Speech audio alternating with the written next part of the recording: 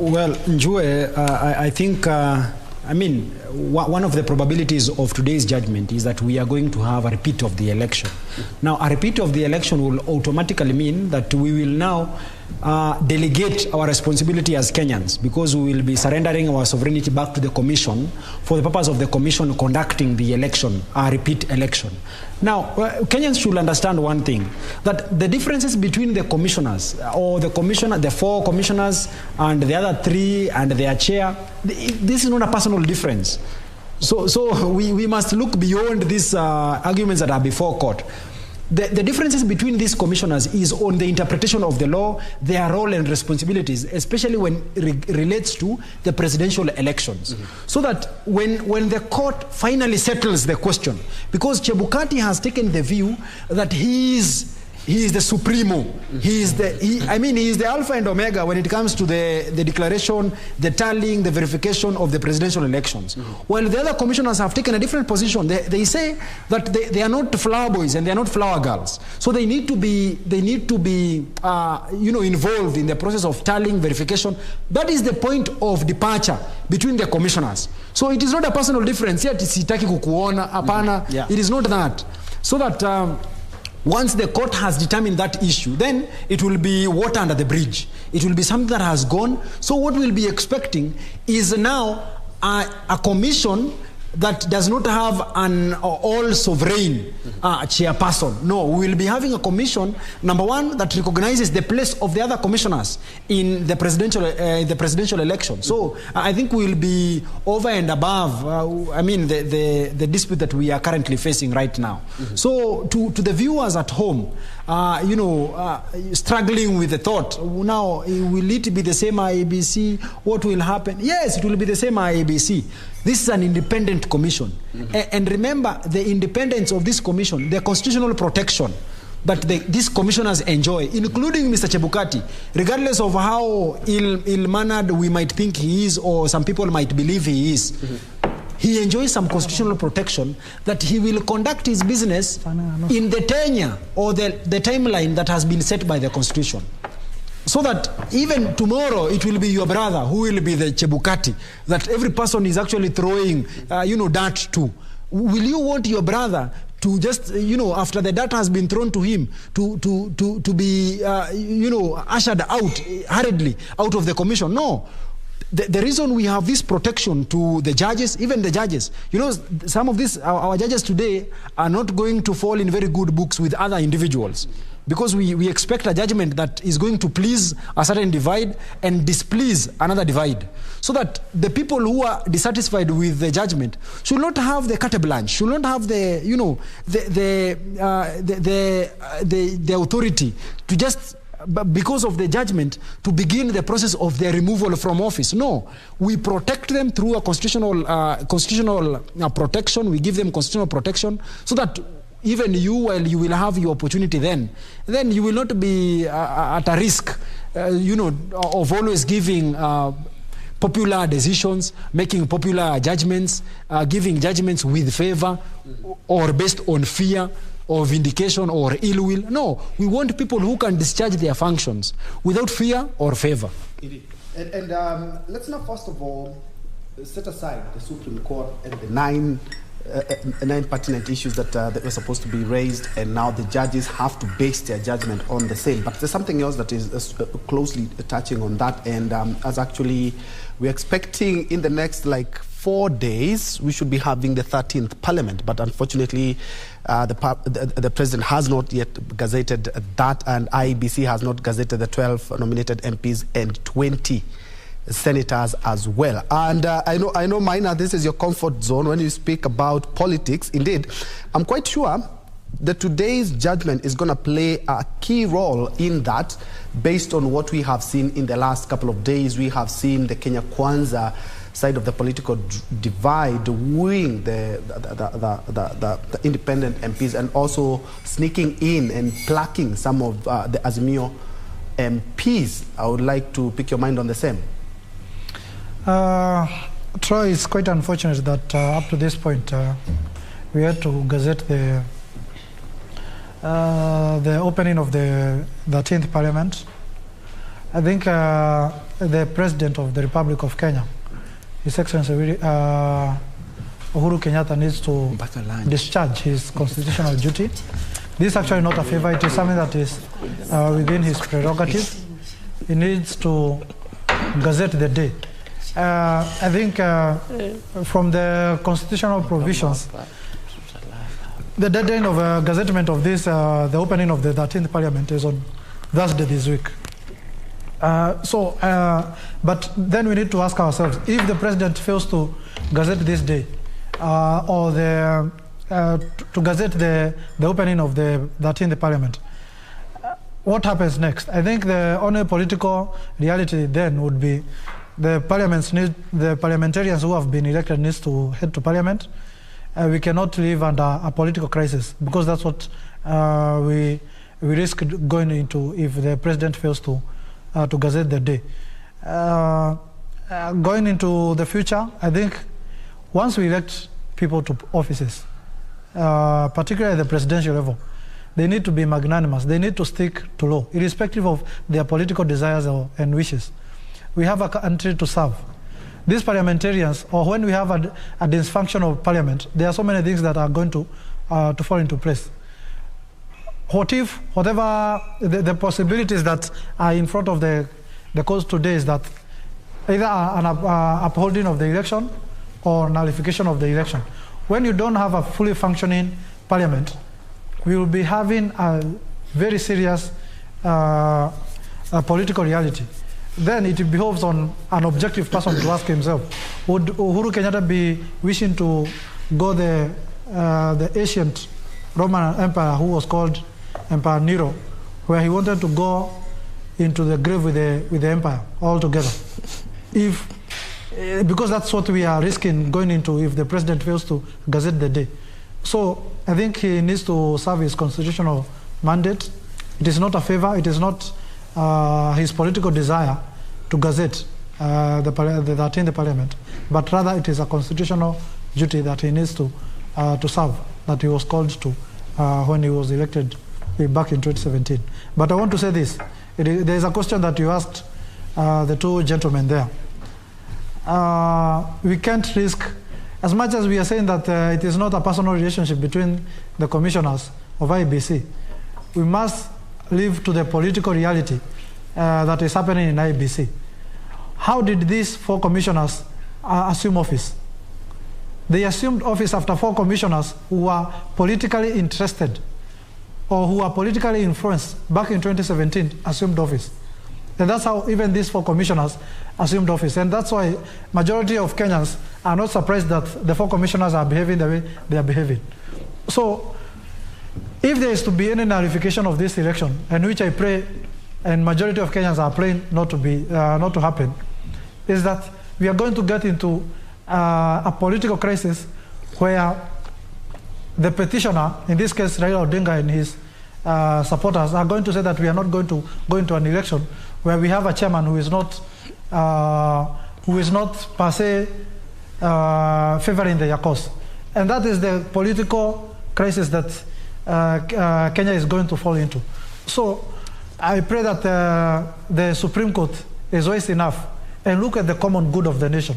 I think judges should not just look at the merit of a case per se, but they should also look at the common good of the nation. The common good of the nation is that we have a stability question that is going to be put to the Kenyan public once the nullification of the election is brought to them by the Supreme Court. Mm-hmm. So these are some of the questions that the Supreme Court judges need to ask themselves for the betterment of this country.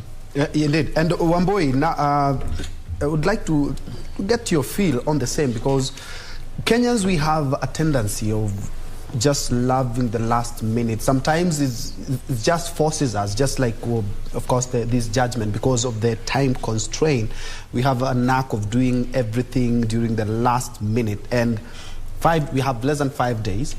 We are supposed to have gazetted the MPs so that we may prepare for the 13th Parliament. The President has not done that. IEBC has not even gazetted the 12 MPs and 20 senators that were nominated And we seem to be quite strained for that. And I'm quite sure everyone is waiting for this. Yes, it's not going to affect what is supposed to happen in law, but we are yet to do that, just a few days to that. Well, Njue, I think to be fair, there is a common balance at home there. That everything that you ask someone right now to help you in doing, you will tell you wait until the presidential elections. even money. Ngoja kidogo. Tuone hii mambo inaenda namna gani. So I think the president will be sitting also on that position. And this must explain probably on a very light note why he has not done it. But really, let me just stay on course and probably just mention, I think, Maina, my counterpart on the other side, makes some assertions that disturb me quite a little. He's made mention that judges should not look at merit of the cases, that position in itself makes me uncomfortable as a practitioner of law and someone who believes in the rule of law. Ultimately, I believe that when cases go before a court of law, the judge is essentially meant to focus on the merit of the case. We should just look beyond probably our political affiliations. I'm suspecting that Maina might be of Kenya Kwanza, I don't know. Side of the yes, on that political divide. But what is important is we must look at the law to protect us even while we might not be in trouble. So that in the event that we land in trouble, probably the next time it will be William Samoei Ruto who will probably be crying foul of a rigged election, or rather an election where commissioners have disagreed and 4 have had a parallel press conference at Serena. So that if you ever find yourself in that uncomfortable position, you must always find some recourse in law. You must find some confidence that if you take your complaint before the Supreme Court, then on the merit of your case, then the court is actually going to either nullify the declaration that has been made that countermands or goes against the express provisions of the Constitution or the law. So really, let us focus beyond probably our present desires, so that in future, let this law, the one that we are mentioning right now, you should be able to call it so that it can protect you. It's a good thing, actually. You've put it very nicely. Let's protect the law to the point that when even we don't need it to favor us, maybe one day. Yes, nobody knows about tomorrow. We don't know about tomorrow. And the reason why Aristotle made mention that we should not accept the rule of man, let us accept the rule of law, is because man is bound to change every now and then. Today you are in this suit, tomorrow you will be in another suit. Today you like me, tomorrow you don't like me because of certain political affiliations, or probably because of the suit I have worn or the color of the suit I have worn. And that is why we chose for ourselves the rule of law other than the rule of man. And this should give us some confidence even in the future, because when you accept the rule of man, that is when you open your doors to anarchy. And anarchy will translate to lawlessness. So that today, if you feel like eating chips and we have a timetable, you will be going against the timetable because you feel like eating something different. So really, the point I'm trying to put across is that we must respect the place of law. Remember, in the year 2010, when we were passing this, the Constitution, we agreed that all offenses will be bailable. We accepted that even if you are accused of murder, if you are accused of treason, you will be given your cash bail and you will go home and await the trial. Troy. Yes. Wakili, let's first of all, cross over to the other side. Let's cross over to Kisumu and talk to Simon Achola, who has been on standby for the last 20 years. Simon Achola, good morning. You must be somewhere around Kondele stage. How is everything down at the Lakeside City? Fantastic, Victor Olo. Indeed, we are in the Lakeside City of Kisumu. And of course, we are keeping tabs on exactly what will be happening or the reaction of the locals here as, of course, we go towards midday when, of course, Supreme Court is expected to be making that very crucial announcement that will, of course, tell Kenyans where this election will be going, whether they'll be going back to the ballot or the election of Deputy President William Ruto will actually be upheld, or whichever verdict that, of course, the Supreme Court will be giving. Nonetheless, we are here in Kondele, the exact place where things start here in Kisumu County. And, of course, many have said that this is the litmus paper of Kisumu County, and how the reaction or how people behave here usually gives a pointer of exactly what is happening across this region. And as I speak to you right now, if my colleague can actually just pan so then we get to see this place, is that you will realize that everything is still calm, very calm, but of course things can actually change at any point in time given what of course will be announced, or how the locals will be behaving thereafter after the announcement. But of course, as the clock ticks towards the midday, we will be actually here to ensure that we give you details of each and every action and step of what will be happening here in Kisumu County, so then we are well abreast with what is happening in this region. My colleague Wycliffe Okech will be in Bondo. Of course, he'll also be giving us updates of exactly what is happening in Bondo. Remember, Bondo is actually the hometown of the Azimio presidential candidate Raila Amolo Odinga, who is actually one of the petitioners in the Supreme Court. So, of course, there must be some level of reaction. Either they will be expressing disappointments or accepting the verdict, or somehow. So my colleague Wycliffe Okech is actually in Bondo to ensure that he actually gives you details as in the folder in Bondo. But coming back to Kisumu, Victor, there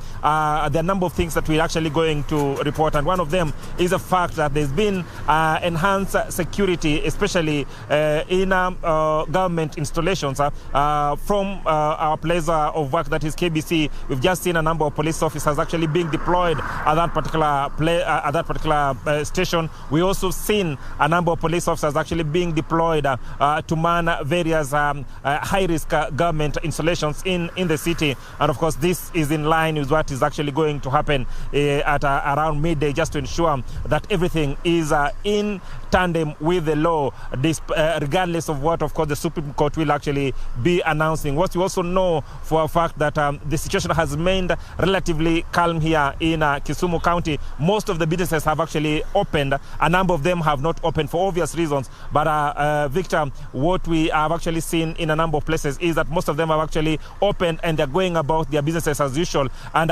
we have also seen just a few minutes ago, after, of course, the announcement that the verdict will actually be given at around midday, we've seen a number of schools releasing students to actually go home. And of course, this is a precautionary measure just to ensure that when they announce, and of course, students and pupils actually will be safer. We also talked to a number of locals here, and most of them have actually expressed the desire to actually maintain peace, not just before, but of course after the announcement of the Supreme Court verdict. So we'll be expecting that they'll actually stick to their promise that they will actually be maintaining peace. And of course, that has been the rallying call from various leaders from this particular region, and of course opinion shapers too. Each and every person, each and every leader who's actually spoken to, calling on the locals to actually maintain peace before, during, and of course after the announcement by the Supreme Court.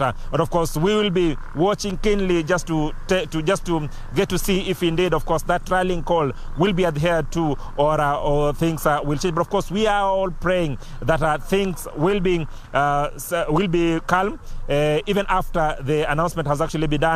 Regardless of the outcome, of course, everything shall remain calm and peaceful. However, we have a number of locals here who will actually be giving us what they feel, how we are going to carry ourselves, of course, before, during, and of course, after the announcement by the Supreme Court. Habari gani ndugu? Salama sana ndugu yangu. Naomba niambie majina yako, wewe ni nani? Mimi naitwa Maurice Ochieng. Wewe ni mkazi wa hapa Kondele? Mimi ni mkazi wa hapa Kondele. Maurice, hadi sasa tunaona kwamba watu wamekaa kwa amani sana na watu wanaendelea na shughuli yao ya kawaida.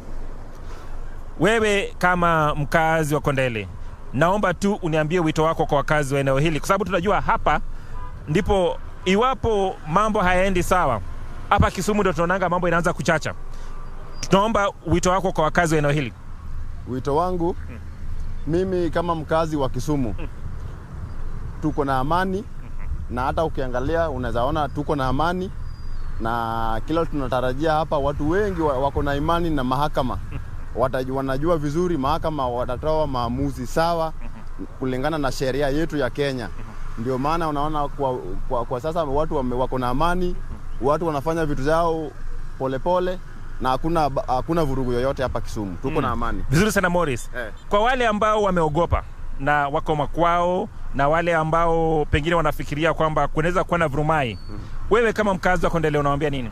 Mimi nawaambia tukue na imani na mahakama zetu, tujue ile matokeo maamuzi ya watatoa leo watatoa kulingana na sheria na kulingana na evidence walipewa. Sasa sisi kama wakazi wa Kisumu na kwa Kenya jumla, tukae na amani na tungoje hiyo matokeo. Tunajua itakuwa sawa. Ni muhimu kujua kwamba kuna washindi na washindwa katika mchuano wote. Okay. Vizuri sana Morris. Victor, of course, a very important message from one of the locals here that they have trust in the judiciary, and no doubt they believe that indeed at the end of the day judiciary will be making a very informed decision based on the fact that was actually adduced in the court of law, in the Supreme Court. So we'll have another local here who will actually give us exactly what he feels about today's ruling. Nzuri. Nataka uonekane vizuri sana, naomba utoe kofia. Nzuri sana. Naomba uniambie unaitwa nani? Mimi naitwa Peter Simio. Mimi ni mkaaji wa Kisumu hapa Kondele. Ni mtu wa pikipiki hapa, tutatarajia hapa mambo ya Supreme Court. But tunatarajia na mambo ya Supreme Court ikutole mambo ya nini? Ikuelezee as a court ifanye nini, ikuamulie. Kwa sisi hapa Kondele ni wakaaji, tumejua mambo ya vile Kondele nakaa. Tunatarajia tu mambo ya koti yenye itaamua tu ndio sisi tutaenda nayo. Sisi mambo ya vita, mambo nini, Kondele saa hii imetulia. Tunatarajia amani na tunatakia amani ifanye nini, iendelee tu hivi. Wakaaji wa Kondele tuko tu hivi. Viongozi wengi wa eneo hili, tukianza na governor, tukianza na MCA, wengi sana wamehimiza wakazi wa eneo hili watulie kabla na hata baada ya uamuzi wa koti. Wewe kama mkazi wa eneo hili unaona kwamba wakazi wa eneo hili watafuatilia mashauri ya viongozi wao? Uamuzi wa uongozi wa hapa, sisi tunatakia tu haki na tunataka tu koti ifanye nini, iangalia haki ya watu, sio waangalie vikazi wa watu. Lakini sisi tunatarajia tuone haki yetu. Tulitoka kupiga kura na tunatarajia kuona haki yetu vile nafaa. Asante sana Simiu. Simiu, of course, one of the boda riders here in Kondele, of course, just telling locals that even as we await for the Supreme Court ruling, that indeed we must maintain peace and order and of course abide by the law. A very critical message, of course, Victor, that has actually been passed over and over again. However, Victor, I also just want to briefly tell you that one key issue that Professor Peter Anyang' Nyong'o has actually insisted over the years has been the fact that even when people are actually demonstrating, they must ensure that they keep off the CBD. He says that destruction of property, injuring of people, and of course any other untoward behavior works towards harming the very economy of this region. And of course he's not of that opinion, and he's repeatedly called on the locals to actually maintain peace. And even if they want to demonstrate for whatever reason, it must be done within the confines of the law. Just after, of course, the announcement of Deputy President William Ruto as the president-elect, there were a number of pockets of demonstrations here in Kondele that had actually tried to access the CBD, and of course the groups were quickly neutralized by security agents. And we're not saying that that is going to happen today. However, we are just painting a picture of exactly if someone is actually sitting at home and thinking that probably this is going to burst up if things are not announced in a manner that actually pleases the people of Kisumu County, that is not the case, because many of them have actually come out and insisted that we must abide by the law and must keep peace during and after we are done. Of course, I take you back to Victor. Last week, the U.S. Ambassador, Meg Whitman, was in Kisumu and held a meeting with Governor Nyang' Nyong'o and security agencies there in Kisumu. And there was a travel advisory which was issued against people traveling to Kisumu and even U.S. citizens working in Kisumu.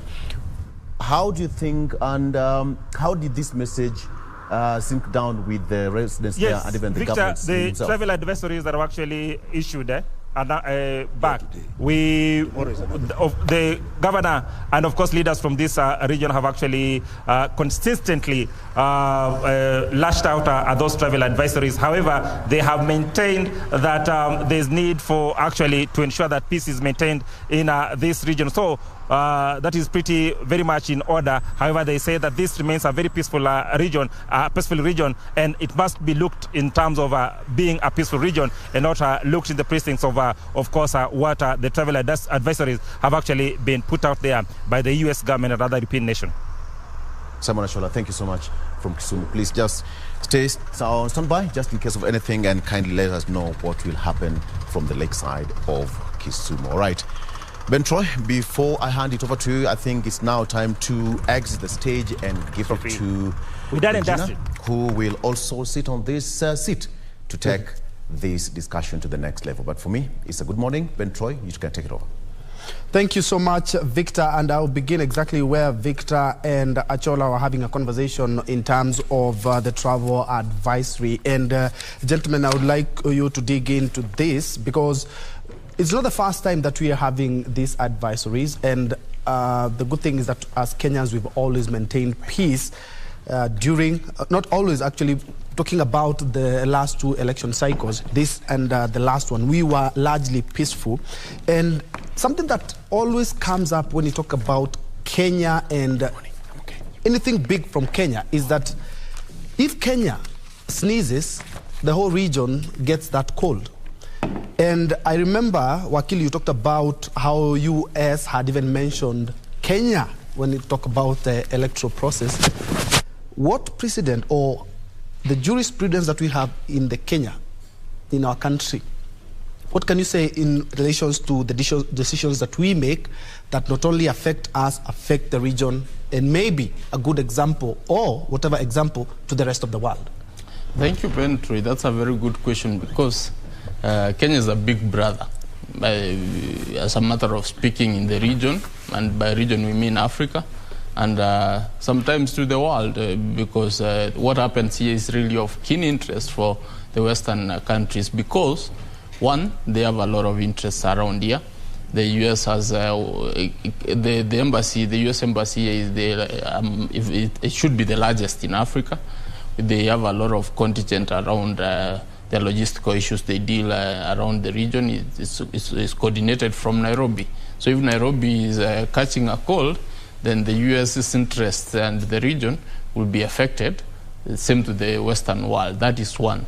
Secondly, the other East African community, Kenya, has almost one of the largest, as the largest economy, which almost combines the rest of the economies, except now that we have brought DRC now, that is going to change. So the region depends on Kenya a lot, especially as a gateway for goods and services. I was reading the newspaper yesterday and I saw the business, if I'm not so wrong, the business daily saying now business will resume once the decision is given. I'm like, why did it stop in the first place? Because they were not voting. They were not voting. Somebody on a container, carrying a container to DRC or to Juba, why should he stop his business? So there's a sense in which even business in the other places is really affected when we are in election, especially the 2007-2008 election. Uganda was really affected. And any small thing, I've been in Uganda at some point when Kenya has issues, and it's actually affected more than Kenya. So that means that it's something which they have to hold with bated breath, that, you know, let's hope it goes well so that we continue with our business. So that aspect is what it is that we are looking at. The US is a Kenyan friend, and it's important that whatever affects them affects us. So when they see something affect them and they don't have the courage to walk through it the way we have, courtesy of our constitution, I think that is something commendable. Remember, their constitution is very old. Ours is a bit new. It's 2010. And we had some safeguards which actually ensure that we act robustly to some of the things which affect us as a people. And it happened, it was given birth to after a serious crisis, so we do not need to go back there. As Kenyans, we have to see it through. Because in a sense, if anything happens in Kenya, it affects these other people. So we need to work as the elder brother. You know, when your elder brother whom you depend on seriously is affected, so your head is not clear.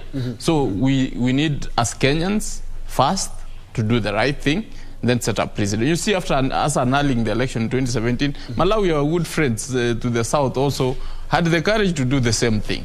So, you know, that means we are setting precedent.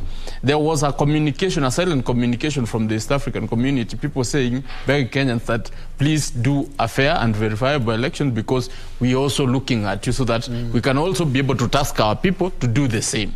Because there's a way, if we do it right, the other people will be behooved to also do it right. So that is I think, something we need to look at. Yes, and I would also want to pick your mind, Wamboi Shadrach, as well on that, because at the end of the day, you are officers of the court as well. What precedent does that our decisions set? Because in 2017, the world was watching, and after that historic decision, Kenyans, even the countries that were not watching, were like, we need to watch how Kenya conducts itself. And as Gesori has talked about, is that even Malawi, and not only that, Kenya's example, the decision, the bold decision by the Apex Court, is being watched keenly, not only by our East African brothers, but by the rest of the world. Well, Ben, I mean, to be very fair to ourselves, we have always proved to be a first amongst equals. And this, in a sense, should be, I mean, this is a conclusion you should arrive at when you reflect on the history of you know, the governance of this country. Now, remember, if you look at our neighbors, we are probably one of the countries that basks in a lot of glory as far as the respect for the rule of law is concerned. If you visit just our neighbors here, the Ugandans, they have been a subject of so many coups. And in any event, if you're to look at even the current presidency of Yoweri Kaguta Museveni, he actually assumed these reins of power after a coup was conducted, and then subsequently there has been, you know, lip gloss service on their democracy. There has been some intimation that they actually participate in democratic elections. Well, we might, I mean, some people might have a different thought on that as a conclusion. And again, if you go back to our neighbors here in Tanzania, what the Chebukati says is, you know, the final declaration is not up for challenge in any court. In any event, our brothers in yes, Tanzania. Our brothers in Tanzania, the Chebukati, once the Chebukati says something, it is a done deal. You cannot question that before any court of law. Yeah, it's cast in stone. So really, when you look at us, we have proved, you know, and this is after the independence. Since we got our independence through you know, blood and sweat, we have ensured that we respect our constitutional democracy. In any event, the little attempts that have been there to have a coup probably has been through, you know, the infidelity when it comes to the implementation of our laws, so that we have had regimes that have ascended to power, but through constitutional means, but you know, during by use of processes that are not as the ones that have been anticipated in our constitution. So when you want to look at Kenya becomes unique when it is compared to her neighbors. Many countries in this continent have been a subject of so many coups. People who have refused to yield power, people who have always participated in violence and war, go to Gabon, go to Congo, DRC, Congo. We have so many examples. I mean, Africa is just with replete of examples. So that when you want to look at Kenya, you want to look at Kenya from an American point of view.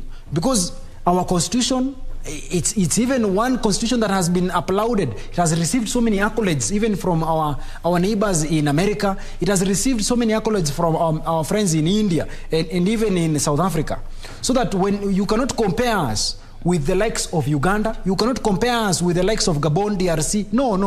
When you want to compare Kenya, you must compare Kenya with its equivalent, which is the United States of America, where there is some respect of the law and the constitution. And that is why probably this must explain the kind of attention we've been receiving. I've been receiving some interviews from media stations in South Africa. They are keen on establishing what is happening in Kenya. Mm-hmm. Remember, even the environment we've created for ourselves, because of our respect to the rule of law, it is what has attracted so many investors into this country. So many people actually flourish in their countries. They flourish in their businesses because of the peace and tranquility that we enjoy as a country or as a people. That is why we have so many South Africans investing in Kenya. We have so many, Chinese coming to invest in Kenya. We have so many people from Japan investing in Kenya. We have Americans who are investing in Kenya. And that is why they're even, scaring some of their people. You should not be in Kondele, you should not be in Kisumu, you should not be, because of, they know too well. Because of their interest as well. Yes, they know too well that they have invested so much in this country. Mm-hmm. And that is why what we do, our business is part of their businesses. Mm-hmm. And as you well put it, when we sneeze, they all get a cold. Mm-hmm. Yes. And I'll throw this on the other side. I will be coming to you, Wakili, on the Kenyan foreign policy, bearing in mind that, or judging by what has transpired in the last couple of years, just shows how strong our foreign policy is. I'm saying this because looking at the organizations that we've been able to head, IGAD, AU, East Africa Community, and also the non-permanent seat at the Security, UN Security Council, just underscores how strong our foreign policy is, and all eyes are on this judgment, bearing in mind that we even have judges, retired judges from other countries who are just seated there and watching, and of course they're going to write a report on how they have seen how the whole exercise has been. And as Kenyans, we also have another chance to cement ourselves in the annals of history in regards to how we conduct ourselves in this, not only in the judgment, but post-judgment. Maina. Oh, yes. The significance of Kenya to the global community can never be enough because in the colonial times we were said to be the gateway of the continent and East African region. Indeed, if you look at the various unprecedented verdicts that we have made in the Supreme Court for the last 3 presidential elections, is actually a testament of what have actually been adopted by other democracies in Africa. And indeed, I've seen international media houses from advanced democracy complementing this particular electoral process in our country. I saw last night I was reading an article from the New York Times. I saw Washington Post also writing an article in regards to the whole process.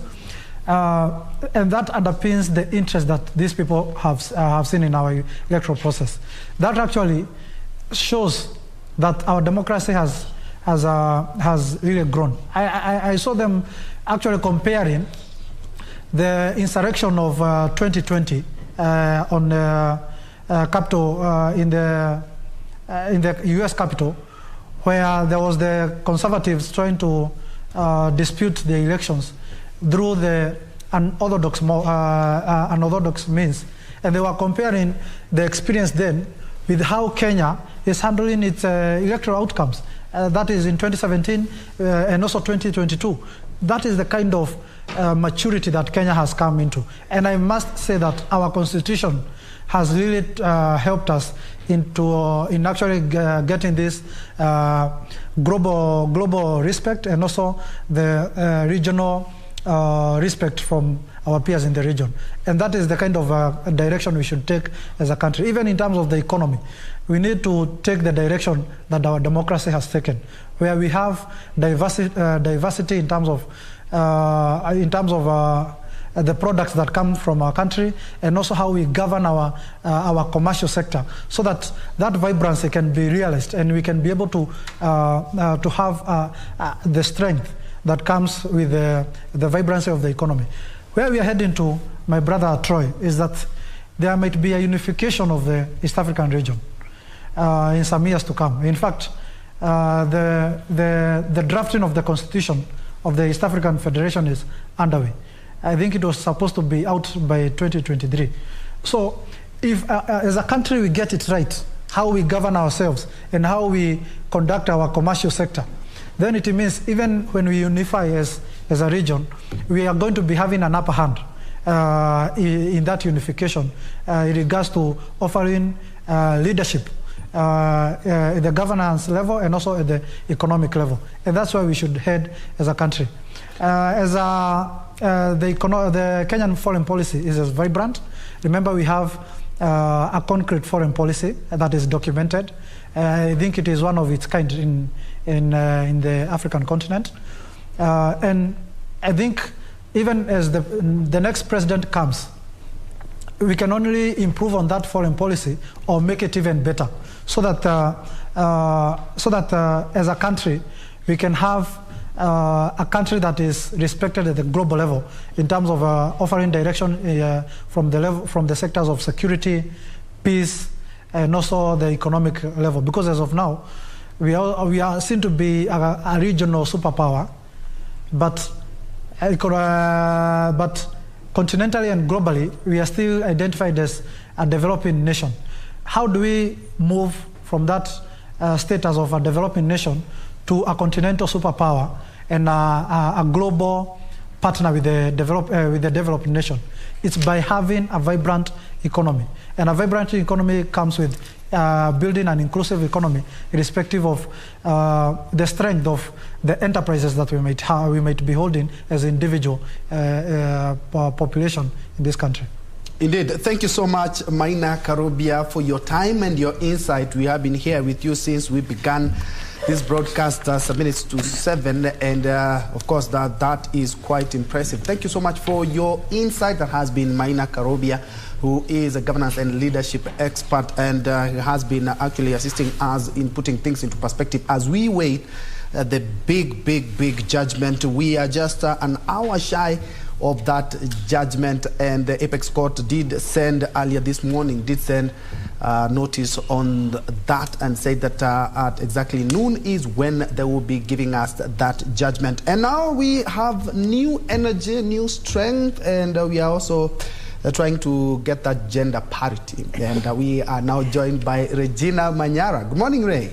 Good morning, Troy. Indeed, you have been holding forth all the way from the crack of dawn, and we're here to support you. Remember, all eyes are focused on the Apex Court as well. Put 1 hour to go. We'll know which direction the country is going to be taking in terms of matters of leadership and, governance, so to speak. And it's definitely going to have a ripple effect in as far as Kenya moves forward, matters business as well as our international relations. And I like what our guest, the political analyst, this is Maina Karobia, said, that in the next few years we are likely to see a unification of the East African community, as it were, and Kenya needs to cement its place as the center of it all in as far as matters of politics are concerned. Just to remind you that we welcome your feedback. You can get us on Twitter on KBC Channel 1. Now, as all eyes are focused on the Supreme Court and its decision that it's yet to be made in the next 1 hour, let's take you down to Dagoretti, where our reporter Beatrice Getonye is covering, the CBC classroom, so to speak, with Cabinet Secretary there, Professor George Magoha. Good morning, Gatonye. How are you?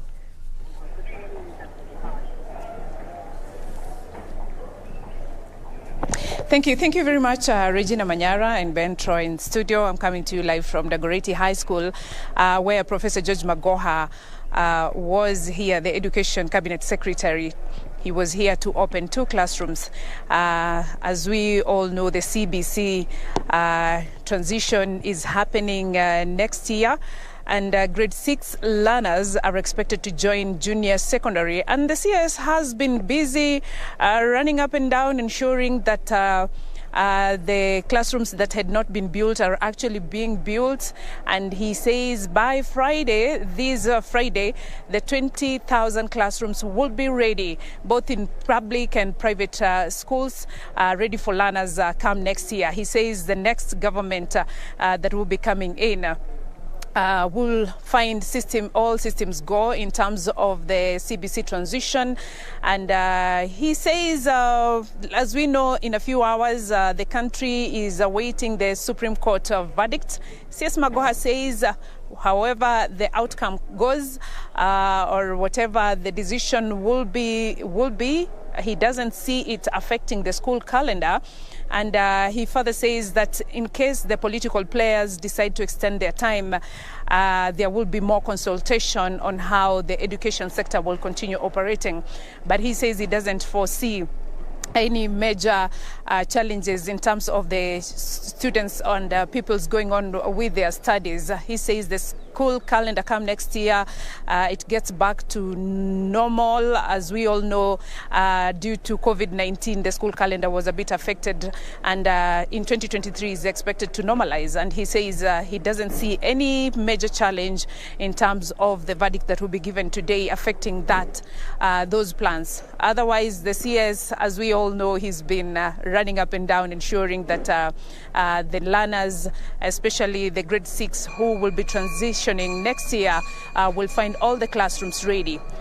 Here at Dagoretti High School, the students are going on with their studies. They are in class, and as you can see behind me, it's their break time. I think they're going for a cup of tea, and with the Supreme Court verdict being awaited, the schools are going on and the studies are going on. And earlier on, we were at a secondary school just here in Dagoretti, and the students are in class, calm and studying.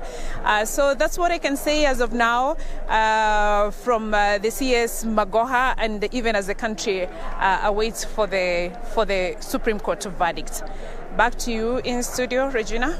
Yes, thank you very much, Gatonye, for that update in regard to where we are when we talk about transiting into the CBC, that is a competency-based curriculum, their way of learning. What we know is that the tests that are going to be rolled down under CBC will entail a balance between formative and summative assessment. So in layman term, it means that students have technically already sat for the school-based assessment in grade 4 and 5 and are now sitting the last batch of tests ahead of the December national examinations. Now, the end of primary education national assessment will be administered by the Kenya National Examination Council at the end of grade 6 with a total weight of only 40%. So this is ongoing, and there's been a lot of talk in regard to what Cabinet Secretary of Education in charge of education there, that is Professor George Magoha, has been doing for the last few weeks, and especially a day when it seems that, operations are half and half as Kenyans expect that particular ruling to be made in an hour. So he's been crisscrossing the country, ensuring that at least the 1.25 million students that are expected to be taking the exams as of December this year get to do so in a new infrastructure. Well, we'll be speaking that as we continue just looking at what we expect ahead of the Apex Court ruling that is set for noon this afternoon. Now, O'Brien, take it away. Just give us a quick summation of what key issues the 7 judges are going to be looking at this afternoon, or rather have been looking at. Well, thank you, Regina Manyara. Actually, in the morning, we looked at the 9 issues that were presented before the Apex Court that they are supposed to use to determine their judgment. And of course, we went through them, quite lengthy. Last week, we saw the presentation by various legal councils representing Azimio Kwanza, Kenya Kwanza and Azimio la Umoja. And of course, now today, we expect now the Apex Court to give us a verdict on what they have agreed or what is the way forward. And of course, the countdown has started. And when I look at the clock, the 1 hour countdown is already underway. We are talking about 2 minutes have already elapsed and about 50 seconds. So the clock is still ticking, and the whole country is now waiting and watching what would definitely to hear from the Supreme Court in Milimani. Of course, as we were telling you, the security around the Milimani Law Court has been beefed up with restricted movements for both vehicles as well as human beings. And so that is a sign that it's all systems go there. We have our reporters there who are on the ground, of course, tracking the happenings, not only here in Nairobi, but we also have our team in Nyeri, in Uasin Gishu, in Kisumu. We have just seen our reporter there, Simon Achola, giving us an update. We have also seen our reporter in Uasin Gishu, as well as Kirinyaga and Nyeri. They are tracking the happenings there so that we can get to understand the reactions from the residents of these areas. And the reason why the 4 areas are critical. Remember, Kisumu is the stronghold is actually seen as a stronghold for Azimio la Umoja presidential candidate, that is Raila Odinga. While in Gishugu constituency, that is in Kirinyaga County, that is where the home of his running mate, Martha Karua. And in Nyeri, we have the Kenya Kwanza running mate, Mr. Gachagua, that is where he hails from. And in Uasin Gishu, the Sugoi, in Sugoi, that is where we have the Kenya Kwanza presidential candidate, William Ruto, the president-elect, he hails from there. So those areas are very critical. And of course, our reporters are there so that they can give us an update on how the people will react to the Supreme Court verdict. But I want to take you through the 7-judge bench and try to help you understand who are they, and what is their background, so that you can clearly understand who they are. Even as they make that very much awaited decision. And so we start off with the president of the Supreme Court of Kenya, that is Chief Justice Martha Koome. She was born in 1960 in Kithiu village of Meru district. Back then we used to have district, we never used to have counties. That was in the 1960. That was 3 years before we achieved or we attained our independence or self-rule from the British. And so in 1986, that is about, he graduated with a Bachelor's of Law from the University of Nairobi, and in 1987, he was admitted to the bar to be an advocate of the High Court after going through the Kenya School of Law, which is mandatory for any lawyer practicing in Kenya. And in 2010, she graduated with a Master's of Laws in Public International Law from the University of London. And why this day is very critical, remember, this is the day that Kenya promulgated its constitution, and she was a member, or she played a critical role in ensuring that this constitution was delivered in 2010. In 1988, she began her legal career as an associate of Madhenge and Mushemi advocates here in Nairobi. And in 1993, she started her own law firm, that is Martha Koome and Company Advocates, and she became a managing partner in 2003. She was going to serve that position for another 10 years, and from 1993 to 2003. So in 1996, she served as a council member of the Law Society of Kenya. She's one of the people who is credited with bringing the vibrancy of the Law Society of Kenya, with, among others, Gitobu Imanyara and other people, who are critical in shaping the legal fraternity in this country. And she partnered with many other people, including the senior counsel, Paul Moite, who we just saw the other day. And so she has quite a big profile there. And she has also served as a chairperson of the Federation of Women Lawyers, FEDA, where she was important. Before you continue giving us, the bios of the 7 judges there, just to point to some of the pictures of what is happening at the Supreme Court. We see various councils have already started, arriving at the Milimani. Those are just live pictures that are coming to you there. Well, as you can see, we are less than 1 hour away from the delivery of that judgment. We have tried to just do a preempt. What are we likely to see? And from our eminent panel that we have in our studio is that there are only 2 ways that this could go. It's either a nullification or the election is upheld. And we all know if it's... we are looking at the upholding of that particular election, then we have 13th is the date, so to speak, for a swearing in. However, in the event of a nullification, we are likely to be looking at, in legal terms, either a rerun or a runoff, so to speak, one including the the petitioner and the main respondent there, that being President-elect William Ruto and Azimio flag bearer Raila Amolo Odinga, or well, the other might include the rest of the 4 candidates. But we are waiting to see. It's under an hour and we're here. Now back to you, O'Brien. Oh, absolutely, and that's what we are doing here. We just, we are in studio, we are at the Milimani Law Courts just to observe what is happening there. And so we'll be crisscrossing over these critical places so that we can keep you updated on what's happening there. So we are still going through the profile of the President of the Supreme Court of Kenya, that is Chief Justice Martha Karambo Koome. And so in 2012, she was elected the chairperson of Kenya Magistrate and Judges Association. And fast forward in 2021, she was shortlisted for the Chief Justice position to replace David Maraga, whose tenure came to an end. And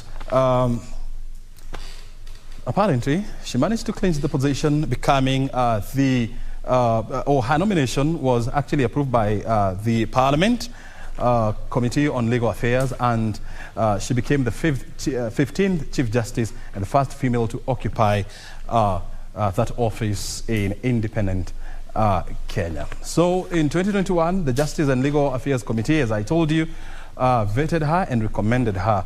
And so President Kenyatta appointed her as she took her oath of office at State House in Nairobi on May 21st, 2021. And in the same year, that is May 24, 2021, she assumed office at a ceremony that was held at the Supreme Court building. So that is a brief of the Chief Justice Martha Karambo Koome, who is the President of the Supreme Court of Kenya. Let's now go to the other lady who is critical in today's decision, and we are talking about none other than the Deputy Chief Justice of Kenya. That is who? Very good. Philomena Mwilu.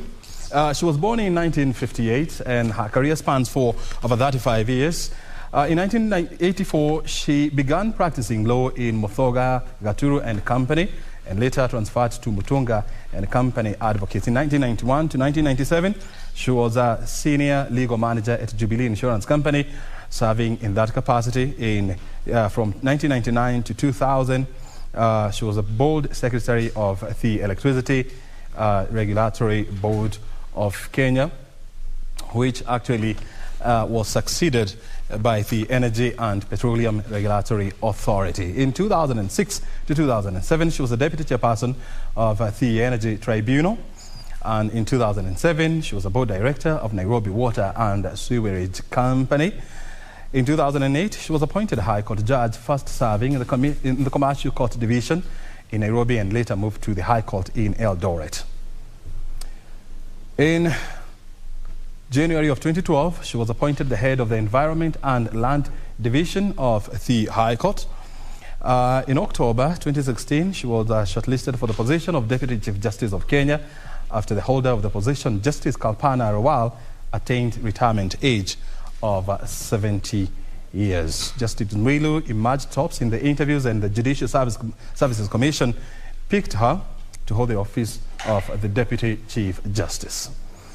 In 2017, she was part of the 7-judge Supreme Court bench that had and determined the 2017 presidential election, which was headed by Justice David Maraga, who retired. And, of course, the court nullified President Uhuru Kenyatta's re-election and ordered for a rerun. Now, O'Brien, before you actually wind up there and just giving us a feel of exactly who is going to be or who is forming the 7-judge bench, so to speak. Well, let's take you down to Mombasa County, where we're joined by our very own Junaid Karisa to bring us up to speed with what is happening as Kenyans await that particular verdict on the presidential petition. Good afternoon. It's still morning. Junaid, how are you? Good morning, Regina. I'm at the Kenya Ferry Likoni crossing channel, and I'm joined by the residents just to give me a feel of their expectations upon the 12 noon verdict by the judgment by the Supreme Court. Tueleze tu unaitwa nani na matarajio yako ni yapi pole? Nataka nishukuru kwa nafasi hii kwa majina Nathan Mokaya. Naomba kwamba yale matokeo tunayongoja kutoka kwa Supreme Court, uamuzi ule utakao toka uwe wa haki na kweli, si haki ya mwanadamu bali haki na kweli ya kutoka juu mbinguni. Tutashukuru na kuipokea na kuendelea mbele. Ungewahimiza Wakenya nini wanaposubiria? Wakenya wawe na amani na utulivu. Wakenya msibabaike kwenda kukimbia barabarani. Wanasiasa ni marafiki kule wako, na sisi tubaki kuwa marafiki hapa chini, tuendeleze Kenya yetu mbele. Sawa, asante. Karibu sana dadi. Tueleze tu waitwa nani na matarajio yako leo ni yapi? Mimi naitwa Mr. Jabeso Kwany. Kulingana na matarajio yangu kutokana na hii kesi ambayo iko kwa koti, sisi kama wapiga kura tutaipokea vile itatokea. Mtu yeyote ambaye atatangazwa kwamba ameshinda, sisi ni Wanakenya tunataka tufanya na yeye. Pengine una vipengele vidogo ambavyo ungependa Supreme Court kwenye judgment iweze kugusia? Mimi ningependa ya court kuu, Supreme Court, ya kwamba they should follow the haki, the rightness of the court. Wasijudge bila weighing other side, lakini the justice, we all need is only the justice to be done to the Kenyans. Asante. Kwa rai pengine wakaaji wa Mombasa wanaposubiria? You know, Mombasa is a peacemaking town. Always we believe in peace, and whatever shall come out, we shall simply exercise our peace as usual. Asante sana. Yeah. Dadi, waitwa nani pengine na leo hii matarajio yako? Je, una vipengele ambavyo ungetaka ile judgment iweze kugusia? Yes, kwa jina naitwa Mohamed Ahmed Hassan, na hudumu kama Secretary General wa National Kenya kitaifa kwa madaktari wa tiba za kiasili Kenya. Kwa ujumla matarajio ambayo nayatarajia leo ni matarajio ya ule ushindi ambao uko wazi. Kwa hivyo ningependa mahakama isiangalie kipengele chochote ambacho ni cha kuridhisha wananchi, isipokuwa iangalie uhaki na usawa. Pale uhaki huko na usawa, basi itekeleze. Wakaaji ungewaraji? Wakaaji ningewarai wawe watulivu na wakubali sheria na katiba ya nchi. Yes. Asante mzee wangu. Nimalizia naangalia tu kamera iliyoko mbele yako. Kipengele, nipe story. Kipengele kipi? Mimi kwa majina naitwa Malik Chelimo, mzaliwa Trans Nzoia, mkazi wa Mombasa toka 2013. Na Mombasa kwa hakika ni mji wa amani. Na kile tunachotarajia kutoka kwa Supreme Court, tolee tu haki na tuendelee kuwa na amani. Kuna kipengele ni kipi ambacho ungependa kiangaziwe zaidi? Kile ningependa kiangaziwe sana sana, especially hii mambo after every 5 years tunarudi kwa mambo na kesi. Tungetaka hiyo kitu hiyo kidogo sugu itolewe kabisa. Kama ni uchaguzi utakafanyika ifanyike bila mambo zingine.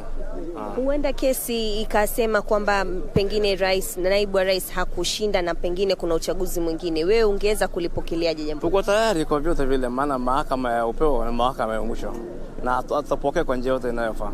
Asante sana dadi. Asante sana.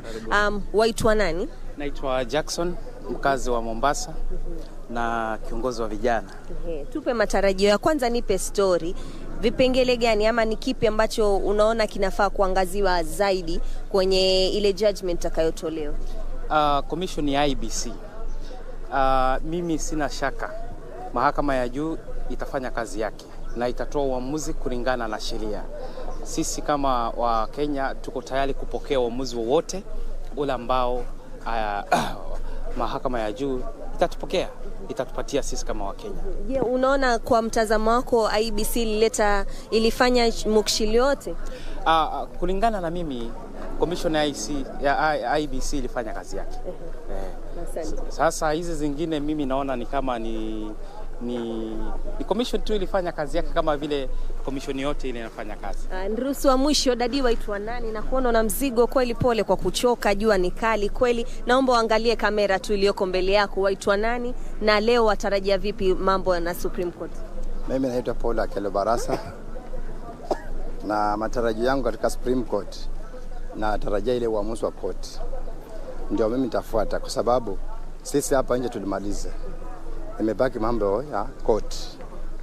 Supreme Court ikitoa uamuzi, sisi kama wananchi tufuate. Tusije tukawatoa fujo, kwa sababu hali ya Kenya ni hali ngumu dada. Himizo lako la amani pengine kwa wakaaji wanaposubiri hiyo judgment saa 6 kamili? Mimi naomba wananchi wenzangu wawe wapole, kwa sababu hali ya Kenya yetu imeharibika. Sisi tusije tukatoa uamuzi ubaya ili hali koti imemaliza. Asante sana. Hayo tu dadi, pengine unamalizia wito wako? Mimi nakubaliana na huyu mwenzangu. Nataka iwe uchaguzi hiyo uamuzi iwe ya watu wana imani wa amani na wakubali uamuzi utakayotokea. Pande huu ama pande wale wataambiwa ni wao, mwingine akubali matokeo. Asante dadi kwa kutuongelesha. Hayo tu ni matamshi tu ya wakaaji wa hapa katika county ya Mombasa. Their clarion call still remains peace for most of the residents of Mombasa. So we have been just walking over, just getting a feel of how the business community is looking like here in Mombasa County. Most businesses have opened, give it like 80% of the businesses in Mombasa have reopened and are waiting, of course, how the day unfolds when it comes to that verdict. And life is as normal as it can be. The normalcy here is being experienced as normal as it can be, and they're just waiting, and hopefully that most of the judgment that will be delivered will be in their favor. This is a cosmopolitan town. It has been perceived as an ODM stronghold. However, we have seen that the peace has been maintained since the August 9th general election results were relayed, and we are expecting that even after today's ruling, the same peace will be upheld. So back to you in studio, Regina, as I continue to have a chit-chat with the residents of Mombasa. Thank you very much, Junaid, there, just giving us a brief in regard to what is happening down in County 001. The Kenyans are even imploring on their brothers and sisters to continue maintaining peace, a peace that we have witnessed since August 15th there, when we had Wafula Chebukati, the IBC chair, actually pronounce, or rather make the declaration that made that William Samoei Ruto is president-elect. Now we cross over to County 027 in Uasin Gishu, precisely Eldoret, where you can see on our screens there, that's our reporter Timothy Kipnusu, who is ready to bring us up to speed with what is happening in Eldoret. Good morning, Timothy. How are things down in Eldoret?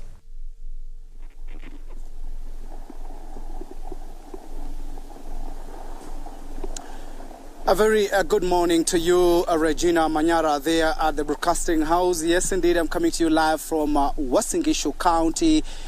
This is the home county of the Deputy President, the President-elect William Samoei Arap Ruto, and we have been traversing a number of places here in Eldoret, and generally the area is calm, but a number of residents are waiting with bated breath to understand what will be the verdict from the 7-judge bench. Remember that 349,863 residents of Uasin Gishu went to the ballot to elect their leaders, and William Samoei Arap Ruto garnered 272,868 votes. votes, with his closest competitor, Raila Amolo Odinga, getting 76,009 votes among the 506,138 registered voters from Uasin-Gishu County. And generally, they are just waiting to get to understand what will be the verdict. A number of them say that whatever the judgment that will be given by the IBC, they will really welcome and continue with their lives, as this is a time when economy, they're crying about the economy, the cost of living, and they want leaders to get to their office and start working. And joining me is the Catholic Bishop Dominic Kimingich, and I understand they had a meeting with the spiritual leaders, perhaps to give a message to Kenyans about just embracing peace. Many thanks indeed for joining us, Bishop. What is your assessment of the seventh judge bench and how things are panning out? We are all waiting with a lot of expectation that the seventh judge bench will definitely deliver their judgment in accordance with the facts and the truth, and that is what we expect from them, that they will make a decision which is really based on the real facts and on the truth. And this is also what our people are expecting, because that's the only way in which people will be able also to accept whatever judgment they will make, and they will want to move forward with their lives. So we are waiting eagerly for that judgment, and as you have mentioned here in Uasin-Gishu, the people really are waiting eagerly because they want to hear that decision and be able to continue with their lives. Yes. But perhaps what's your message to Kenyans? Actually, Uasin-Gishu County, remembering that it was mentioned as a hotspot area. Generally, when election was announced, William Ruto was announced as the president-elect, we saw those calm, even in other counties. Perhaps what's your message to people of Uasin-Gishu, whichever the outcome from the seventh judge bench? Well, what I would like to urge our people is to continue with the same peace. We voted peacefully. We waited for the tallying, we got the results in a very peaceful manner. So we want to maintain that peace, because there's no point, there's no reason why people should say this is a hotspot. Let it be a hotspot of peace, not a place where people will cause chaos or anything like that. As you already know, even the president-elect himself said he will accept whatever verdict will be said. So I think that is very important for our people to remain calm. After all, these elections will come and go, and we'll continue with our lives. So my message is that let us maintain our peace, let us maintain our calmness, let us continue with our lives as we wait for the verdict.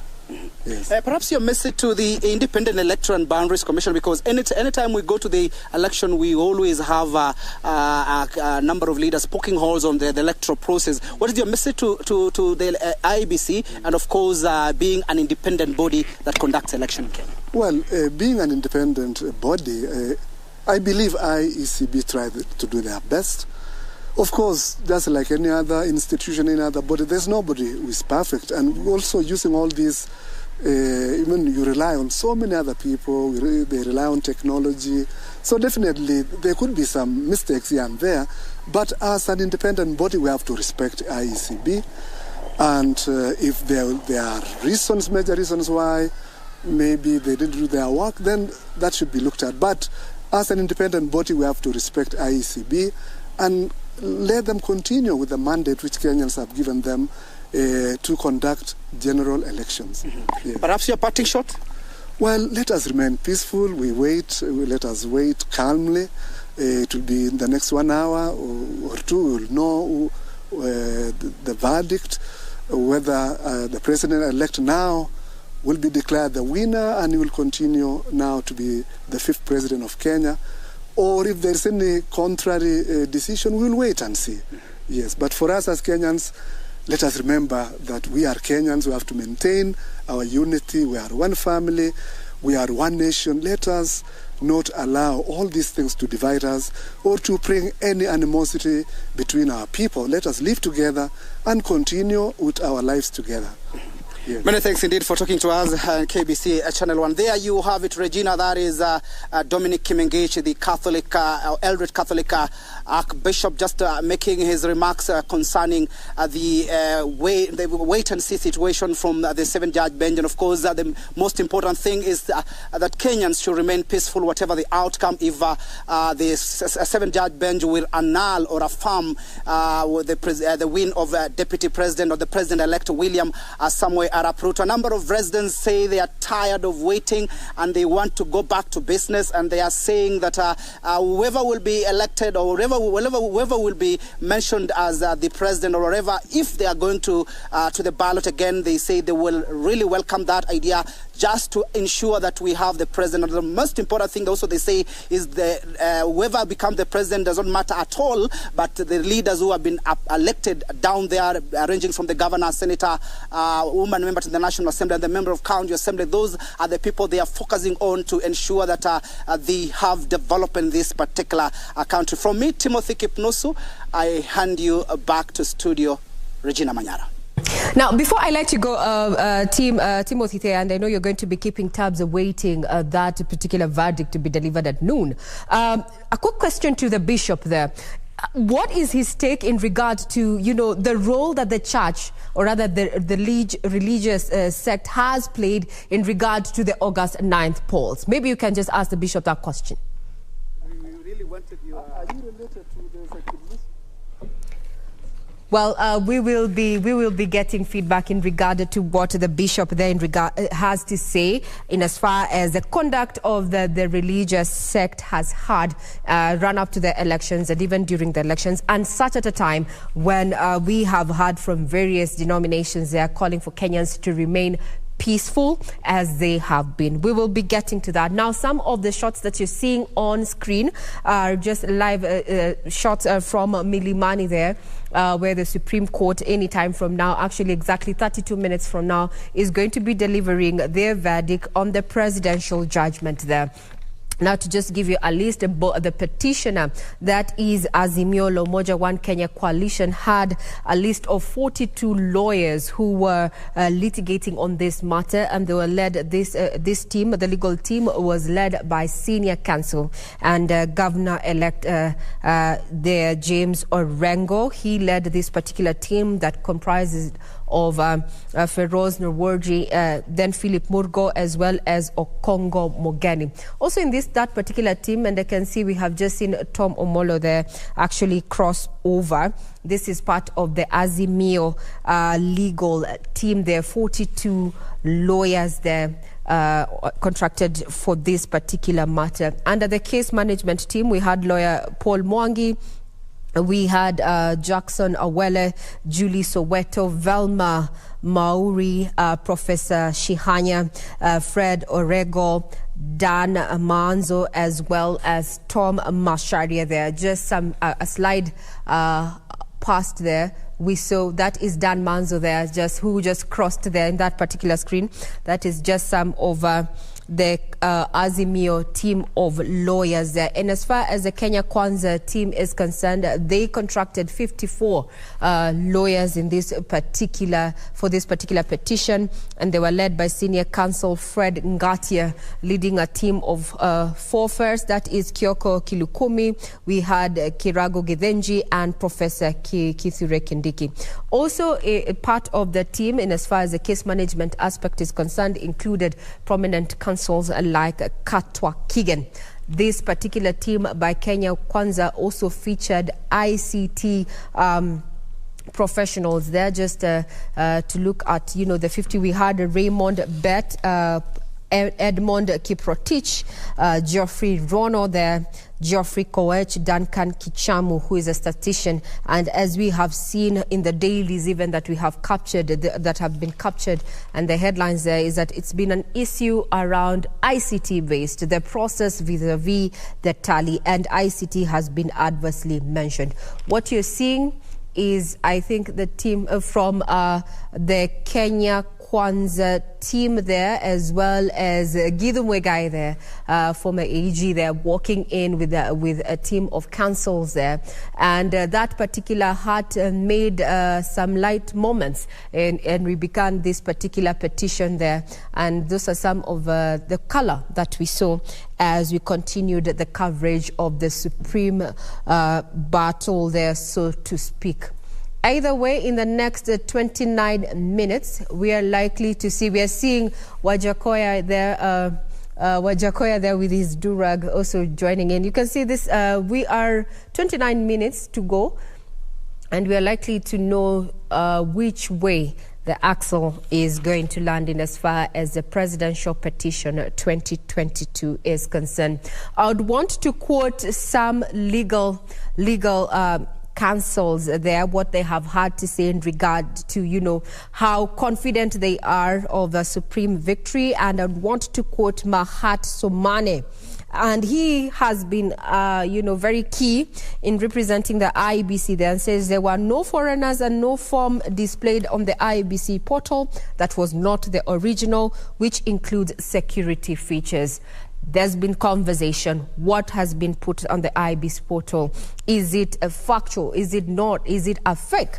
And as by the end of Friday, we had several, hashtags trending on Twitter there, at least so to speak, about Jose Camargo there, who apparently was a name that was adversely mentioned during that particular petition. I'd also want to quote George Morogo, who said that IEBC chairman has made considerations of his staff who are facing arrests and intimidation and decided not to wait another day. This was a question in which IEBC chair Wafula Chebukati found himself the crook, so to speak, in regard to the challenge in the manner in which he made the declaration after the August 9th polls. Now, Zerhabu Johan Mohammed said the Constitution talks about the commission, not the commissioners or the chairperson. He cannot be equal than others. That's a question in regard to matters of the IEBC and way forward. And we have our guests here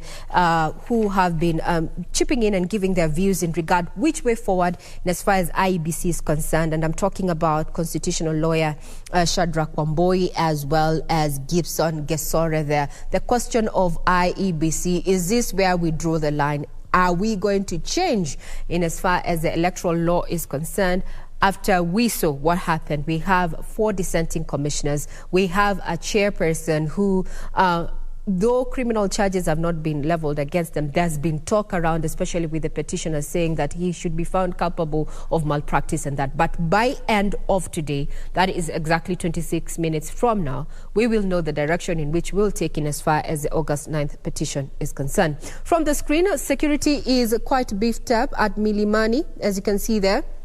And also, there was a communication made earlier in regard to the roads that are going to be blocked, just to ensure that this particular process runs simultaneously and seamlessly there.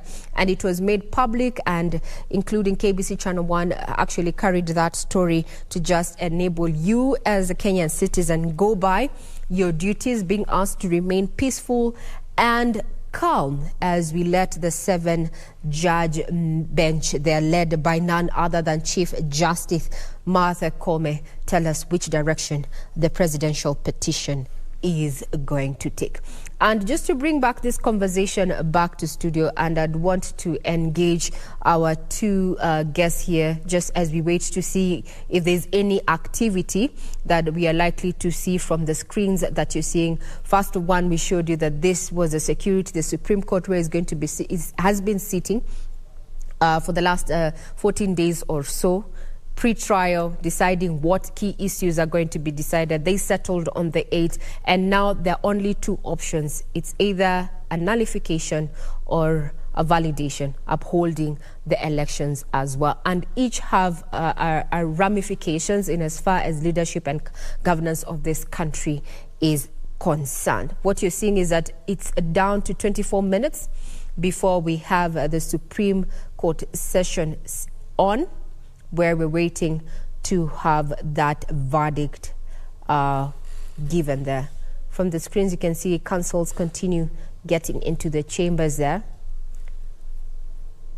This was quite a petition, so to speak, each side not taking any chances with first petition and second petitioner there, hiring at least 42 lawyers led by senior counsel James Orengo there, while on the other side, one of the respondents, that is Kenya Kwanza there, engaged 54 lawyers led by senior counsel Fred Ngatia there. And we have been treated to quite legal matters, so to speak, having to learn a little bit of legalese during this time. Now, I want to bring back the conversation, but we'll continue keeping tabs on what is happening there at the Supreme Court and also looking at the security between the CBD. What our reporters on ground have shown right now is that it's business as usual, though a majority of Kenyans are not within the central business district. A majority of them, I am guessing, they're either home just waiting to see what is going to happen after noon or at noon.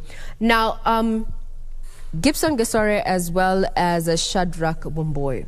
I'd want to pick your brains in regard to what is in your opinion, let's start off with you, Gibson Gesore. What is your opinion of how the media has carried itself during the coverage of the August polls up to now, as we speak? Do you think we have done a fine job in comparison, especially to 2007, 2008, and 2017? Gesore, let's start off with you. Thank you so much, Regina. That's a very interesting question. The media has really done a good job.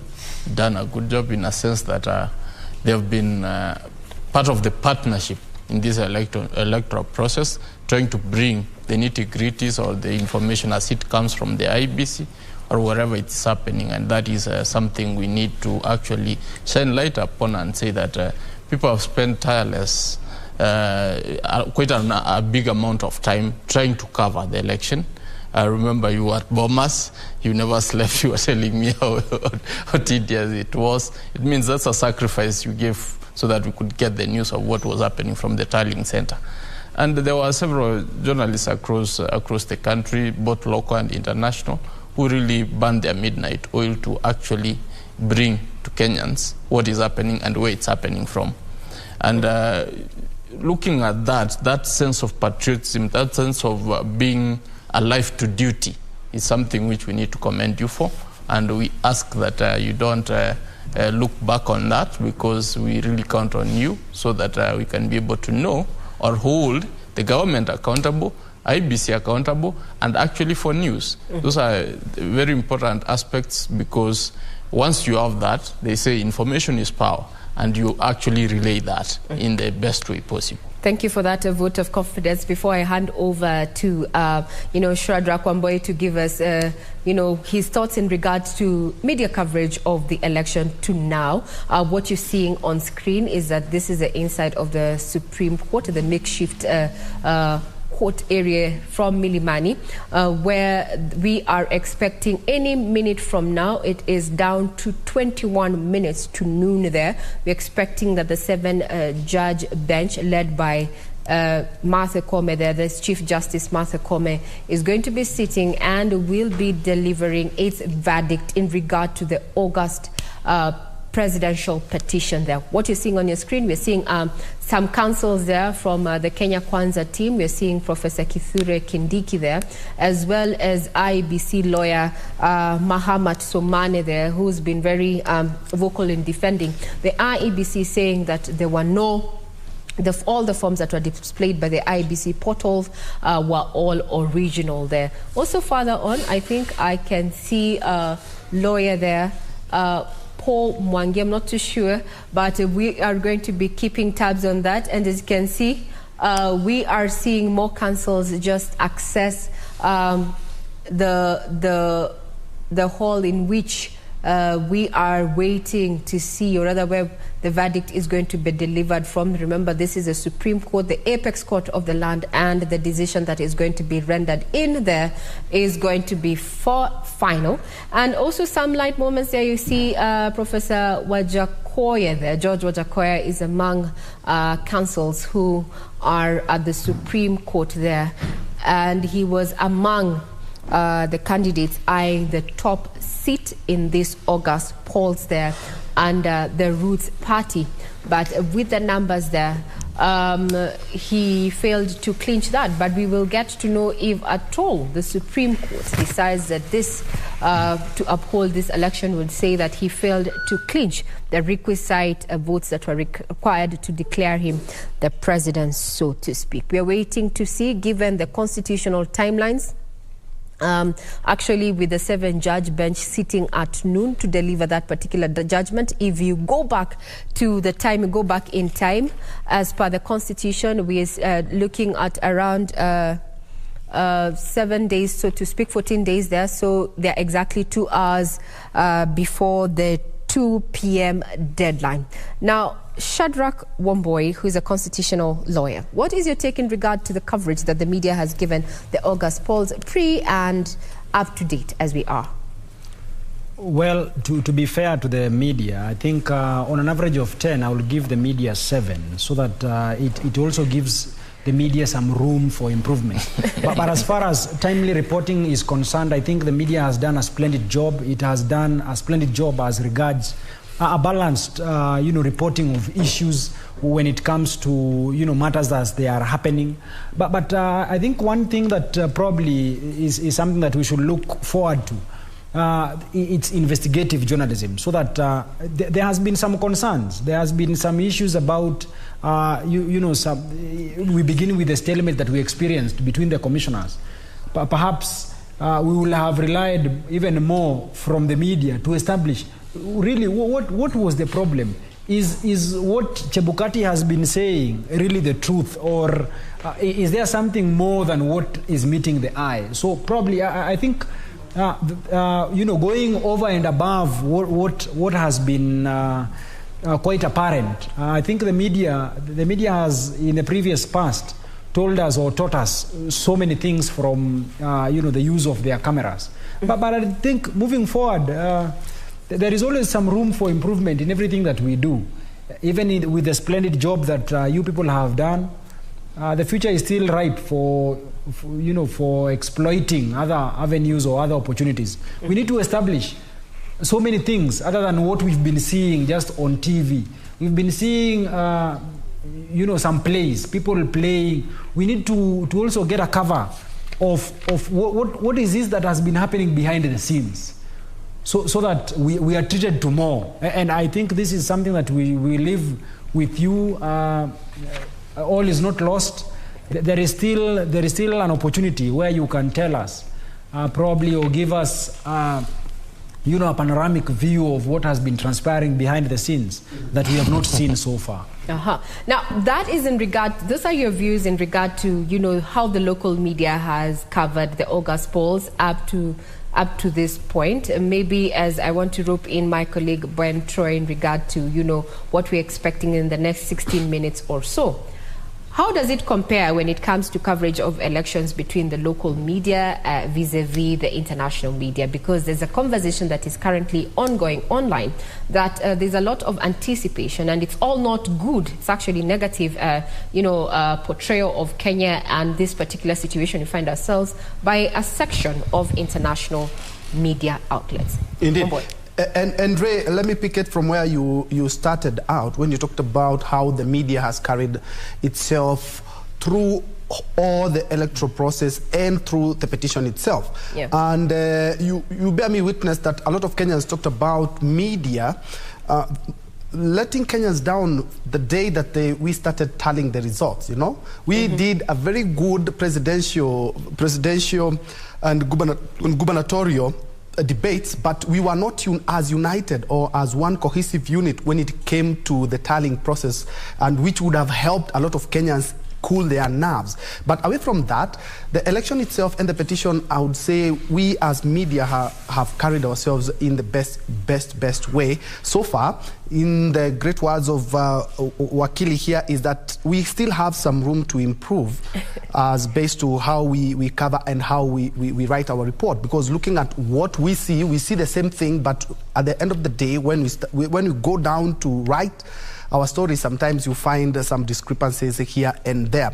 That said, the media also will be keen, and Kenyans will be keen to see how after this we do carry ourselves, because at the end of the day, you have had America talk about it, many countries, but they have to rely on the media, because if you don't show it, if you don't write it, if you don't present it out there, no one will know exactly what is happening in the country.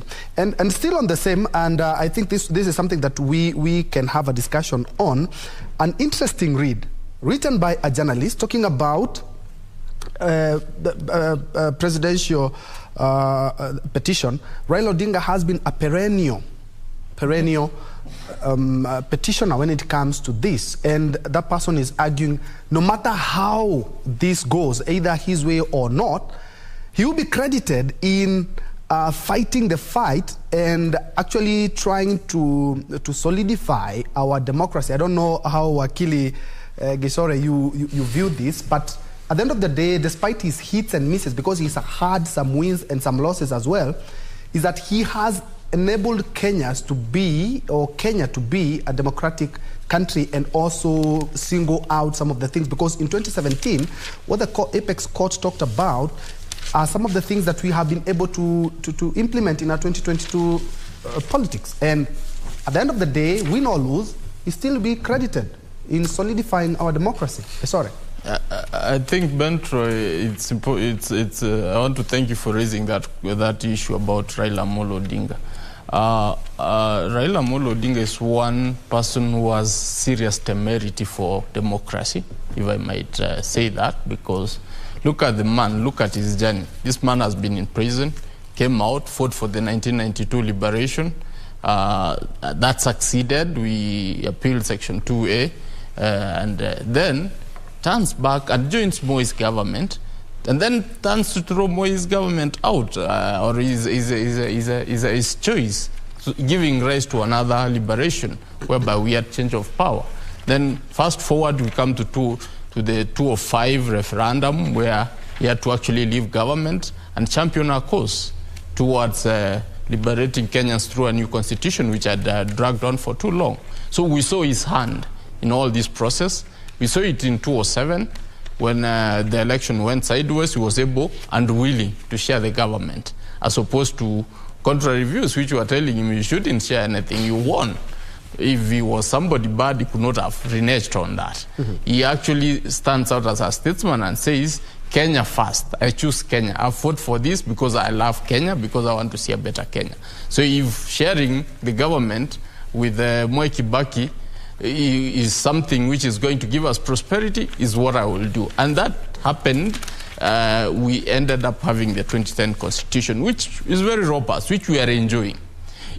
He has actually even gone in to bolster that particular constitution by going to court severally to test the limits, to actually be able to portray that this constitution has got to be tested to every end, so that we can be able to have a better country. In 2013, he was in court. He lost. And I said, okay, we will obey. Come 2017, he actually succeeded. He succeeded in the petition, and he ended up joining government, or having a handshake for purposes of Kenya. For purposes of Kenya, he did an handshake for continuity, because the economy has not been doing well for the longest time. So for purposes of Kenya, he actually was able to do an handshake. And then he's again in 2022 in court. If we can quote him today, he said, it's not about me. It's about fostering democracy, which is if there is anything we can credit the man, is that he's a democratic Kenyan, and he's actually a person who is out for the good of Kenya. And that in itself embodies a man who has done much more than any other president, because nobody has been able, amongst the presidents who have led Kenya, you've not seen anybody stand strongly for Kenya. Some of them have been elected, but I'm sorry to say, nobody has been able to be for Kenyans. Raila represents the common man and the interests of the people. They have done their bit in terms of developing the economy, or trying to do their single political issues around leadership, but in a uniform scale, I think if you get to put them on a weighing scale, I think he really weighs way much more than any other president in terms of fostering democracy.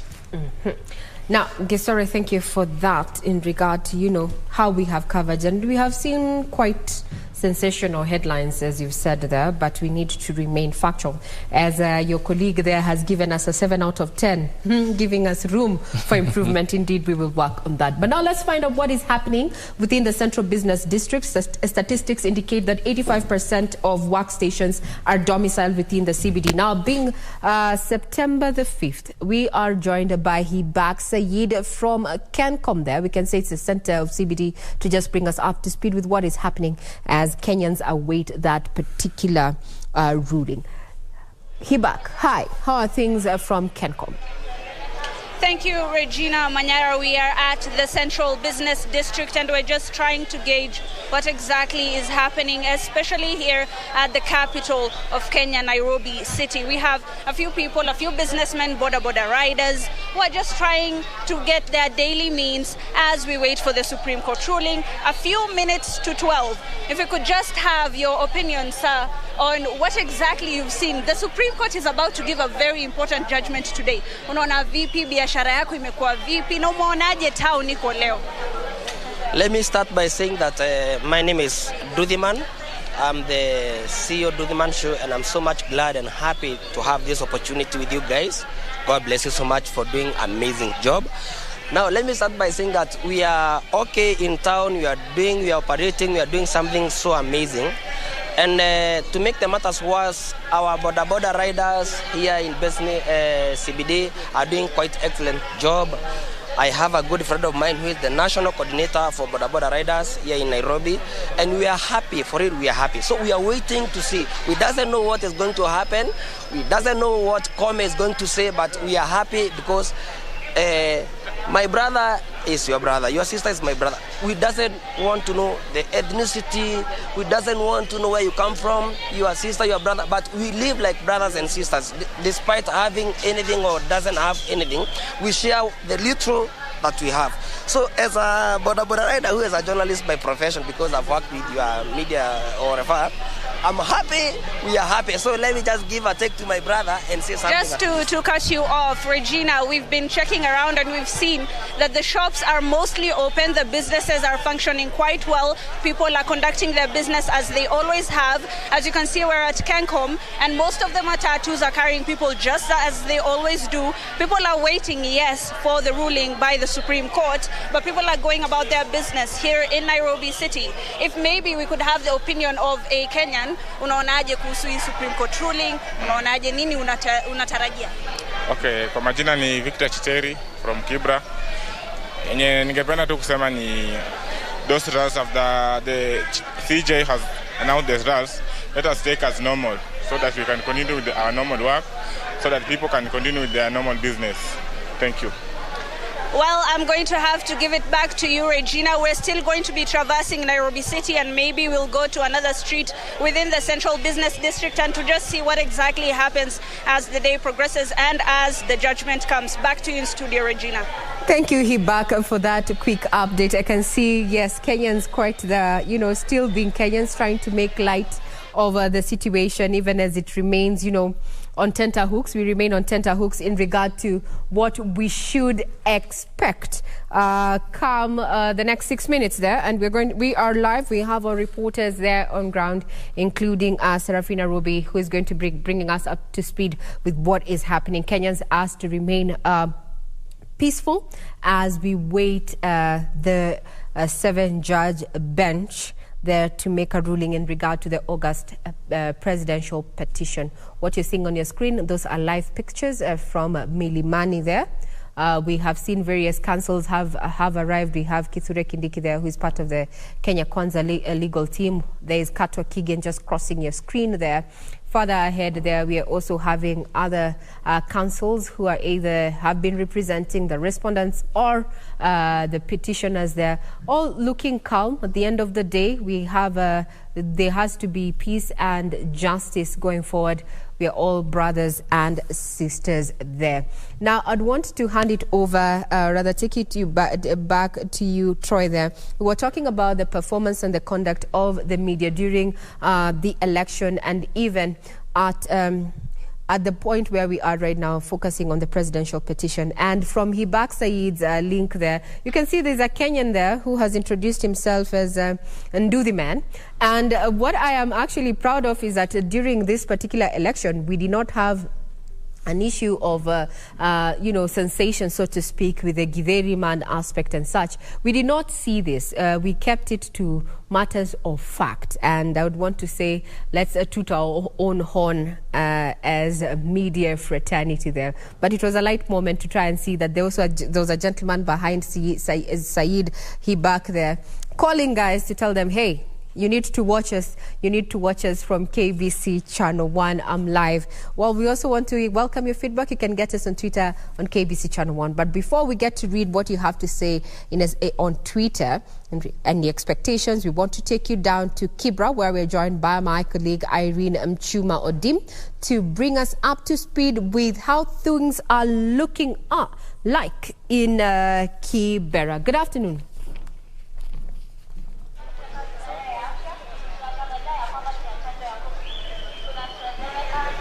Representing the country.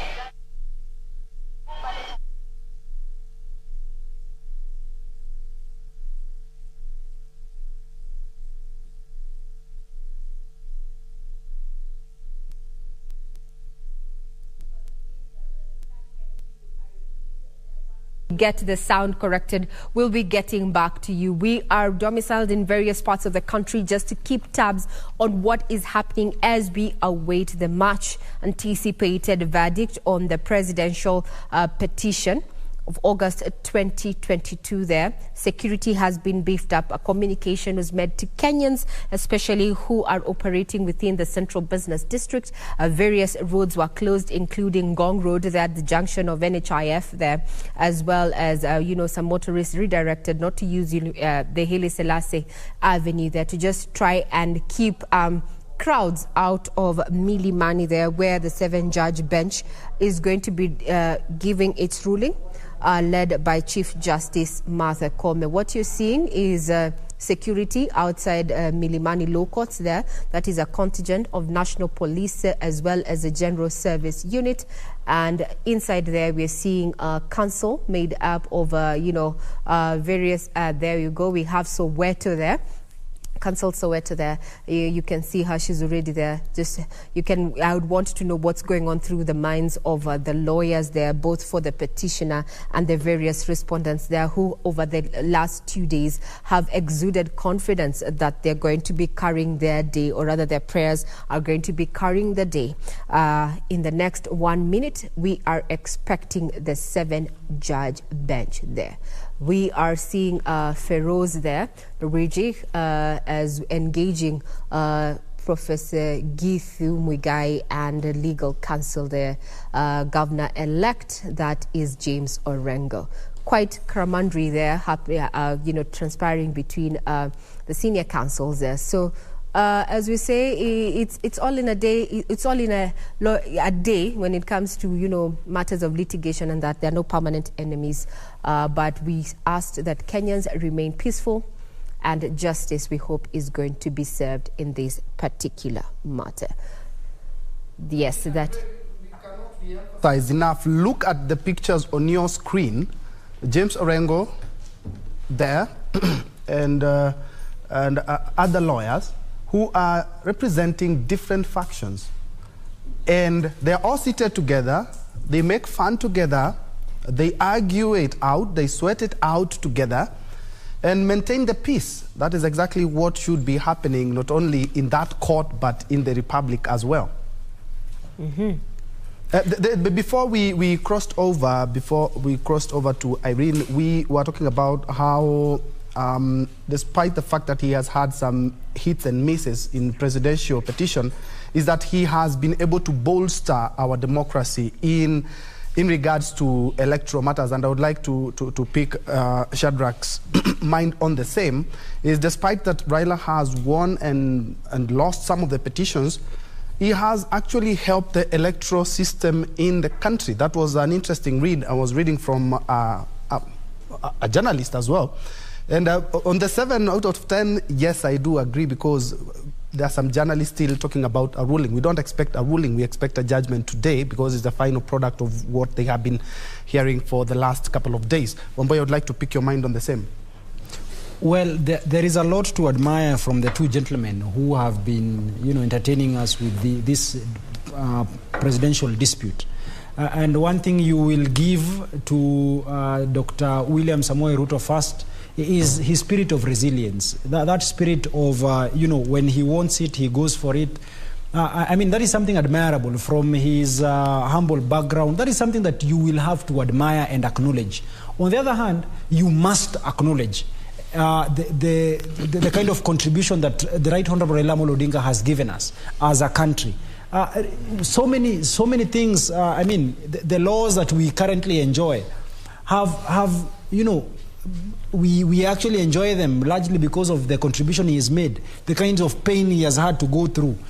You speak of the multi-party, us becoming a multi-party democracy in the year 1990s. That is his contribution.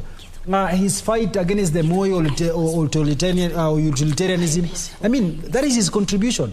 Most of us have studied to an extent, and we appreciate the jurisprudence that has been created by Right Honorable Raila Odinga. When you go to school, some of the things that lecturers teach is the jurisprudence that has emanated from the 2013 jurisprudence, which if Raila Odinga had not desired to go through that route, if he had not paid the security of costs of 1 million and paid the filing fees of 500,000 shillings, probably will not have learned or gotten an opportunity to understand the law deeply the way we have understood it. Then, champions are actually made from people who try. Sometimes they fail because if you do not try, there is no likelihood that you will ever succeed, you will fail. But his failure in the year 2013 did not in any event discourage him from trying our democracy through the court processes. So that in the year 2017 we saw him participate in the elections, we saw him challenge the elections, the election results, so that the win that he got in the year 2017, and of course his refusal to participate in the process because of the referee. So whatever the outcome that we will get, if it is a repeat of the elections, then it will be a gift to Right Honorable Raila Odinga, because we do not expect that he will be running in the year 2027. If age is anything to go by.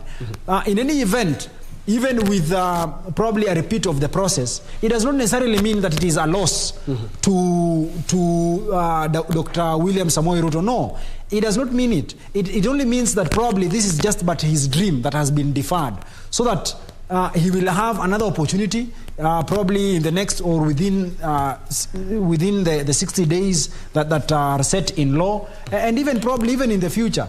Right Honorable Dr. William Samoei Ruto is a young man who has a lot of life in himself. I think today he should be turning 55 years of age. Really, he has a lot. Yes. Now, Wamboy, Right? let's get to hear what is happening down in Kibra, where we're joined by Irene Mchuma Odim there to just bring us up to speed with what is going down there. Good afternoon, Mchuma. How are things at Kibera, or rather in Kibera? Regina, good afternoon. We are coming to you live at Kianda area in Kibra constituency. Earlier on, we were at Ayani and Makina areas, and Regina would say it's business as usual to a huge number of residents here in Kibra constituency. However, there are those who are following the proceedings from their screens. This as we wait for the verdict of the Supreme Court.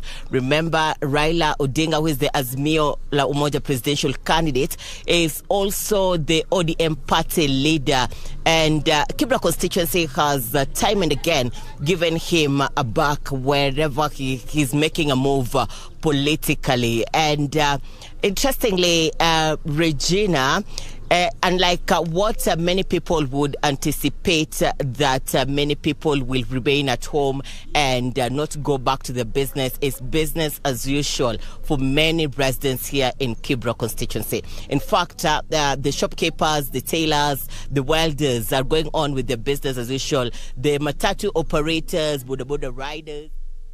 Thank you very much. The 7 judges making their way that are about to take their seats. Remember, this particular 7 judges are made up of William Oko, as you can see on your screen, flanked by Njoki Ndongo having a seat, Isaac Lenaola, Smokin Wanjala, Philomena Mwili, who's a Deputy Chief Justice, and Martha. Let's have a listen in.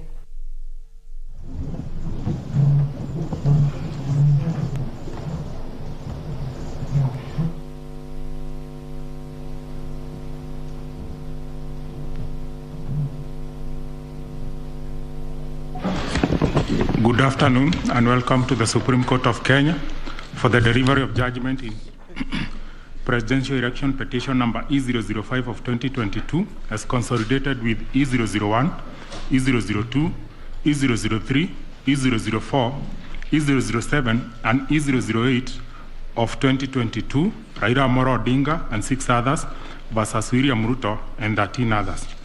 The Honorable Chief Justice and the President of the Supreme Court is presiding. Thank you. Very good afternoon, ladies and gentlemen. Yes, this is the judgment of the court, which is delivered pursuant to Rule 23(1) of the Supreme Court Presidential Election Petition Rules 2017 in the presidential election held on the 9th August 2022. This is an abridged version of the judgment. The full judgment will be delivered after 21 days. Kenya is a sovereign multi-party democratic state whose foundations are firmly spelled in the Constitution. The Kenyan people's quest for electoral reforms since independence is well documented. That notwithstanding, and even without going back to the pre-1992 era, every cycle of elections has been highly contested, with the exception of 2002. This speaks to a background of distrust of the administration of our electoral process. Informed by this setting, Kenyans made a decision to vest the Supreme Court with the jurisdiction to determine questions regarding the validity of a presidential election under Article 140 of the Constitution. The reactions following the declaration of results of the presidential election of 9th August 2022 shows that the Independent Electoral and Boundaries Commission, IEBC, has not yet garnered universal public confidence and trust in the internal management of the Commission and elections. On the 15th August 2022, 6 days after the general elections were held, Mr. Wafula Chebukati, the chairperson of IEBC, announced the following results. Raila Odinga, 6.942, 930 votes, representing 48.85%.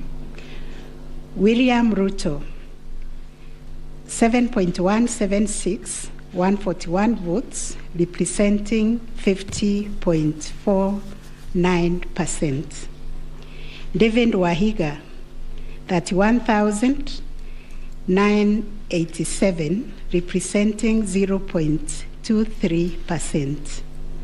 George Wajakoya, 61,969, representing 0.44%.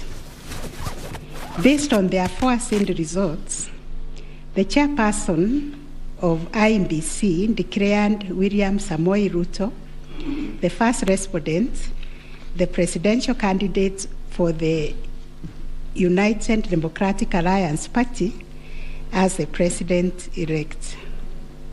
This declaration has precipitated a total of 9 presidential petitions that are filed before us, to wit, number 1, presidential election number 001 of 2022, John Njoroge Kamau versus Wafula Chebukati and 3 others,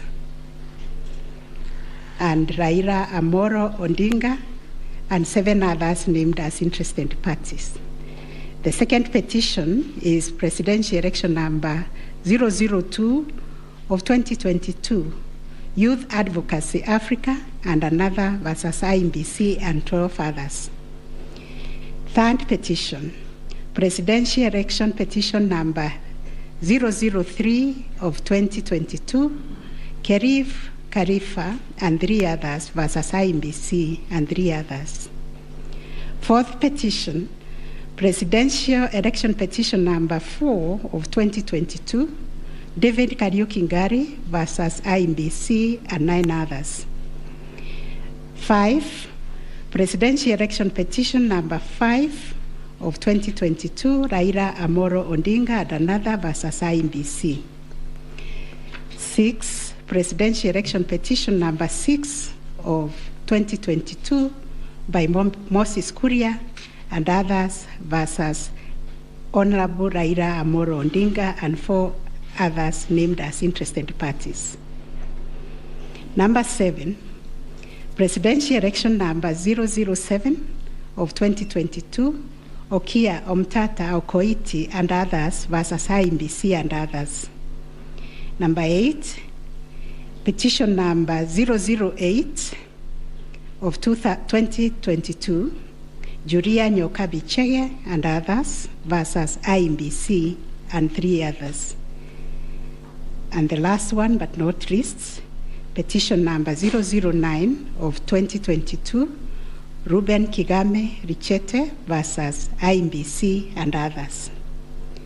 In addition to these petitions, we received a total of 24 interlocutory applications and 1 preliminary objection, which were filed in this court. 2 of the presidential election petitions were struck out. That is petition number 006 and 009 of 2022 for failure to meet the constitutional threshold as set out under Article 140 of the Constitution.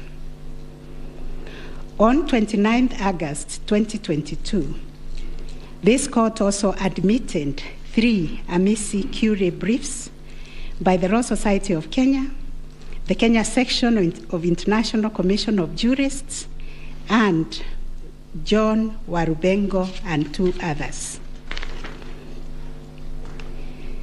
Upon perusing and considering the issues raised in the remaining presidential election petition numbers 001, 002, 003, 004, 005, 007, and 8, the responses and the submissions filed thereto, this court found that all the 7 petitions substantially raised similar issues and sought similar reliefs. Consequently, on 30th August 2022, this court ordered that the 7 petitions be consolidated and designated presidential election petition number 005 of 2022 as the read file. From the consolidated petition, the responses filed and submissions filed by all the parties, the court crystallized the following issues for determination. And those issues are there. We have repeated them several times. I will not read them. Having considered and deliberated upon the consolidated petition, the attendant responses, submissions, and also considering the amici curiae briefs, we now make the following determination on issue number 1, which is whether the technology deployed by IMBC for the conduct of the 2022 general elections met the standards of integrity, verifiability, security, and transparency to guarantee accurate and verifiable results. As noted in the introduction, lack of trust in the electoral system has endured in Kenya for a long time. This led to the introduction of electoral technology following recommendations made by the Independent Review Commission on the general elections held on the 27th December 2007, popularly known as the Kriegler Commission report. That report recommended integration of technology into Kenya's electoral process for registration, identification of voters, and transmission of results. These were enacted in Section 44 of the Elections Act 2011. By this statute, IEBC is enjoined to adopt technology in the electoral process. As a consequence, the IEBC developed a technology known as Kenya Integrated Electoral Management System, KIMS, making Kenya's election process an hybrid as it employed both technology and manual processes. The first, third, and fourth petitioners in the consolidated petition challenge the technology used by IEBC during the 2022 general election. They plead that the manner in which technology was deployed and utilized fell short of the prescribed constitutional and statutory standards. As regards the audit of the register of voters, they urge that IEBC, pursuant to its elections operations plan, committed itself to conducting an audit of the register of voters by 31st March 2022.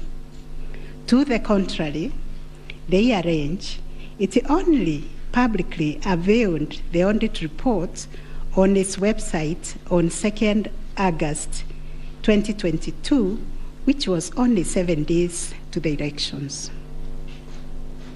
In this report, it was noted that the auditors established serious gaps and risk to the electoral process, including numerous cases of change of voter stations without knowledge or approval of the affected voters. Grant of voter update privileges in IEBC, IDMs, to 14 user accounts and related to voter registration. Reducing the accountability of user activities in the register of voters.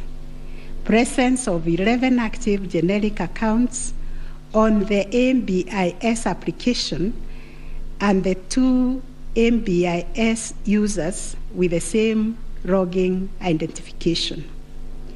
Risking unauthorized system users, possible interference, change of particulars on the activation of voters in the system. IEBC's failure to set up access, decertification, and user activity review process. And IEBC was also arranged to have failed to respond to requests by auditors for crucial information. On the integrity of the technology deployed, it was the case for the 7th petitioner that in order to comply with Article 86 of the Constitution and Section 44 of the Elections Act, the technology deployed must be simple, accurate, verifiable, secure, accountable, and transparent.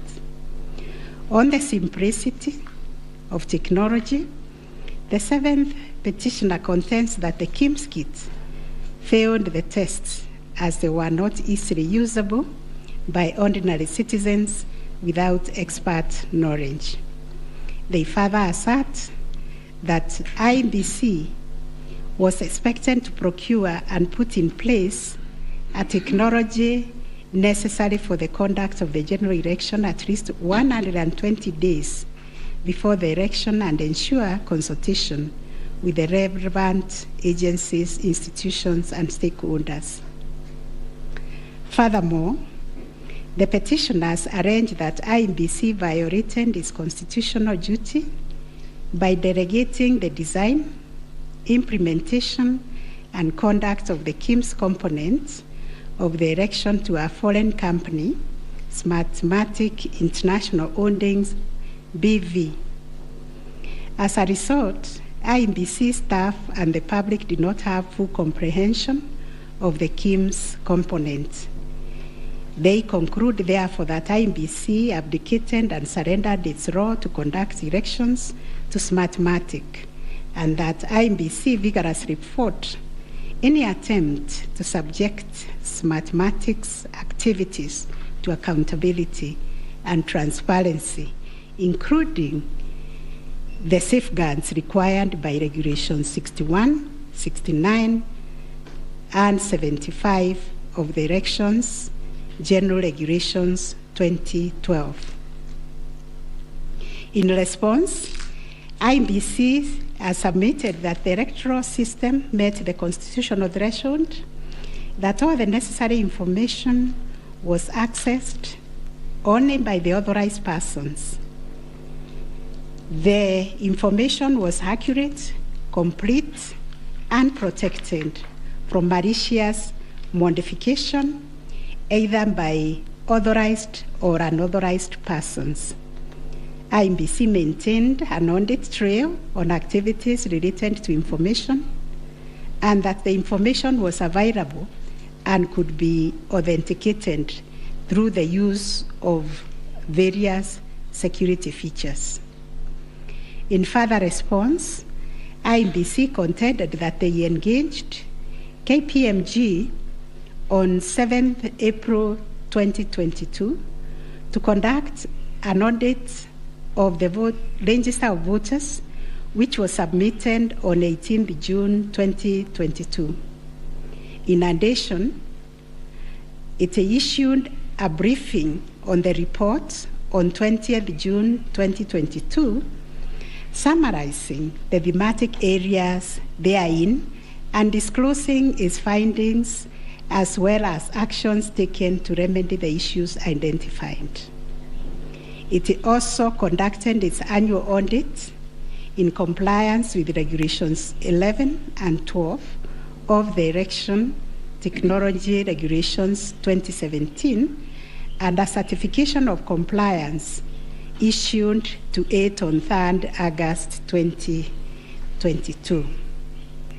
IEBC relied on sworn affidavits by Michael Ouma, Moses Sunkuli, and Hussein Majan on 26th August 2022, which were to the effect that it published the interim report by KPMG on 8th June 2022 and embarked on remedial measures aimed at effecting the recommendations ahead of publication of the final report.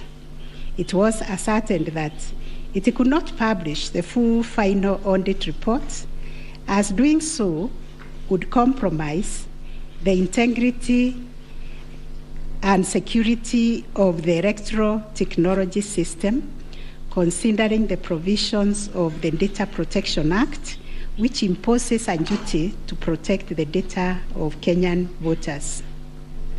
On the other hand, the first and second respondents urged that even if there was failure of technology, it did not vitiate the result of the presidential election. Upon considering all the printing submissions and the ICT scrutiny and inspection tallying and recount report, which fully examined the IEBC's result transmission system, RTS, we are not persuaded by the allegation that the technology deployed by IEBC failed the standard of Article 86A of the Constitution on integrity, verifiability, security, and transparency for the following reasons.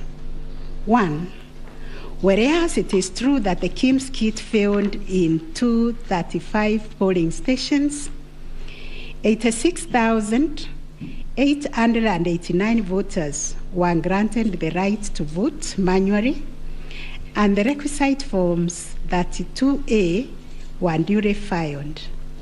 This happened successfully in Kibwezi West constituency and parts of Kakamega County. 2, while the audit report was released to the public 7 days before the 9th August election, the register of voters was used at the election without any apparent anomalies. 3, Smartmatic was procured to provide the necessary technological infrastructure, as IEBC did not have the capacity to do so. No credible evidence meeting the requisite standard of proof of access to the system by unauthorized persons was adduced by the petitioners. The scrutiny report prepared by the registrar of this court did not reveal any security breaches of the IEBC's RTS. IEBC successfully deployed a biometric voter register system which captures unique features of a voter's facial image, fingerprints, and civil data to register and update voter details across the country and also in the diaspora. The BVR captures a voter's facial image, fingerprints, and civil data, which features are unique to each of the voter. In compliance with Section 6A of the Elections Act 2011, IEBC opened the register of voters for verification of biometric data by members of the public for a period of 30 days. Thereafter, the register was revised to address issues arising from the verification exercise. KPMG then audited the register, and we are satisfied that the inconsistencies and inaccuracies identified during the audit were somewhat successfully addressed. The second issue was whether there was interference with the uploading and transmission of Forms 34A from the polling station to the IEBC public portal. The first petitioner arranged staging that a person who had access to the RTS intercepted, detained, or stored Forms 34A temporarily to convert or manipulate it before uploading it on IEBC's public portal. It is arranged also on 11th August 2022, IEBC dumped over 11,000 Forms 34A on the public portal between 11 to 11:09 hours. To rebut this allegation, IEBC and its chairperson, in their response dated 26th August 2022, denied staging and unauthorized intrusion of the RTS. In that regard, they urged that every image of Form 34A was uploaded immediately after the transmittal of results. The form was received as evidence by the timestamp. Similarly, the first respondent denied these allegations. Our finding: 1, no credible evidence was presented to prove that anyone accessed the RTS to intercept, detain, or store Forms 34A temporarily before they were uploaded to the public portal. The allegation that 11,000 Forms 34A were affected by staging was similarly not proved. 2, the allegation that IEBC, its officials and strangers used a tool to tamper with the Forms 34A before converting them to the portable document format, that is PDF, that eventually appeared on the public portal, was sufficiently explained when IEBC demonstrated how KIMS captured and transmitted the image of Form 34A. Accordingly, we dismiss that allegation. 3, during the ICT scrutiny, it turned out that the transmission logs produced in the affidavit of Justice Nyangaya were of no probative value.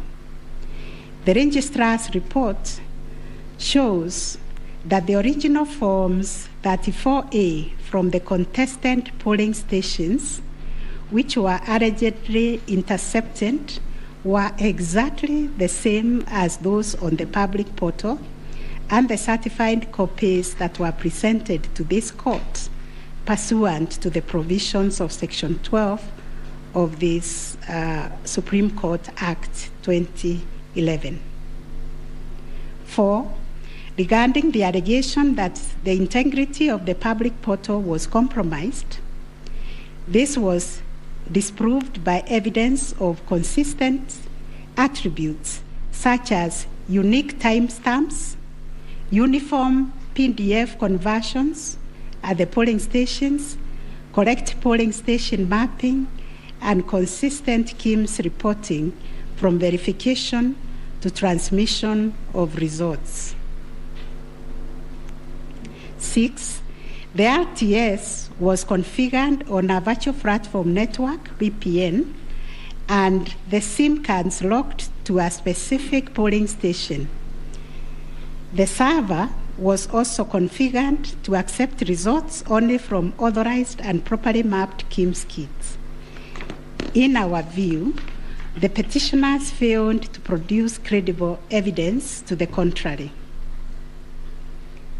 7, a review of some of the logs presented as evidence of staging showed that they were either from logs arising from the 2017 presidential election or were outright forgeries.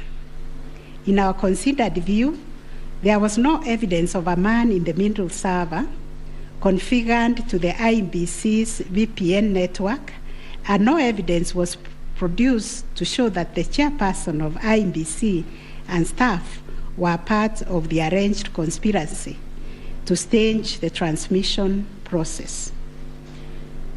9, whether there was a difference between Forms 34A uploaded on the IEBC public portal and the Forms 34A received at the National Tallying Center and Forms 34A issued to the agents at the polling stations.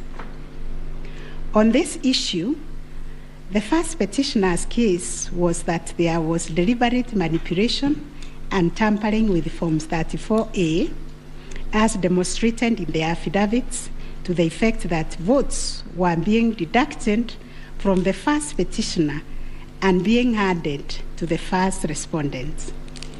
To support this petition, evidence was contained in the affidavits of Honorable Martha Karua, sworn on 21st August 2022, Celestine Anyango Opio, Arnold Ochieng Oginga, and John Mark Githongo, which was sworn also on 21st August 2022, and a further affidavit sworn on 28th August 2022.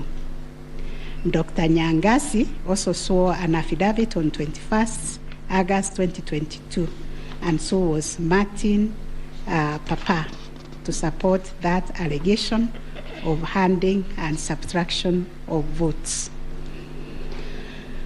On the other hand, IEBC and its chairperson urged that all Forms 34A transmitted to IEBC portal were not interfered with or manipulated.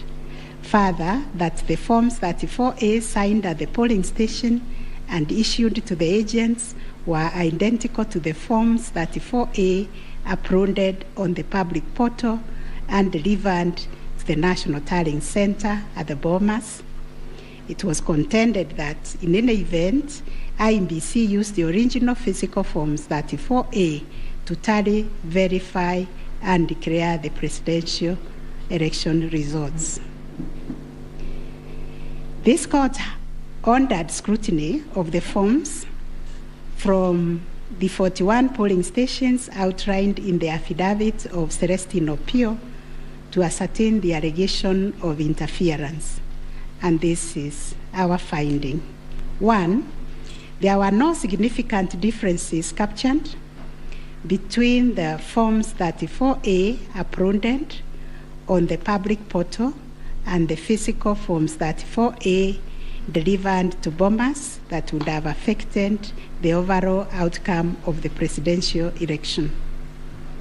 B, no credible evidence was presented to support the allegation that Forms 34A presented to agents differed from those uploaded to the public portal. The report by the registrar of this court confirmed the authenticity of the original forms in the sampled polling stations. The affidavits of Celestine Opio and Arnold Ochieng Oginga, while containing sensational information, were not credible, as the registrar's report confirmed that all the Forms 34A attached to those affidavits and purportedly given to them by the agents at select polling stations were significantly different from the originals, certified copies, and those on the public portal. The purported evidence of Celestine Opio and Arnold Oginga, sworn in their respective affidavits, are not only inadmissible, but are also unacceptable. It has been established that none of the agents on whose behalf the forms were being presented saw any affidavit, that there is nothing to show that they had instructed both Celestine and Arnold to act for them. Yet the two have gone ahead to depone on matters that are not within their knowledge. This court cannot countenance this type of conduct on the part of counsel who are officers of the court. Though it is elementary learning, it bears repeating that affidavits filed in court must deal only with facts which an opponent can prove of his own knowledge, and as a general rule, counsel are not permitted to swear affidavits on behalf of their clients in contentious matters like the one before us, because they run the risk of unknowingly swearing to falsehood and may also be liable to cross-examination to prove the matters deponed. We must remind counsel who appear before this court, or indeed before any other court or tribunal, of the provisions of sections 113 and 114 of the Penal Code that swearing to falsehoods is a criminal offense, and 2, that it is an offense to present misleading or fabricated evidence in any judicial proceeding. Section 114 of the Penal Code states, and I quote, "Any person who swears falsely or makes a false affirmation or declaration before any person authorized to administer an oath or a declaration upon a matter of public concern, and at such circumstances that the false swearing or declaration, if committed in a judicial proceeding, would have amounted to perjury, is guilty of a misdemeanor." One of the most serious losses an advocate may ever suffer is the loss of trust by judges for a long time. Such conduct amounts to interference with the proper administration of justice. The contents of the affidavit of John Mark Githongo, which may contain forgeries, are also dismissed for not meeting the evidential threshold. Those averments contain no more than incredible and hearsay evidence. No admissible evidence was presented to prove the allegation that Forms 34A were fraudulently altered by a group situated in Karen under the direction of persons named in the affidavit and video clip attached to it. As a matter of fact, these two affidavits amount to double hearsay and incapable of being proved at each of the rears. We turn to Form 34A for Gacharaigo Primary School, which was sensationally presented by Madam Judy Soweto, advocate, to show that one Jose Kamango accessed the RTS and interfered with the result contained therein. This also turned out to be no more than hot air, and we were taken on a wild goose chase that yielded nothing of probative value.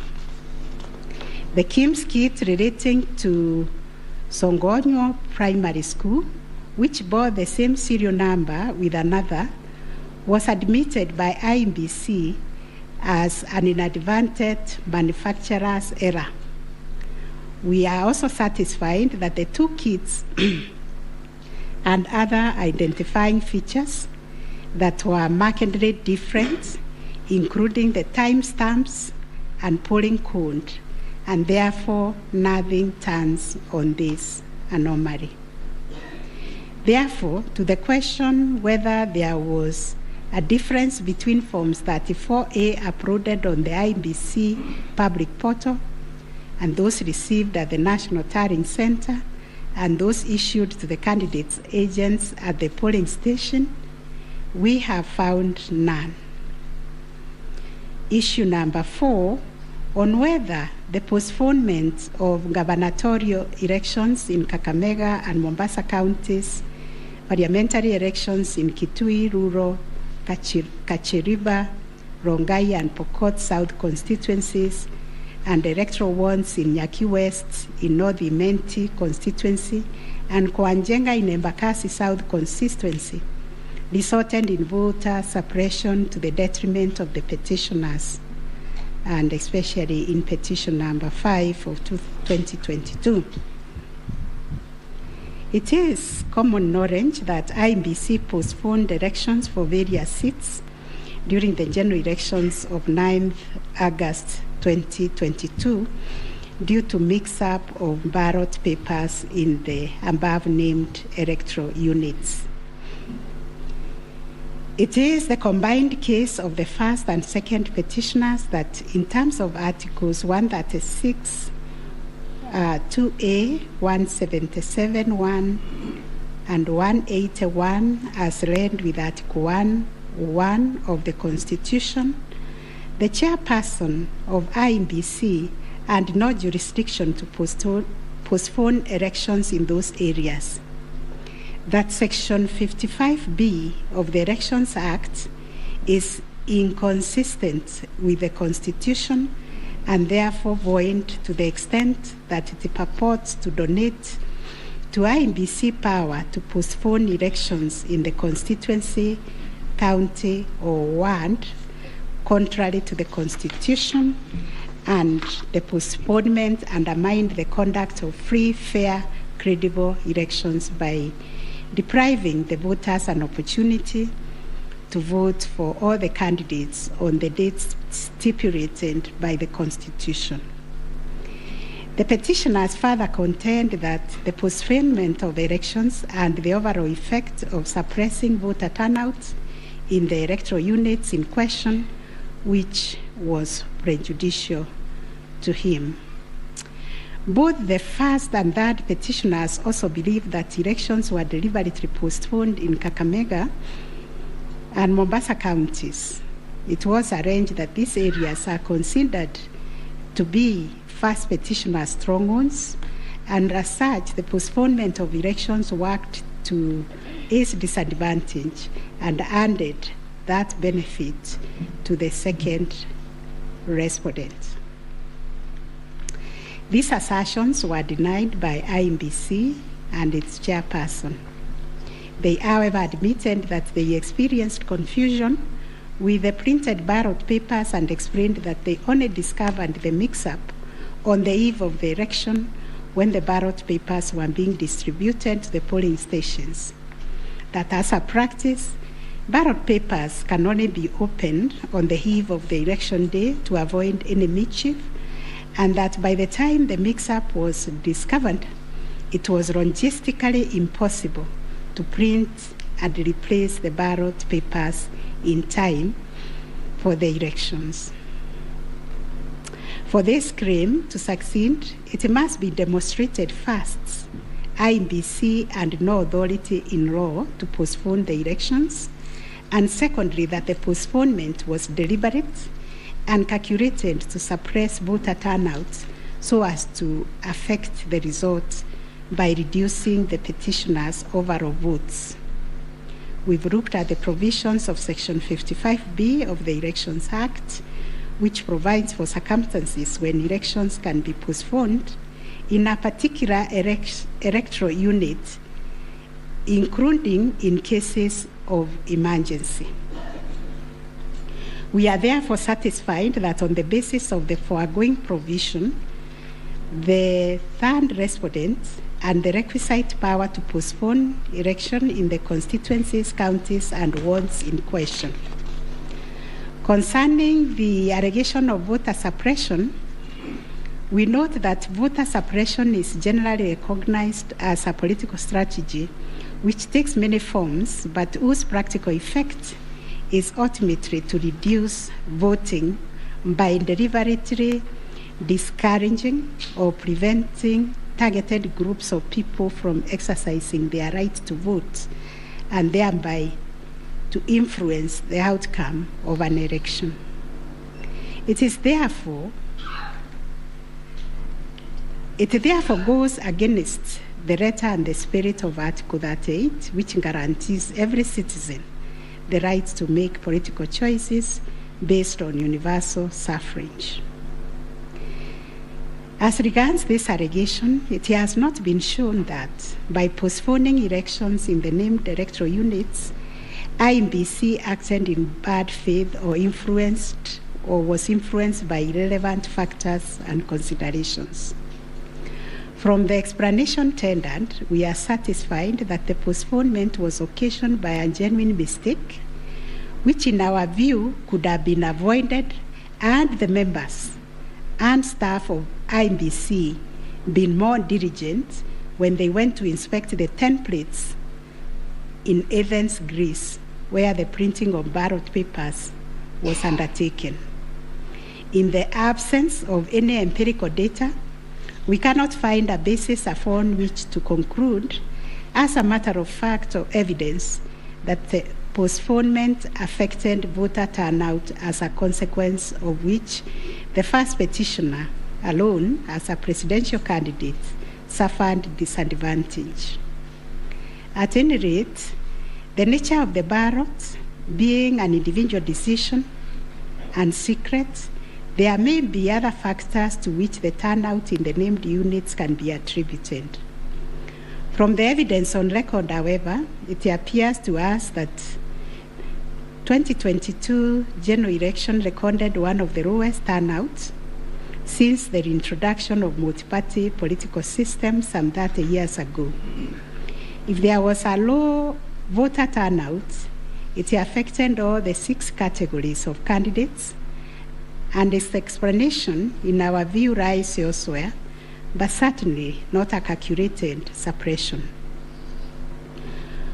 On the other hand, in rebuttal to these claims, IEBC illustrated with examples to our satisfaction that there was no nexus between the postponement of elections and voter turnout in the affected units, far from the fact that this claim was undoubtedly just another red herring.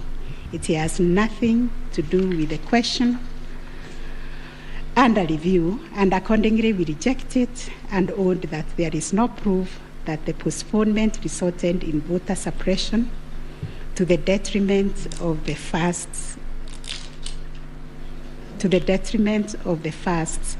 petitioner. Whether there were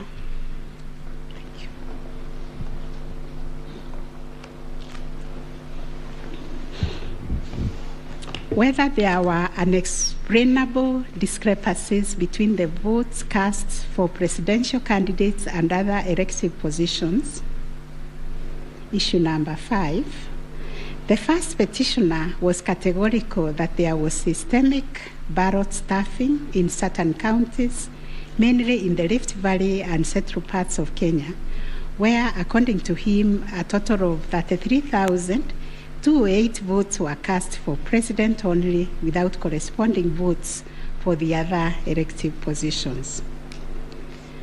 On the part of IEBC and the chairperson, while acknowledging that indeed in some instances there was vote differential between those cast for president and for other positions, but maintained that they were insignificant, and those instances related to votes by prisoners and citizens in the diaspora who only vote for the president but did not take part in other elective positions.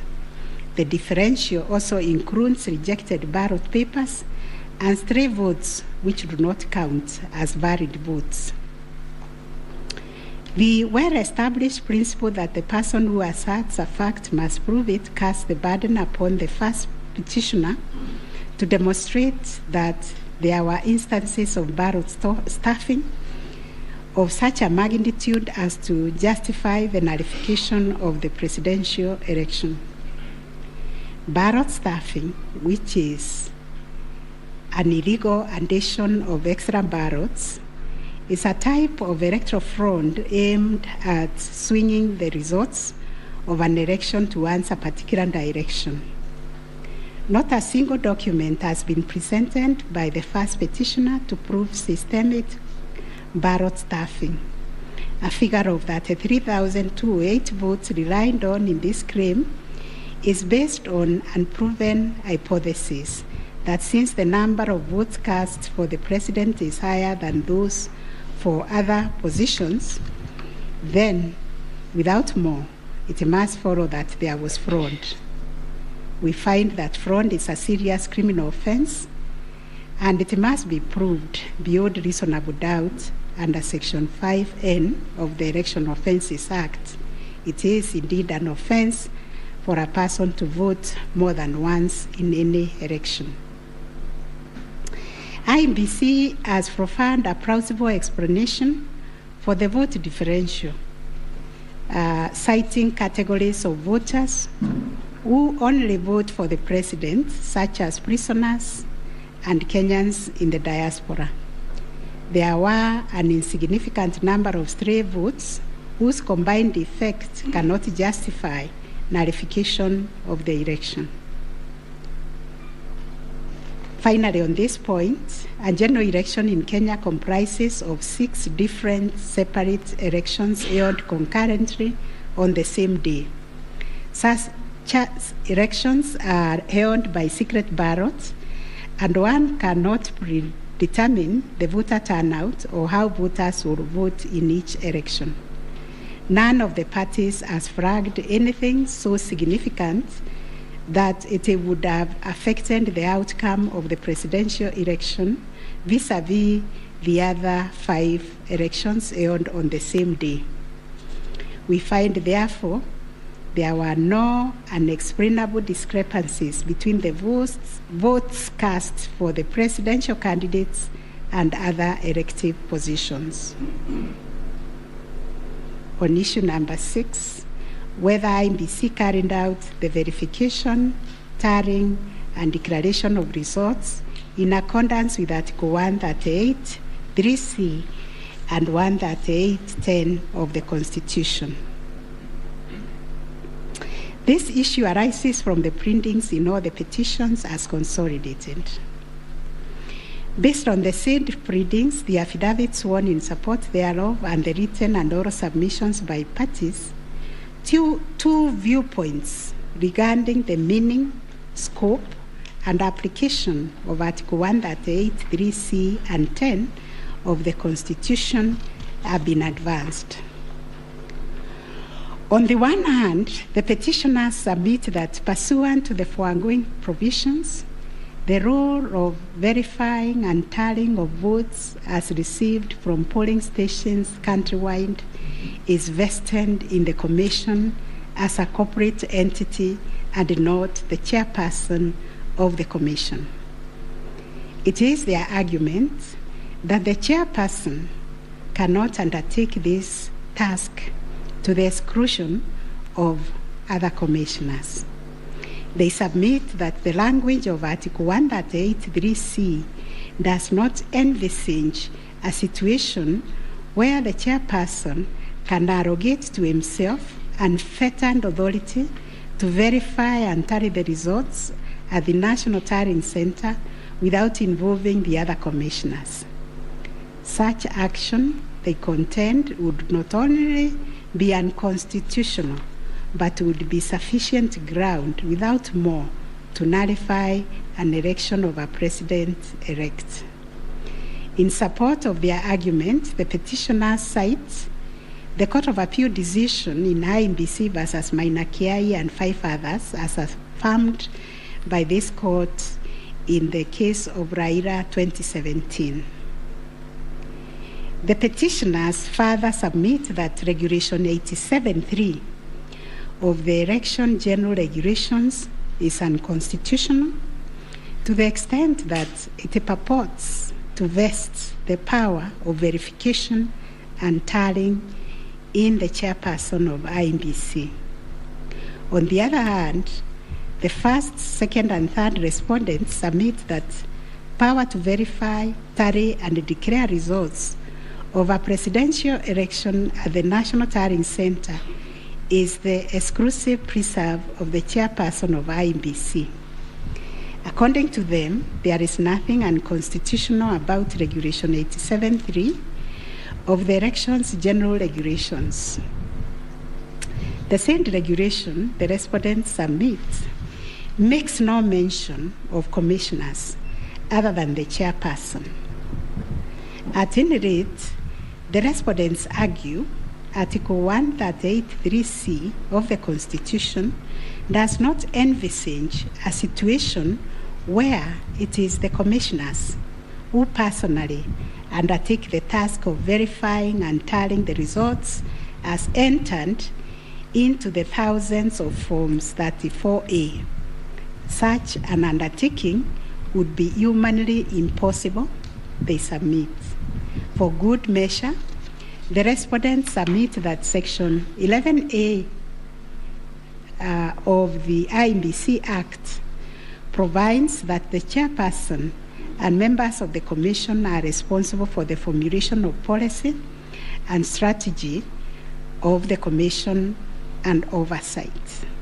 In their view, the Act does not contemplate a situation where commissioners would be directly involved in the verification and tabulation of presidential election results.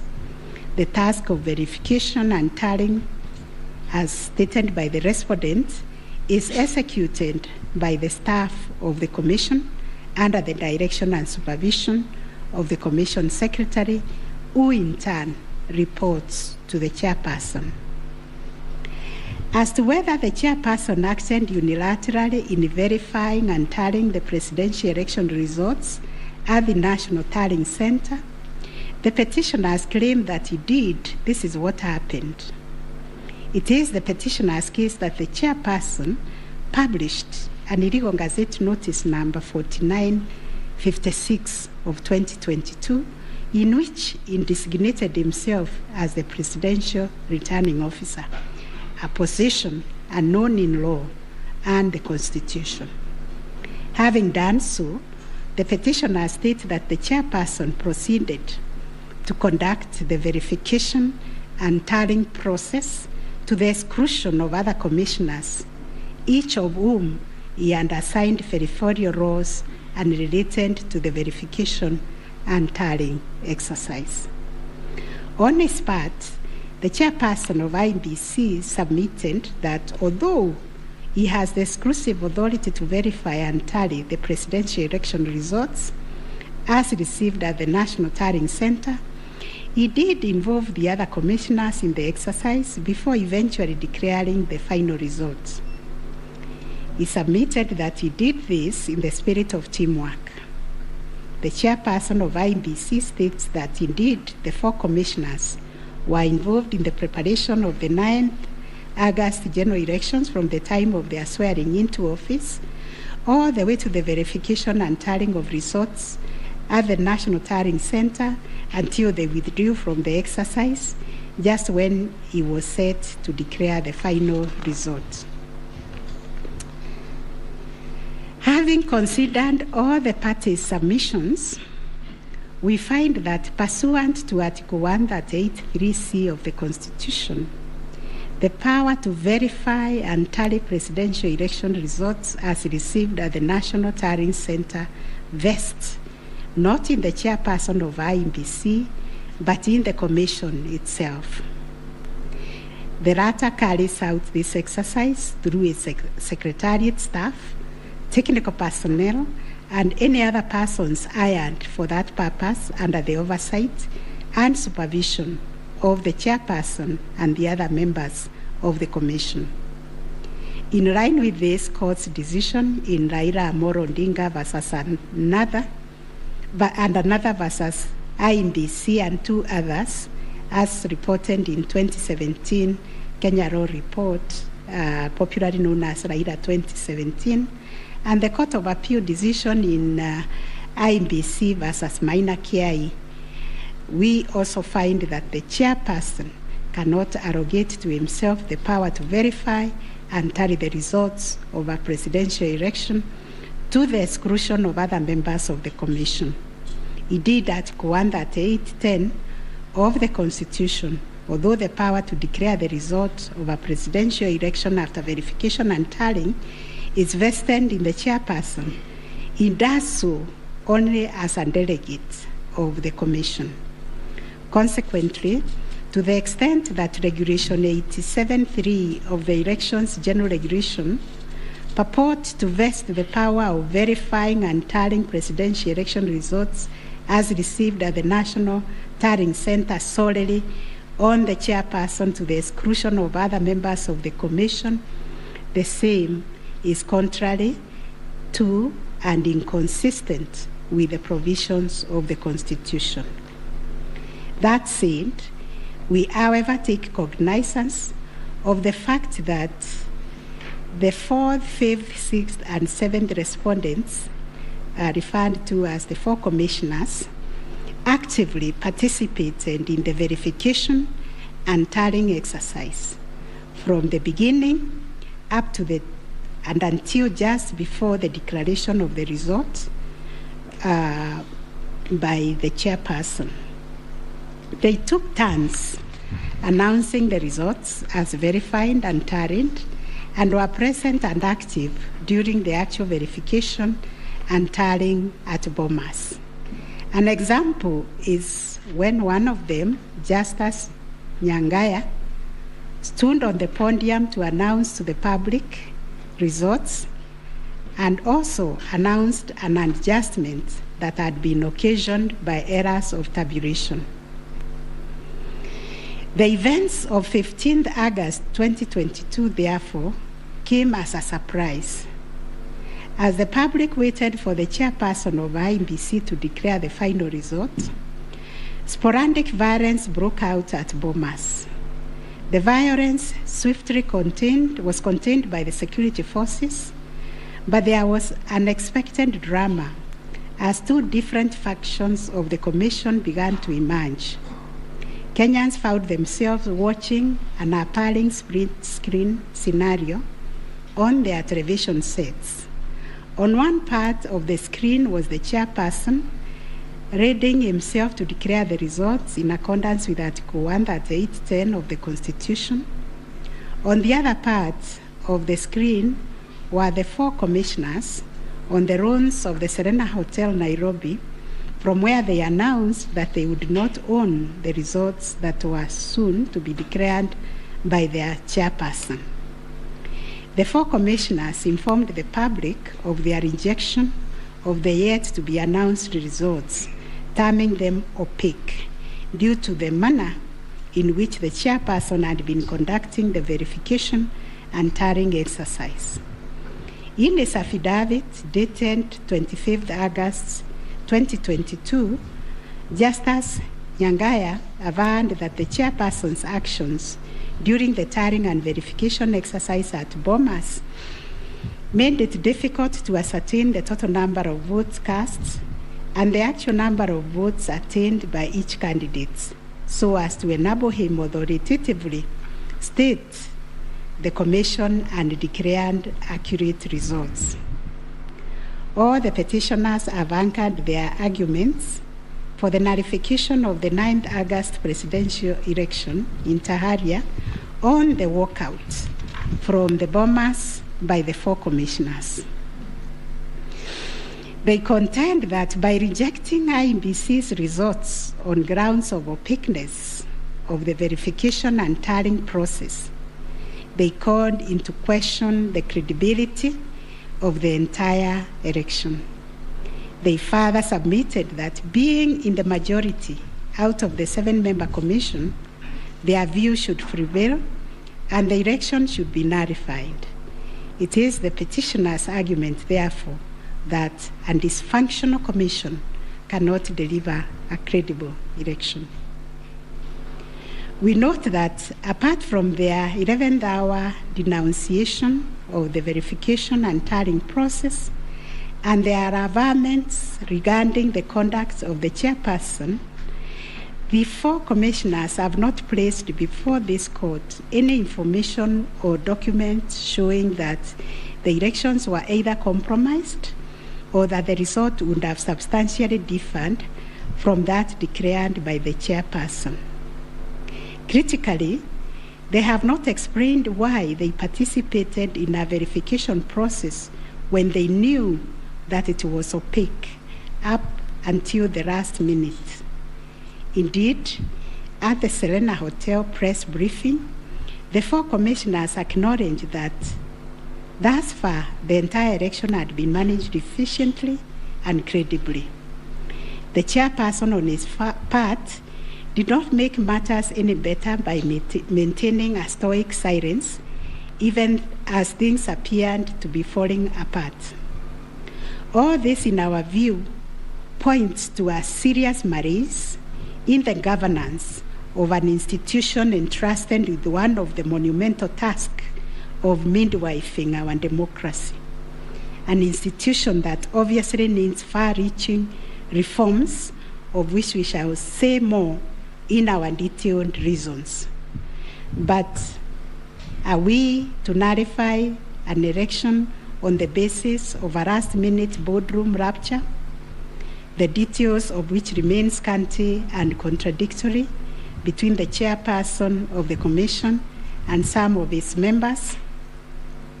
In the absence of any evidence of violation of the Constitution and our electoral laws, how can we upset an election in which the people are participating without hindrance, as they made their political choices pursuant to Article 38 of the Constitution? To do this would be tantamount to subjecting the sovereign will of the Kenyan people to the quorum antics of IEBC. This we cannot do. Clearly, the current dysfunctionality at the Commission impugns the state of its corporate governance, but does not affect the conduct of the 2022 election.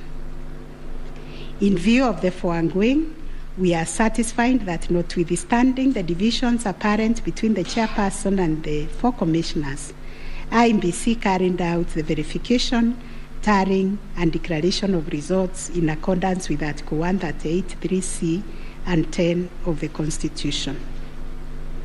Issue number 7, whether the declared President-elect attained 50+1 of all the votes cast in accordance with Article 138 of the Constitution.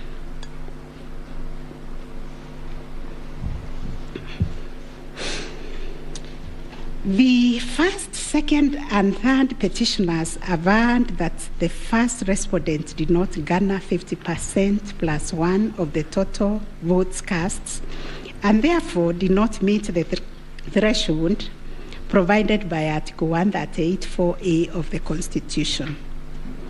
They anchored their claims on the basis that in order to determine whether a candidate has attained 50% plus one of the votes cast, this ought to be calculated based on the total number of votes cast, excluding rejected votes. They argued that 50% of 14,353,165 votes, in their view, were the variant votes cast, which amounted to 7,176,582.77 votes.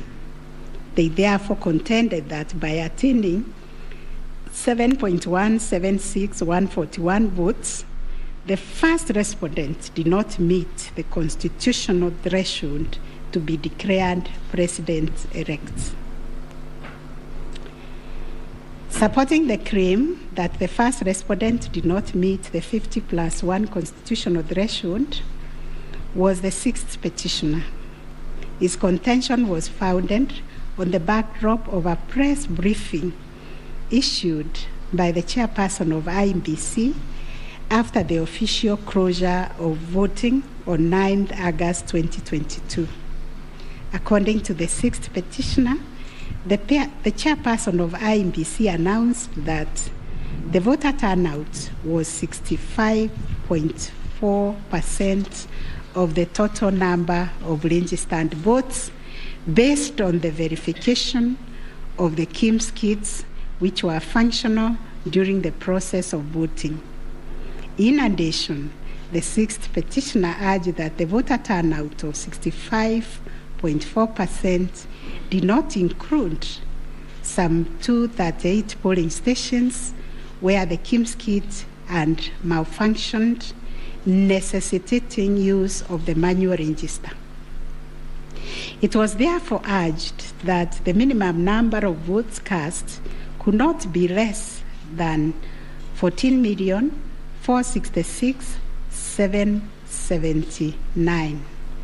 Additionally, that this number was bound to increase once the number of votes from the areas that used the manual register were included. The sixth petitioner further claimed that a summation of the minimum number of votes cast and untallied manual votes would represent the actual voter turnout. In challenging the declaration made by the chairperson of IEBC, the sixth petitioner averred that the final tally, published in Form 34C, only accounted for 14,326,641 votes cast, including some 113,614 rejected ballots. The sixth petitioner contended that this tally did not factor in some 140,138 votes cast using the manual register. The sixth petitioner computed this number by subtracting 14,326,641 declared votes cast from 14,466,779 generated by the sixth petitioner as representing 65.4% of the voter turnout. Referring to the tallies in Form 34C, the sixth petitioner summed the number of votes cast for each candidate as follows: Raila Odinga, 6,942,193; William Ruto, 7,176,141; Wahiga Mwaura, 31,987; and George Wajakoya, 61,969, adding to a total of 14,213,027. He then added 138,000 arranged to be unturned votes and this yielded a total of 14,353,165 total valid votes, which the sixth petitioner used to compute the percentages garnered by each candidate as follows. William Ruto, according to him, garnered 49.9%, Raila Odinga 48.3%, Wahiga 0.22%, and Wanjakoya 0.3%. It is on this basis that the sixth petitioner grounded the claim that none of the candidates met the constitutional threshold as set out in Article 138(4)(a). IEBC and its chairperson disputed the sixth petitioner's claim. They submitted that the declaration of results is based on the number of people identified as having voted on the KIMS kit and not the total persons on the voters' register as arranged. They contended that the final voter turnout, comprising of the voters who were identified through the KIMS kit and those who voted manually, was 64.76% and not 65.4% as arranged by the petitioners. They urged that the announcement held by the chairperson of IEBC on 10 August 2022 was immediately clarified during the same press briefing. And evidence of this correction was provided to this court in an affidavit of the first and second respondents in Presidential Election Petition number 7 of 2022. According to IEBC and the chairperson, 14,239,862 voters were identified using the KIMS kit, while 86,889 voters were identified using the printed voter register. Therefore, the total valid votes cast were 14,213,137, while the total number of rejected ballots were 113,614, constituting 14,326,751 total votes cast.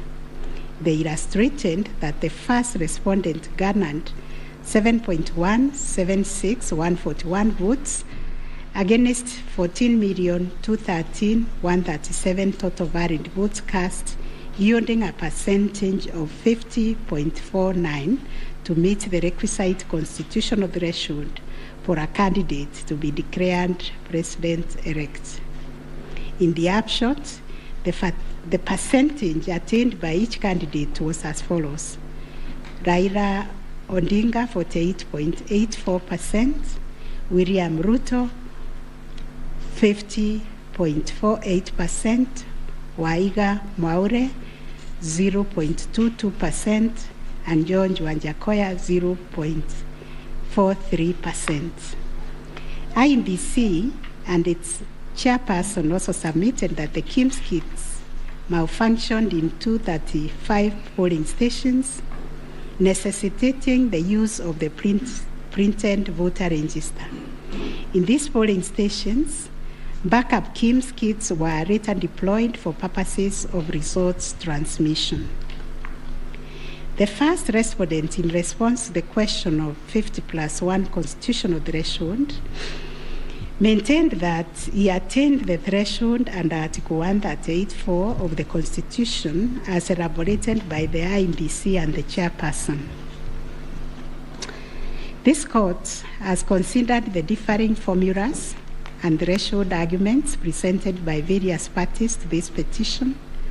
While the first, second, and third petitioners raised pertinent questions connected to this issue, we shall address them together with those of the sixth petitioner, who has addressed and focused on the issue as specifically framed in detail.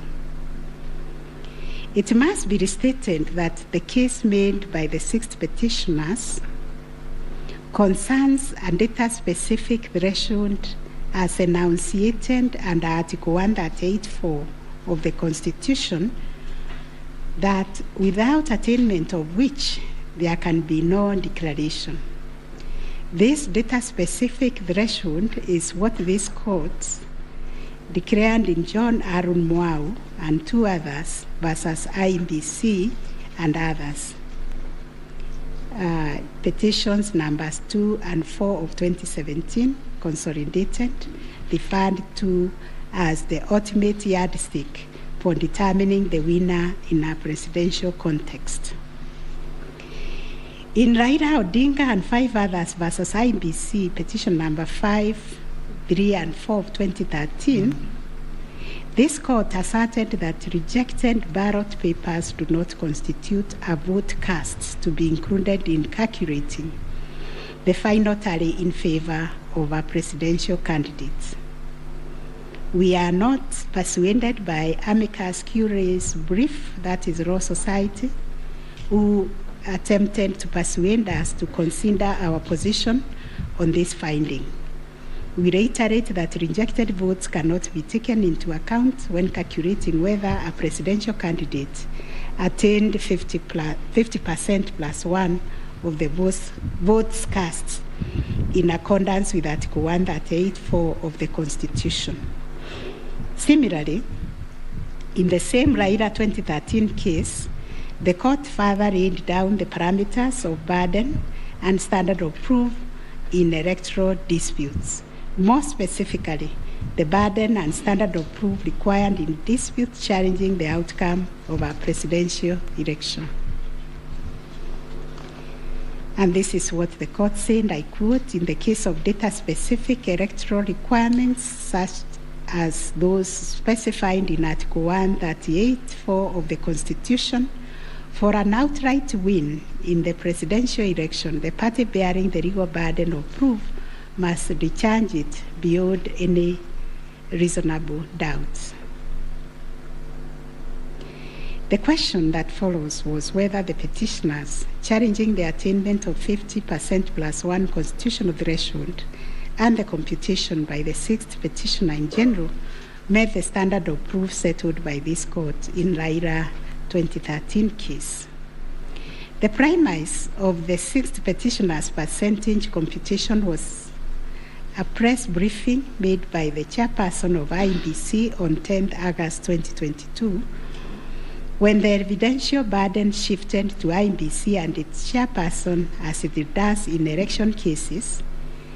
They produced video evidence correcting the percentage voter turnout to read 64.6 at the time of the briefing.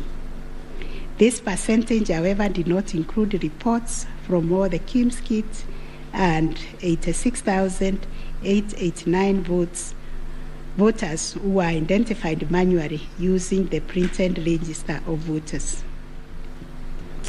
In our view, the assertion by the 6th petitioner that the percentage voter turnout was firstly predicated on the uncorrected percentage given by the chairperson of IBC was negated by evidence adduced to prove the correction.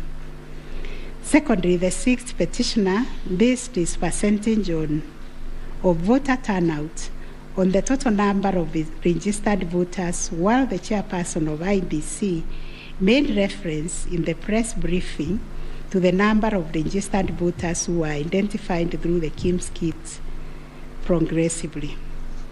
The 6th petitioner also asserted that rounding off of votes cast in a presidential election as a means of assessing the threshold under Article 138(4) of the Constitution kills and bars voters, which is illegal and unconstitutional. We have deliberated on this proposition and found that it is not mathematically sound and that the rounding off done by IBC and its chairperson was correct. Consequently, we find that the petitioners did not provide a watertight case to warrant the setting aside of the results of the presidential election on the basis of not having met the threshold provided under Article 138(4)(a) of the Constitution. On the voter turnout, therefore, we find that the formula predicated on the number of voters identified through Kim's kit progressively and used by IBC and the chairperson to generate a percentage of 64.76% was correct. Having settled the issue of voter turnout, we must ask ourselves whether in the making of the declaration, the chairperson of IBC applied the formula in Article 138(4) of the Constitution, which is total votes cast less rejected votes divide by 2 must always give 50% plus 1 vote. Given the numbers that were presented to us by IBC and the chairperson, this would translate to 14,213,137 divided by 2 plus 1, which makes 7.106,569. The question that must inevitably follow is whether this formula, when applied, will confirm that 7,106,569 votes is less than 7.176,141, which represents the number of votes received by the first respondent. We find that it is, as such, on the basis of the foregoing formula and from the numbers provided by IBC and its chairperson and the declaration by the chairperson of the President-elect on 15th August 2022, it is our finding that the declared President-elect attained 50% plus 1 of all the votes cast in accordance with Article 138(4) of the Constitution. Issue number 8, on whether there were irregularities and illegalities of such magnitude as to affect the final result of the presidential election. Although the petitioners have provided numerous averments pointing to possible irregularities and illegalities marked by failure of technology, arranged voter suppression, printing and utilization of Book 2 of 2, EU preparation by the IBC and its chairperson, commission indiscretions, transposition anomalies, agent absence, and many others, we are of the view that the pointed illegalities and irregularities were not of such magnitude as to affect the final result of the presidential election. We will delve deeper into the details of this issue in our recent judgments. Last issue, what reliefs and orders can the court grant? Under Article 163(3) of the Constitution, it is provided that the Supreme Court will have A, exclusive original jurisdiction to hear and determine disputes relating to the election of the office of the President arising under Article 140. And Article 140 provides, I quote, a person may file a petition in the Supreme Court to challenge the election of the President-elect within 7 days after the date of the declaration of the results of the presidential election. 2, within 14 days after the filing of a petition under Clause 1, the Supreme Court shall hear and determine the petition, and its decision shall be final. If the Supreme Court determines the election of the President-elect to be invalid, a fresh election shall be held within 60 days after the determination.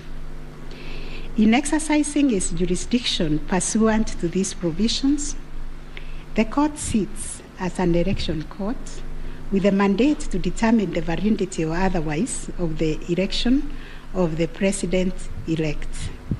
It is clear to us that the jurisdiction of the court is quite circumscribed in terms of the orders or reliefs it can grant following the hearing and determination of the election petition under Article 140 of the Constitution. In the event the court determines that the election of the President-elect is invalid, it must make an order nullifying the election. Consequently, it has also to make an order directing IEBC to hold a fresh election within 60 days after the determination. Should the court determine that the election of the president-elect is valid, it shall issue a declaration to that effect. The court has then, as a matter of course, to make an order dismissing the petition with or without cost, as the case may be. In the strict sense, therefore, these are the only orders that the court may make under the Constitution. The court cannot assume jurisdiction that goes beyond the purview of Articles 163(3) and 140 of the Constitution. However, nothing stops the court from issuing orders or reliefs by way of recommendations. Indeed, since 2013, this court has issued many recommendations arising from the determination of 3 petitions challenging the election of the president-elect. The recommendations are meant to improve our electoral landscape and hence aid in the development of our democracy. In this regard, this court has been greatly aided by the contributions also of the amici curie, and the court places a heavy premium on those briefs that were filed and those which were admitted. The final orders made by the courts. This is a unanimous decision of the court, and we make the following orders. 1, the presidential election petition number E005 of 2022 as consolidated with the presidential election petition numbers E001, 2, 3, 4, 7, and 8 of 2022 are hereby dismissed. As a consequence, we declare the election of the first respondent as president-elect to be valid under Article 143 of the Constitution. This being a matter cutting across the public interest, we order that each party do bear their own costs. It is so ordered. And finally, the court has asked me to also acknowledge, although we'll do it in the long draft, the enormous contribution made by counsel in these proceedings, and also the orderly way the counsel, all the advocates and parties conducted themselves. They remained seated throughout the proceedings. That is the judgment of the court, a unanimous one. We shall issue a media summary to help the media summarize the case. I think that is all. Thank you very much for coming.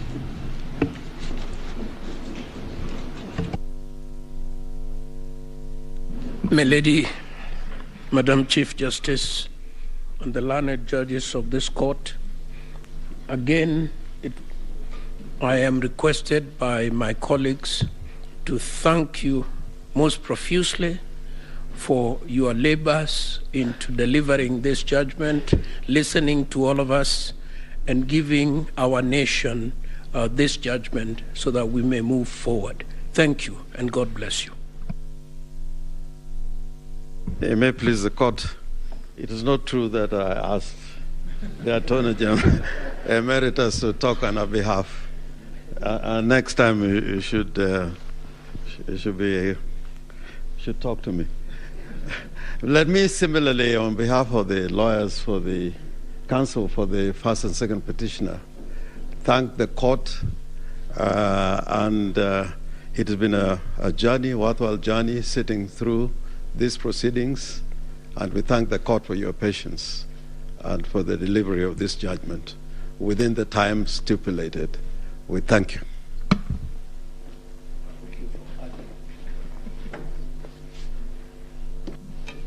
Madam President, members of the court, I wish to request just a couple of minutes for the chairperson of the Law Society of Kenya to make a few remarks in appreciation of the work that the court and Kenyans have done on this exercise, if you allow. Thank you. I call upon Mr. Eric Theuri to come and make his remarks. It is also his birthday. I would have sung happy birthday for him.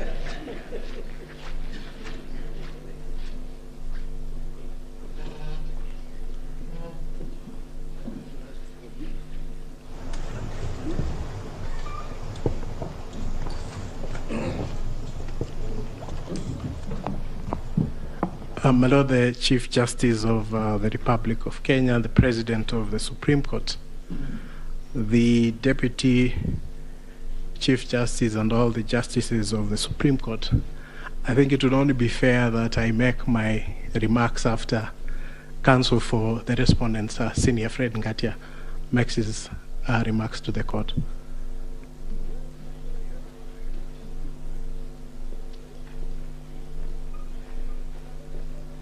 Madam Chief Justice, thank you very much. It's so kind for the President to acknowledge that age goes before youth. Mine is to thank the court, to thank my learned friends for the effort we all expended. We thank this court for clarifying certain issues, and we look forward to a less corrosive 2027. Thank you very much.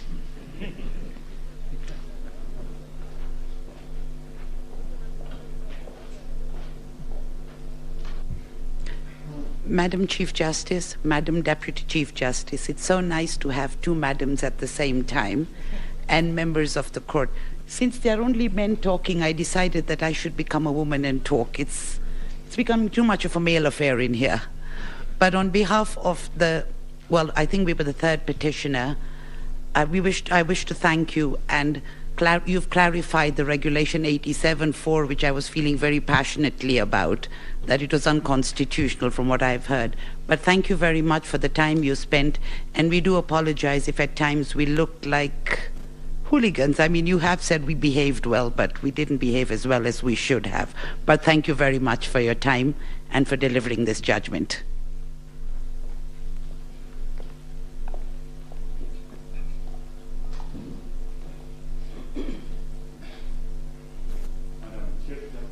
Madam Chief Justice, Madam Deputy Chief Justice, members of the court, I, on behalf of Attorney General, take this opportunity to thank you most sincerely for a great job done and for the courage to clearly define the limits of the law, which will help us empower IBC on the way forward, and hope that this might be the last of the petitions after elections once we carry out a proper elections based on your guidelines. Thank you.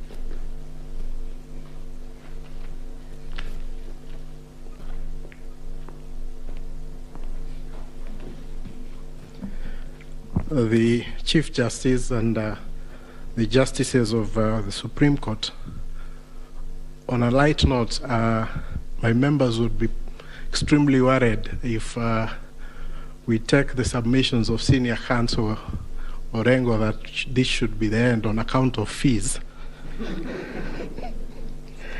But Baleli, the Chief Justice, on behalf of the Law Society and all the members of the society, we wish to, first of all, take this opportunity to thank the court in the manner in which it has conducted these proceedings, extremely efficient, especially in light of the really short and strict timelines that you've had.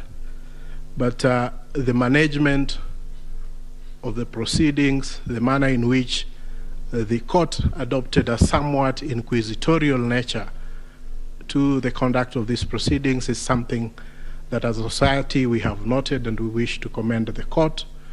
And we do hope that the other courts, as they determine any petitions election petitions that will go before them will similarly adopt such inquisitorial attitude so that we try and really enrich the process that these proceedings intend to achieve. Secondly, I wish to also thank the Council, all the advocates who have appeared before you. They have demonstrated extremely high standards of decorum and courtesy, and have also demonstrated a flair for persuasion of the court, including the use of PowerPoint, and of course the now famous Pinky Pinky Ponky mimic.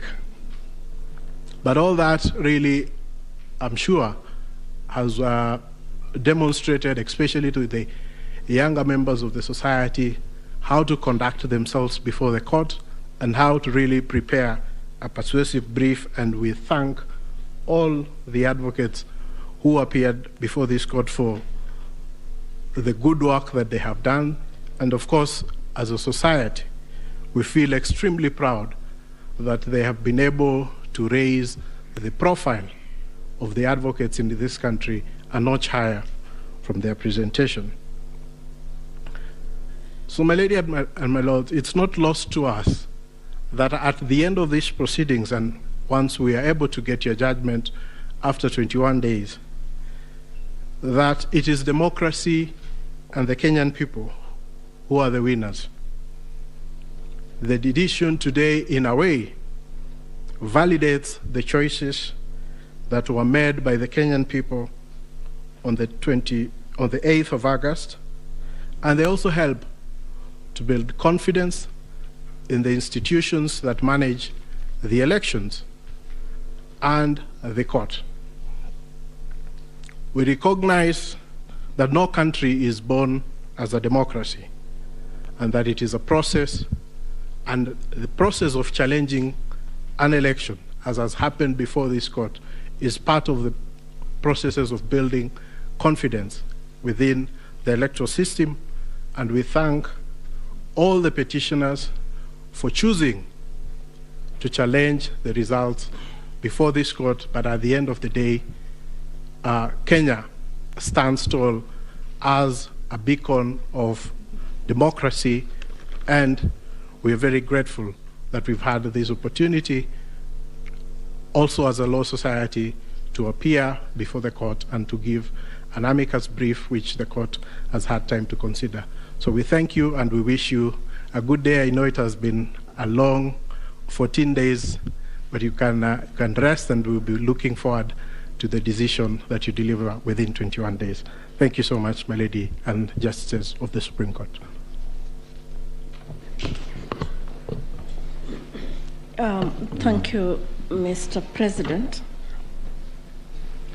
I have been asked by the President of our court to react to your submissions, and in so doing, I am obliged to say that we are truly humbled by the statements that you have just made. More humbled because those statements come from both sides of the divide. And thank you for appreciating what we have to do within a very short while. Thank you for appreciating that it wasn't our wish that we were doing what we were doing. We were doing the wish of the Constitution of Kenya 2010, the laws of the Republic, the facts of the cases that you placed before us, and the evidence in rebuttal. We know that, and we have repeatedly said this, the President and I, whenever we have had time to talk to you in other fora, that we are incomplete without this side of the bar. We are incomplete without the advocates. We thank you. We will get opportunity to do that in the main judgment, in the reasoned judgment. But we really appreciate your industry. We were impressed by the submissions you took. And we were impressed, and we said this the last 3 days, I'll tell you something about that in a minute, by how deeply you believed in your clients' cases. That we think is a mark of an extremely grown legal profession, and we ask that you do not bring the bar down. You keep taking it up. In any contest of whatever nature, and even if we say there are no winners and losers, and even if we say that the winners are the Constitution and the people of Kenya, the truth is that some 6 million Kenyans will not be happy today. But that's the nature of the work we do. What we hope, and we hope you can advise your clients and our brothers and sisters that are the Kenyan people, that is what was expected. One side had to win.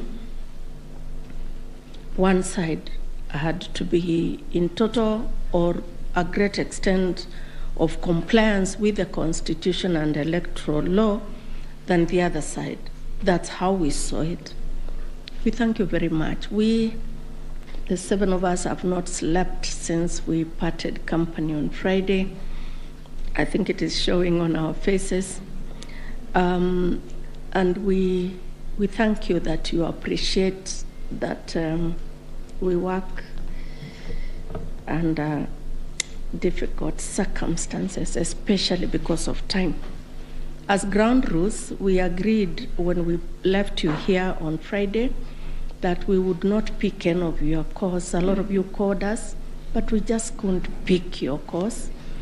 And I hope you understand that we couldn't. We saw that you were trying to call us, but we just could not pick the calls. I hope you understand. And now if you allow us, again, on behalf of these 7 men and women, thank you very much for appreciating what we have to do. Thank you for giving us the honor to serve this country in these capacities. And let's hope that we can continue to grow our democracy this way. And thank you very much for everything you also do for the country. And now you allow us to go home and sleep. Thank you. The court is adjourned.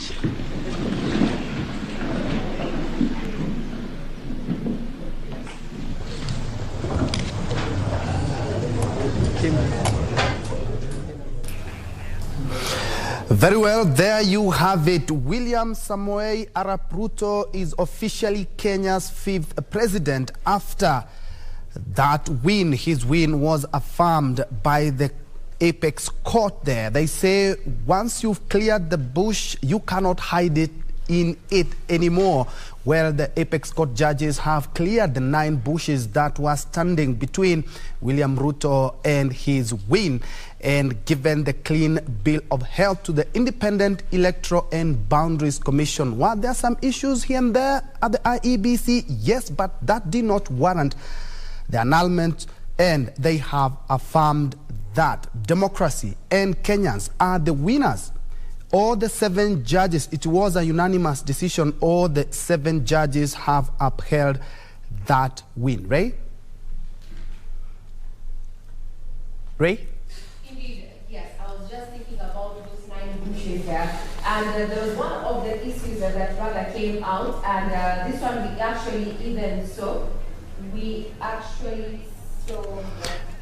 Yeah, indeed, William Ruto is the president-elect, and as soon as he is sworn in, Next week on Monday, then he officially gets into the Kenyan history books as Kenya's 5th president. That is after all the 7 judges said yes indeed. And talking about Bush's or the petition, the final orders being the presidential petition has been dismissed. The election was valid and carried out in a manner that was free, fair and verifiable. And as you can see from the pictures on your screen live from Uasin Gishu, Yosonyeri and Milimani, and let me correct myself there, the swearing in will be next week on Tuesday. As you can see, jubilation in Nyeri, the yellow colors, the people there, the UDA colors, the UDA logo there, people celebrating the win. It's not anything different from the picture above that is in Uasin Gishu. As you can see there,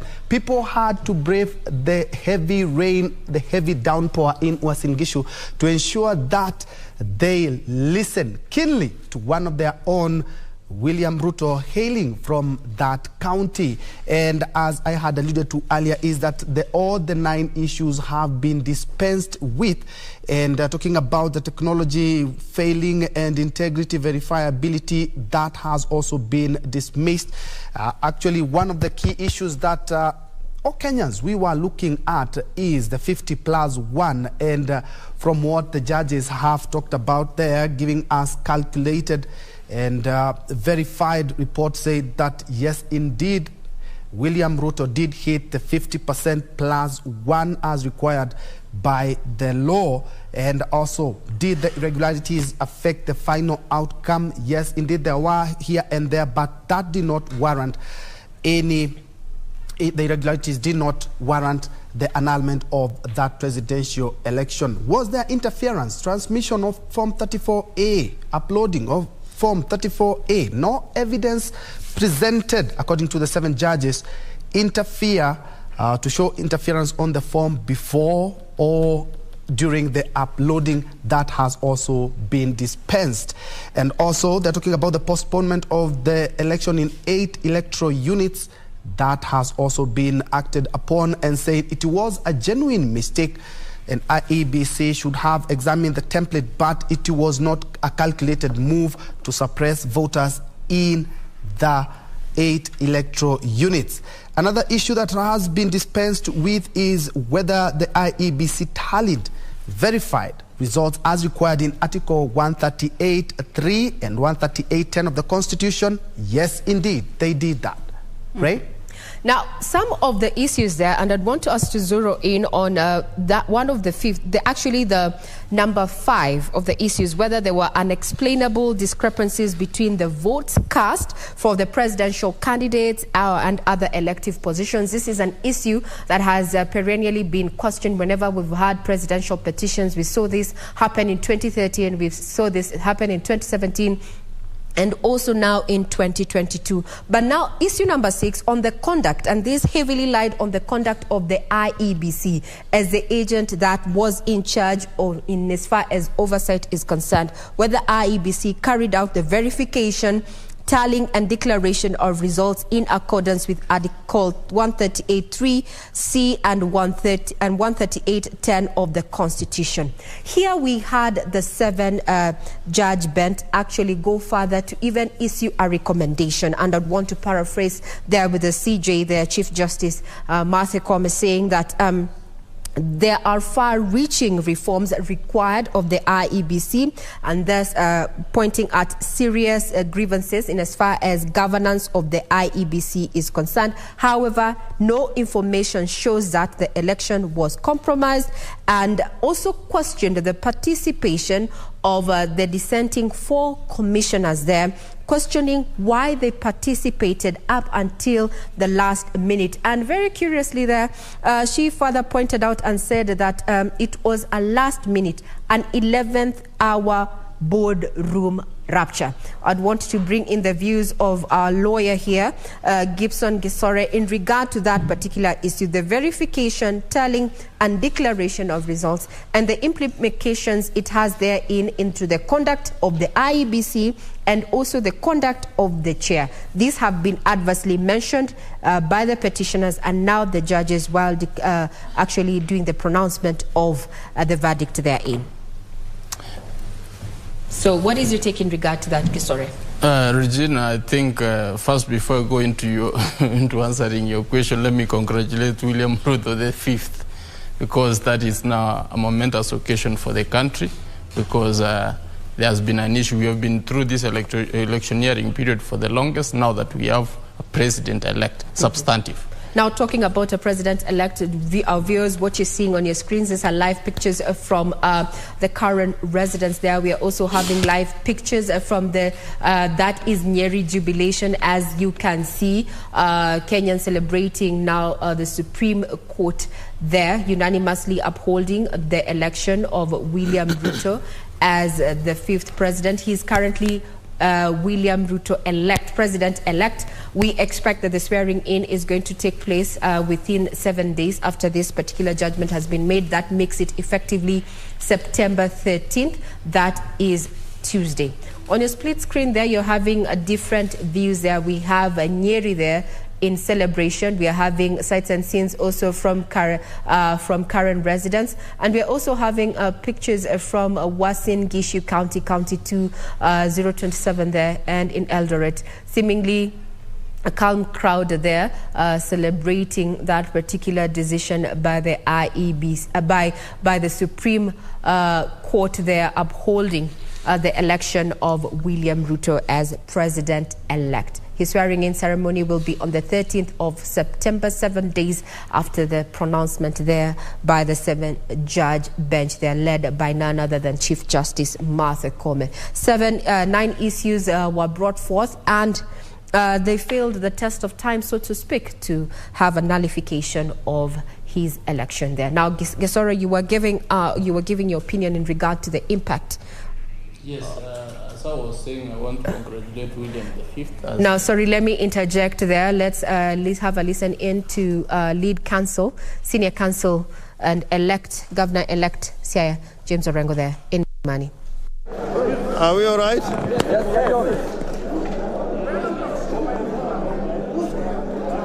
First and foremost, I want to thank our team of lawyers. As we know, we are a team of nearly 50 lawyers, and we have been working very hard for the last 14 days, this being the final day.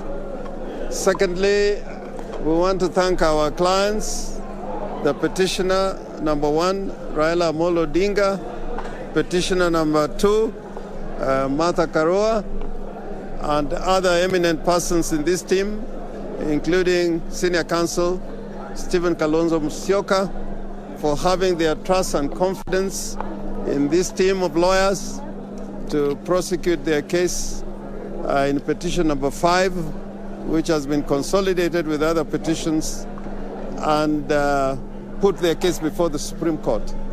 I want to say without a fear of contradiction that we do not agree with the decision of the Supreme Court.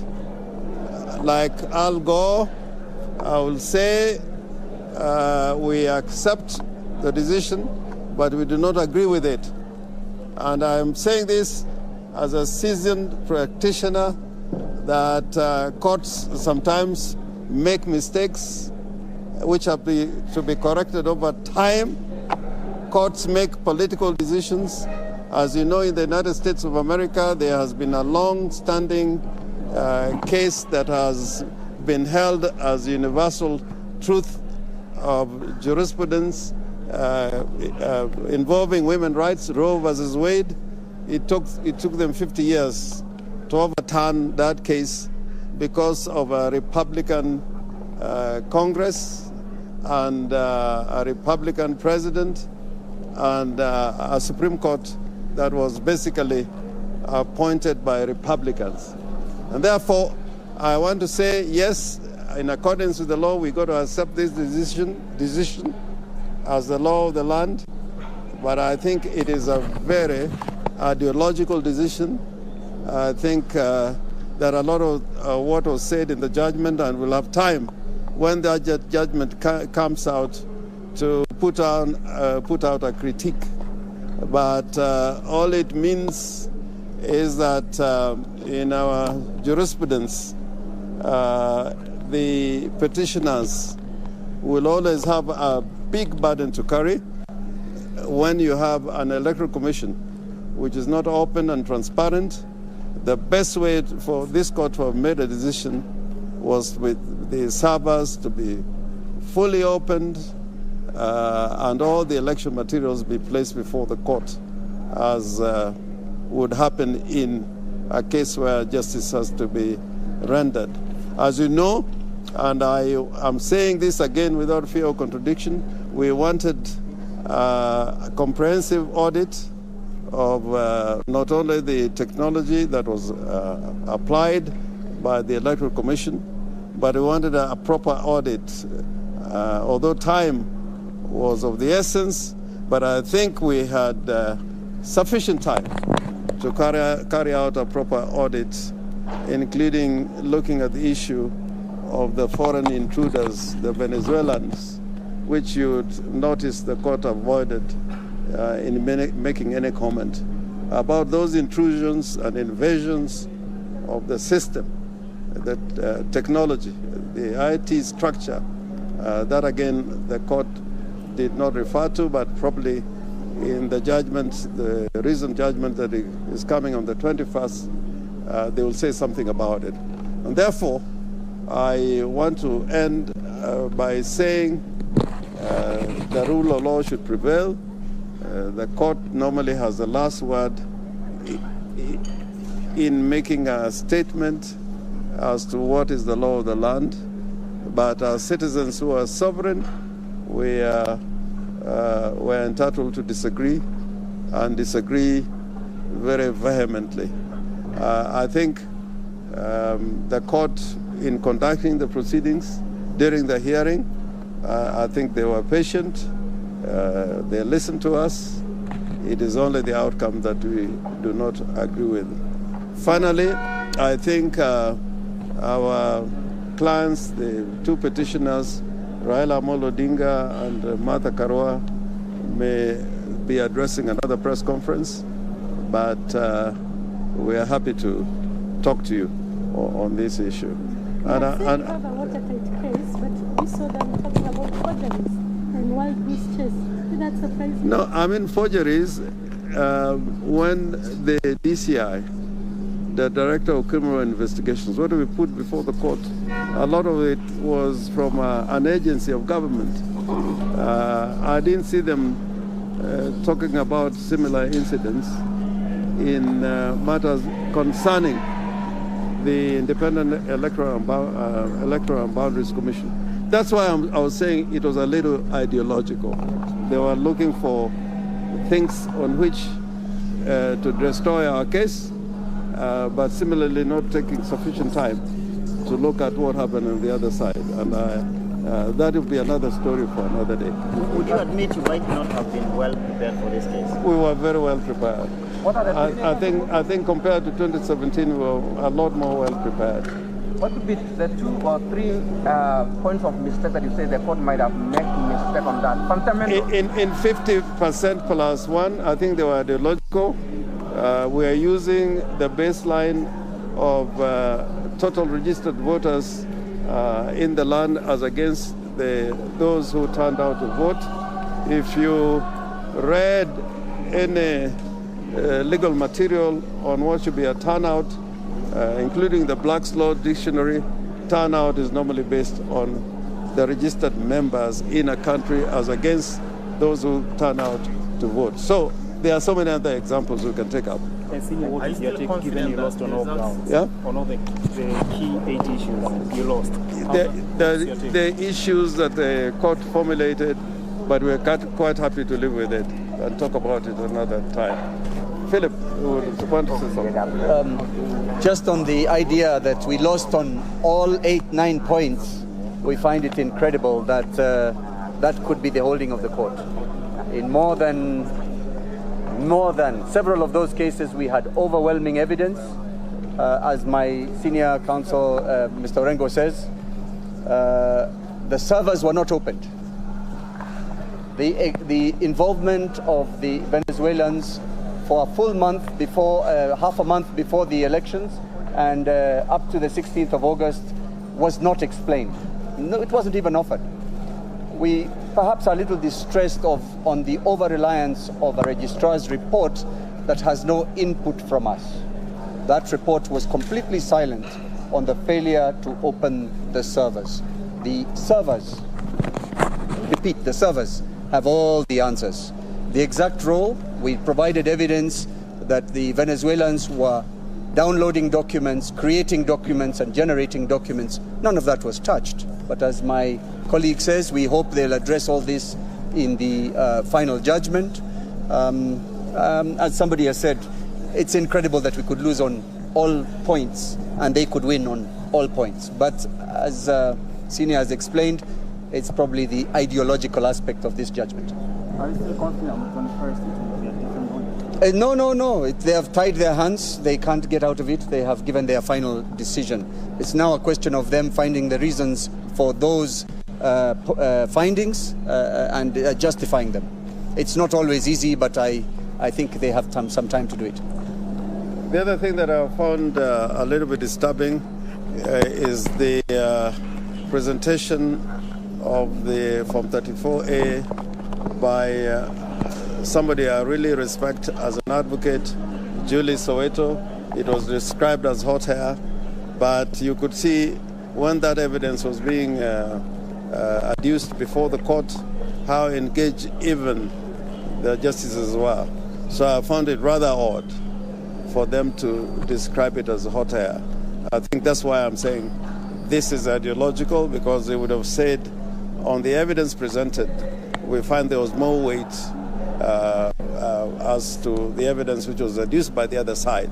But to say that it was hot air and it was a document coming from the Electoral Commission, I found it very, very disturbing. If I may explain a little further on that point made by Julie Soweto in the petition,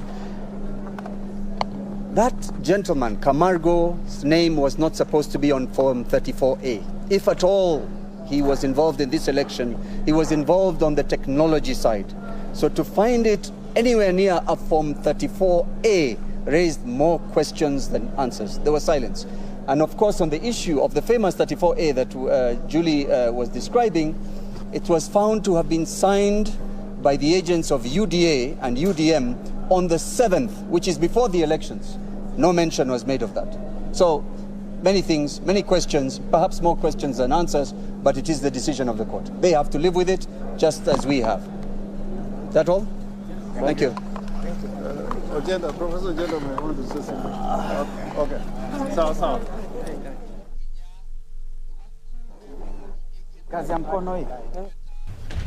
Well, that is the first press conference held by the petitioner's lawyer, Raila Odinga's lawyers. They are led by Senior Counsel James Orengo and Philip Murgor. And as I said, is that they are opposed to that judgment. Let's hear what the Nyeri governor has to say in regards to the same, but we will be crossing over there to know exactly their sentiments or sampling some of the sentiments of leaders. As you have seen, Uasin Gishu is packed, as you can see on your screen.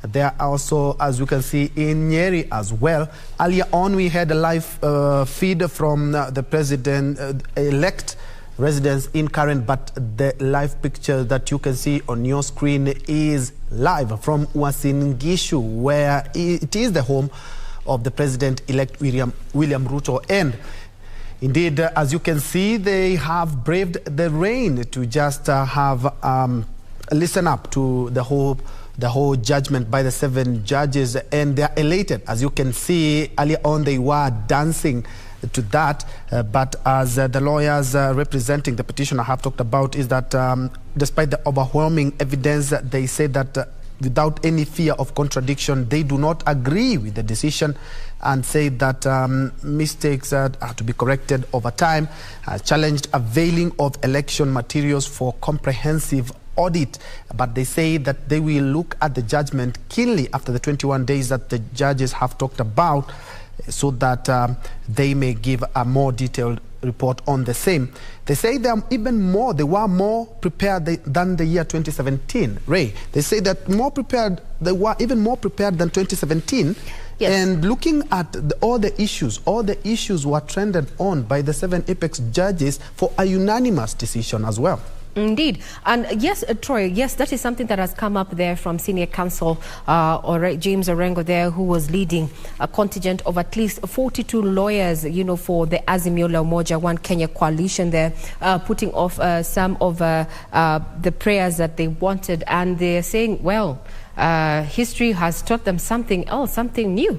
In as much as they were prepared, well, it did not go their way, and they have picked that issue that all they have not even have had a single win or reprieve in all the 9 issues that the Supreme Court judges were making a decision on. And they said they even had some quite weighty evidence in some of the prayers that they sought. Remember, the question is, one of the issues was whether there was interference in the uploading of the transmission of the Form 34A from the polling stations to the IEBC public portal. This being the second issue that was they were seeking to have a judgment all. However, according to the Supreme Court judges there, who are unanimous in their decision that saw the upholding of William Ruto as president-elect, is that no credible evidence was presented to show interference, as well as the judges went further to just say that even with the findings of the scrutiny of 14 polling stations, there was no evidence, and that all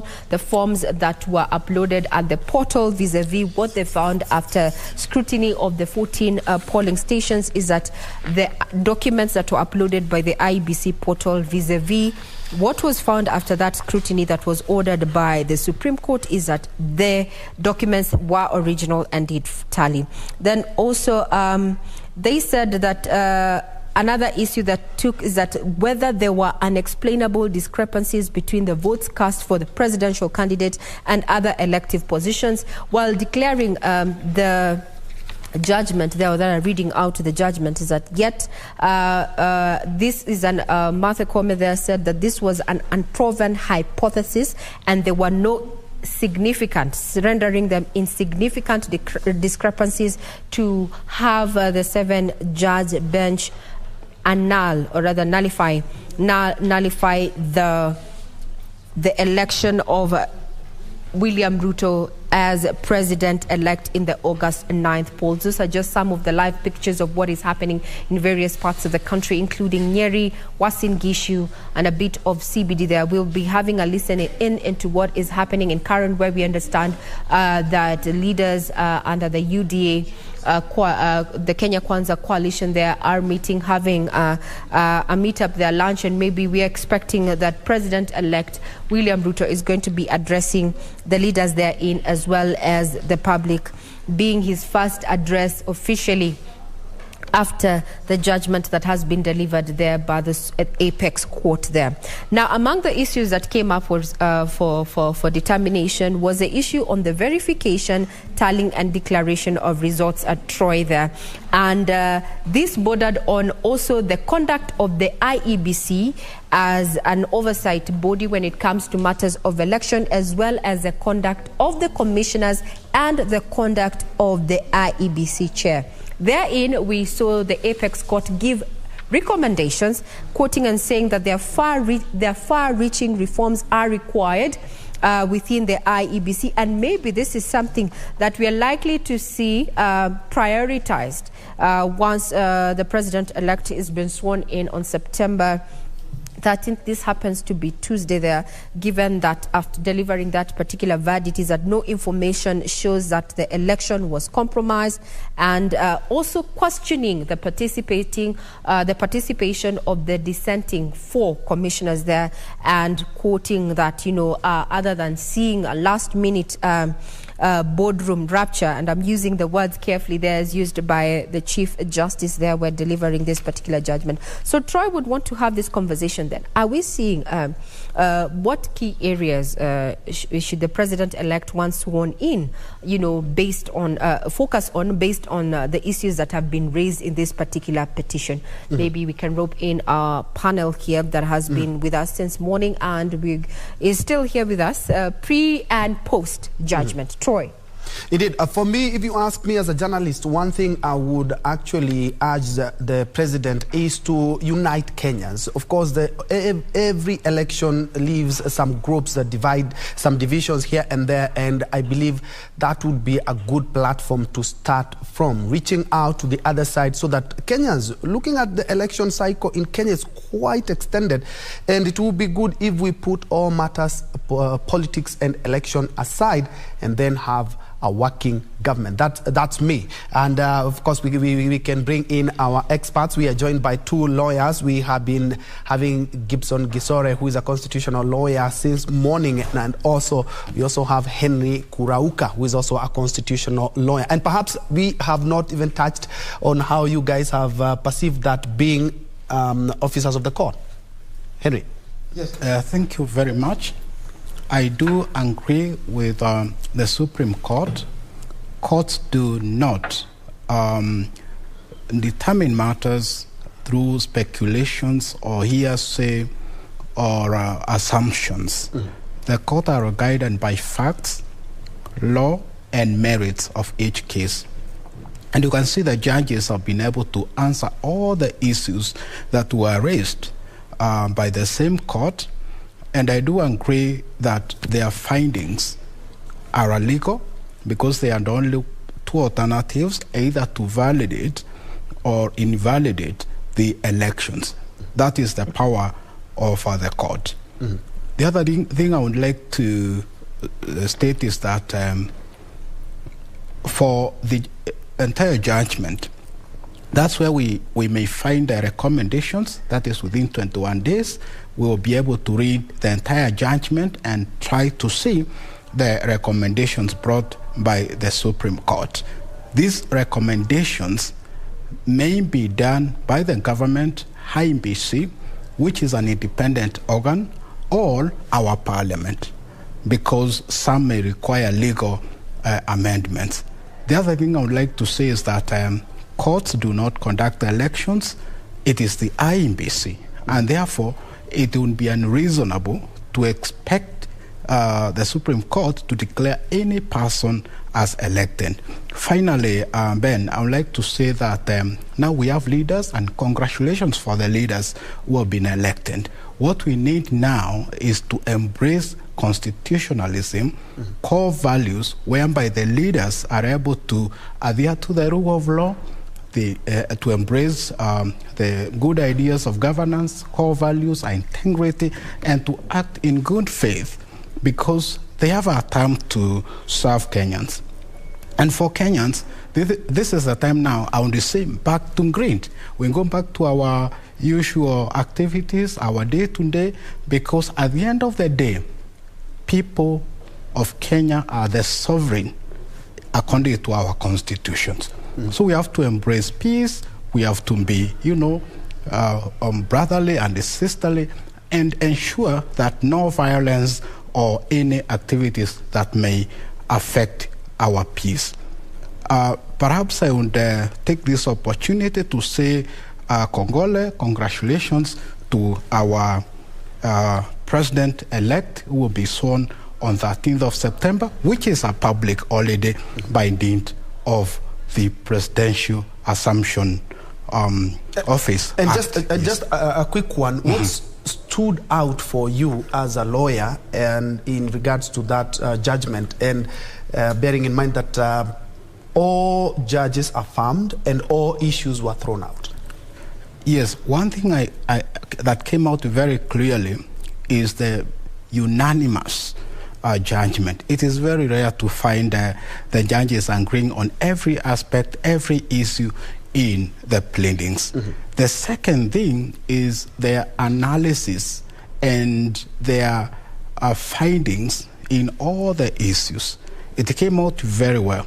They were able to link the role of IEBC as a body corporate, where they raised issues of technical team. Remember, returning officers, presiding officers, the technical team, and many persons play a part. So it is one body corporate. And the way they were able to interpret Section 138, subsection 3C, which refers to IEBC to render credible and transparent elections vis-a-vis Article 138, subsection 10, that gives the chairperson power to declare presidential elections. The other thing is, of course, the issue of irregularities and the standards to annul or invalidate elections. Remember, election matters have higher standards than in civil matters, where it is balance of probabilities, and lower standards in criminal matters, where it is beyond reasonable doubt. And the judge is saying allegations of fraud, criminality, and so on are matters that require very high standards of proof, and they are beyond the jurisdiction of the court. Gisore, let me throw the ball to you.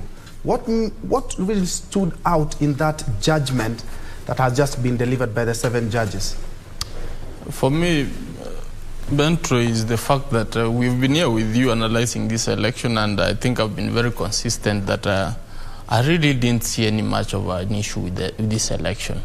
My only concern was the boardroom rapture, which has been stated in point number 6, and that for me was very dear to my heart, because when I saw that happening during the announcement, I thought that that was very wrong, and that has been actually been cleared out in that we have seen the judges say that that was an corporate working for purposes of the IBC, and then there should be recommendations. I think more training should be conducted on how they should behave and on how they should be able to conduct their in-house affairs, because the law is very clear, and the law has been very clear. The courts have really found in favor of the president-elect that and IBC that indeed they did their job, but save for the last bit where we saw some of them seceding and trying to do a presser outside, which was wrong. And now, as Kenyans, we need to focus. We need to go back to our jobs. We need to actually do that, which because as one of I'm sorry to quote this, one of the advocates for Kenya Kwanza did mention that this case was all about a lot of noise with nothing, over nothing. But indeed, the opposition, you have seen Senior Counsel Orengo do state that it's unfortunate for them that their side really didn't actually didn't win on any of the issues. But the judges, I think, have been very clear. They have been able to itemize point by point by stating that, yes, this came by, this was the response, and this is what we found, that indeed they didn't reach the threshold. I told people that the case was a very good case, but what matters is the evidence, now, because courts rule on evidence. Now, Gesore, since you've brought us to that point, the issue of, in your opinion, as a legal mind, what caused the Azimio camp this particular petition, from where you sit? Evidence. Evidence, evidence, evidence.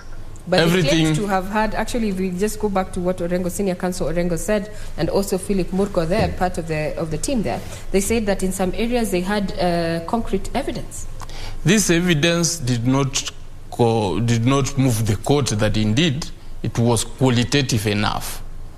They came with a lorry full of evidence, but it was not qualitative enough. Because if you listen to Martha Koome read the judgment, she was very articulate that this was the allegation on this petition. This is the response we got. And we didn't find it. And then she goes on to qualify their statement that we looked at it from both ways. Some of them were actually realized to be, and then the key issues which they were relying on were actually sensationalized, which is really unfortunate, because it's good for the media, but as a legal mind, from where I stood, I only told people, I only hoped that, because you're trying to annul the will of the people, you need to come with alternative numbers. There were no alternative numbers. That's where, for me, key for me was point number 5, And point number 7, once those ones did not meet the threshold, I knew this thing was already gone. Yes. What is the likely fate of IEBC going forward, looking at the recommendations that has been made by the Apex Court in regard to that there needs to be, a review, so to speak, reforms are required within the IEBC? What impact will this recommendation, is it likely to have? I will only wait for the judgment in 21 days, I think, if I'm not wrong, Matakome said, to see what kind of recommendations they are giving. Because for me, IBC is at the center, is the man at the center of this election. And we need them to act in concert. So we need to actually demarcate the role of the chairman and the commission vis-a-vis the commissioners, because that's where the big issue came. We didn't have any issue with the commission, which was tallying and verifying. And then the aspect that who is given what, because Nyangaya was trying to state that, I'm the one in charge of IT, but I was not involved. So those are some of the issues we want set out. Is it that once you've been given a role, what is your district? Now we have to do in-house our housekeeping for the IBC, and that's really unfortunate for us because we expect them to do that for themselves. Now let's have a listen into what is happening on ground. These are just various sights and scenes. We are currently in Eldoret, which happens to be in Uasin Gishu County, County 2027 there, and as you can see, Kenyans have come out in significant numbers, so to speak, and they're celebrating. We understand there were some showers, but this did not keep them out from, celebrating here. That the Apex Court there, 7 judges have unanimously upheld the election of William Ruto as president-elect, and we expect in the next 7 days he's going to be sworn in. 7 days from now is going to be the 13th of September. These are just sights and scenes happening in Uasin Gishu County. Let's just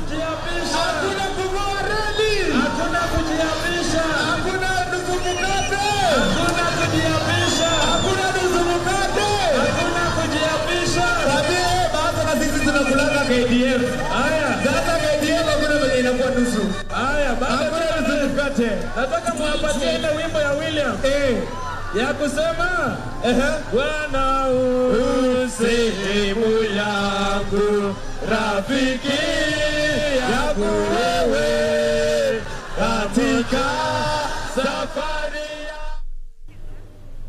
Now let's head to Kirinyaga.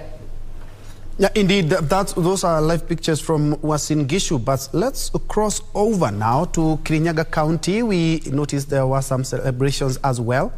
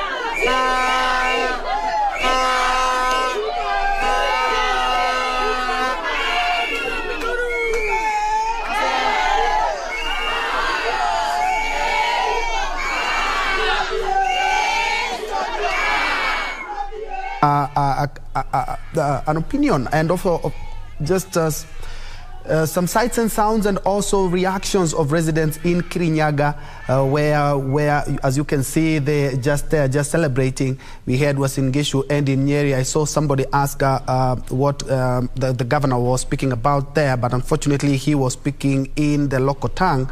And so as soon as we have those speeches in Swahili and English, we'll be crossing over to just get a feel of the reaction of leaders. Earlier on in Karen, as you had seen in some pictures earlier on, we heard is that a lot of leaders elected on a UDN Kenya Kwanza ticket were there and they were watching it as a group. We do, of course, expect a link from there. We expect the president-elect to be making one. And let's have some reactions from Nyeri County now.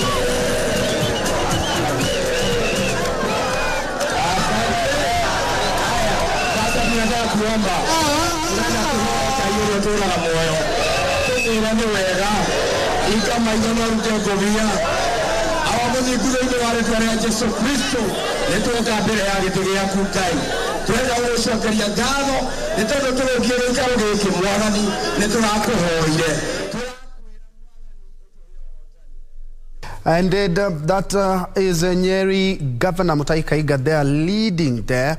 Some prayers there at the Nyeri CBD, where, as you can see, it's jam-packed with jubilant supporters of Kenya Kwanza, UDA colors dotting the streets and singing. Rigathi Gachagua, who is the Deputy President-elect, hails from this county, so you have to be keeping a keen eye on that. And we, of course, we expect a lot of reactions from leaders there. And as you can see, we are back. There we have some videos from Kirinyaga on the bottom left, and we have Uasin Gishu on the on the right of your screen. And if my director can guide me on the bottom right of the screen, this should be images from Kisumu, right, my director? Anyway, it's just we're just keeping a keen eye and traversing county after county, just getting some of the reactions after the Apex Court made its determination on the presidential election, which all the 7 judges have affirmed President-elect William Ruto, setting stage for the swearing in on Tuesday next week. Ray? And the question is, now that this particular verdict is out there, what lies ahead for IEBC Chair Wafula Chebukati? Maybe we can hear from our counsels there. We listened to Henry Kurauka there. What does this mean? Because he has been adversely mentioned in this course of this particular petition. However, we have not had any criminal charges inferred on him, and this particular judgment, does it exonerate the chair? Counsel Henry Kurauka, what's your take? In my view, the judges rather declined to discuss issues of criminal culpability because that is not their jurisdiction. Their jurisdiction is to establish and make a decision on presidential elections, whether it is valid or invalid. If there are other issues of criminality, I believe in their full judgment, they will make recommendations as to how the process should be handled. And that commences from the lower court, from the magistrates' courts, because that's where criminal cases start. Then High Court for appeal or Court of Appeal. The other thing that we need to mention is that the jurisdiction of the Supreme Court is limited. Parties brought in so many matters, so many issues that were not relevant as provided in our Constitution. And therefore, a lot of things were side shows, and I do agree with the judges. Finally, he who alleges must prove. That is the basic fact. And any court will only be persuaded by evidence presented, by facts, pleadings, and the law. Not innuendos, not social media, not assumptions, and so on. Thank you. And still on the same, I remember Senior Counsel there, James Orengo, talking about, and even Philip Murgol talking about, we are waiting for the comprehensive report on the same, and you've talked about the court lacking the jurisdiction for the culpabilities. What happens to reports by, of course, there's the IBC report, there's a report by the Supreme Court registrar in regards to the boxes that were tallied, and the DCI report that was presented in court in regards to the Venezuelans. What remedies can they have? Right. The remedies could be of criminal nature if proved. However, in my view, today's judgment settles issues as far as presidential elections are concerned in 2022. No person can reopen these issues. However, where there are criminal issues, those issues can be dealt with in accordance with the law. And I am informed there are a number of criminal cases pending relating to the election process, because if the returning officer or presiding officers commit a crime under Elections Act, they should be punished as per the law. But let me say this fight by the commissioners is wanting. We must condemn it. And in future, we want a united corporate entity. Let all commissioners sit down and resolve issues in-house, because coming to the public is not only threatening our peace, but it is also sending a very unfortunate image to the world, considering that IBC is an independent body. It cannot be influenced by any other party under our constitution.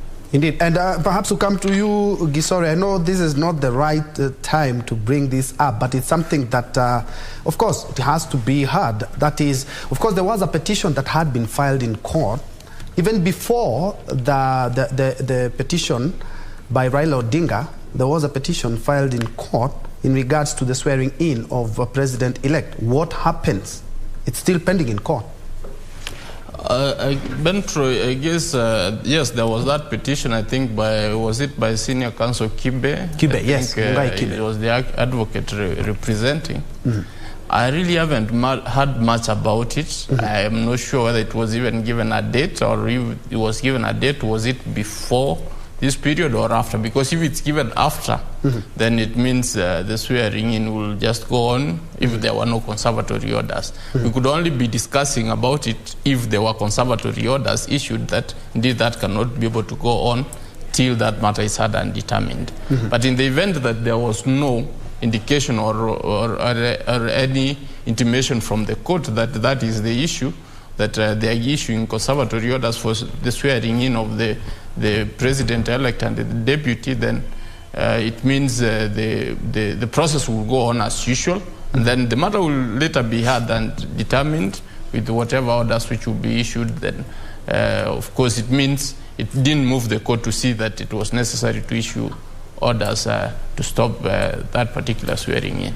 Mm-hmm. And Kurauka, looking at all the presidential petitions that we've had, the Apex Court had the opportunity to have a look at, we are seeing quite a paradigm shift from all other judgments. Indeed, you did say that the court is not bound by its own precedent, but this is the first time that we are having all the issues struck out and all the judges affirming.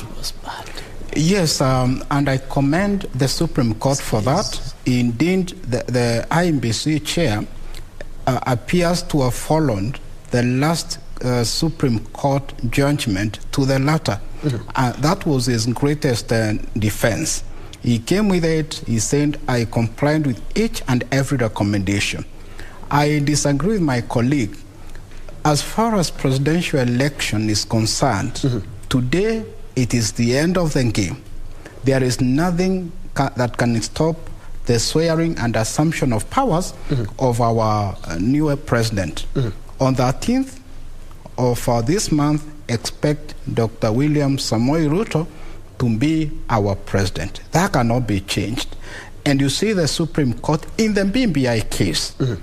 was very clear that a sitting president cannot be taken to court over any other matter, whether criminal or civil matter or otherwise. And that now creates one irresistible conclusion that all the other petitions in the lower court will have to collapse, either be withdrawn or struck out by the various courts. Thank you. And are we likely to see something emanate from all the lawyers I've talked about? They are waiting for that comprehensive report after 21 days. Can it affect anything later on? Other than that, I'm talking about the laws and how IEBC perhaps conducts itself, the DCI. But hold the thought. Let's first of all cross over to Mombasa to have a feel of how the residents there have been following up on this petition. Junei? Right, we're coming to you live from the streets of Mombasa, and it's a whole lot of mixed reactions from the residents of Mombasa. Some of them are celebrating, some of them it's a somber mood. Let me just get a feel of what they have to say concerning the ruling. Tuananza na nani? Karibu sana. Pito huu pande wangu huu. Tuambie unaitwa nani na songa tu nyuma hapo. Unaitwa nani na uamuzi huu mpokeleaje? Mimi kwa majina naitwa Abubakari Maganga, ndio jina langu. Lakini uamuzi umekuwa mzuri, nashukuru kwa sababu at least uamuzi wa mahakama ulifuata demokrasia na uamuzi haukuwa mbaya. Lakini muhimu kabisa ambacho mimi naweza nikasema kama Mkenya ni kwamba mimi naweza nikasema ya kwamba pande zote mbili tumepata ushindi.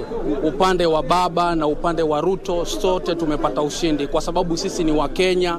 Inatakikana kwa sasa tuweke tofauti zetu kando ili kama inawezekana tuweze kujenga nchi yetu, kwa sababu tunaona ya kwamba shida ni nyingi, pesa hakuna, kazi hakuna. Kwa hivyo najua challenge iko kwa William Samoei Ruto kwa sababu alitupatia ahadi nyingi ambazo tunajua ya kwamba atazikamilisha Mungu akimwezesha. Kwa hivyo tunamuombea kila laheri, akiapishwa aweze kutusaidia kwa mambo mengi ambayo tulikuwa tunatarajia kutoka kwake. Na sana sana kitu ambacho pia vile vile tunaona anaweza kutusaidia ni hii kitu inaitwa bottom up, kwa sababu bottom up tunataka kuiona sasa ikifanya kazi in really, kwa sababu alikuwa akitueleza kisiasa, lakini kwa sababu sasa ashaingia kwa serikali ataweza kutuonyesha bottom up itamsaidia nini mwananchi wa kawaida.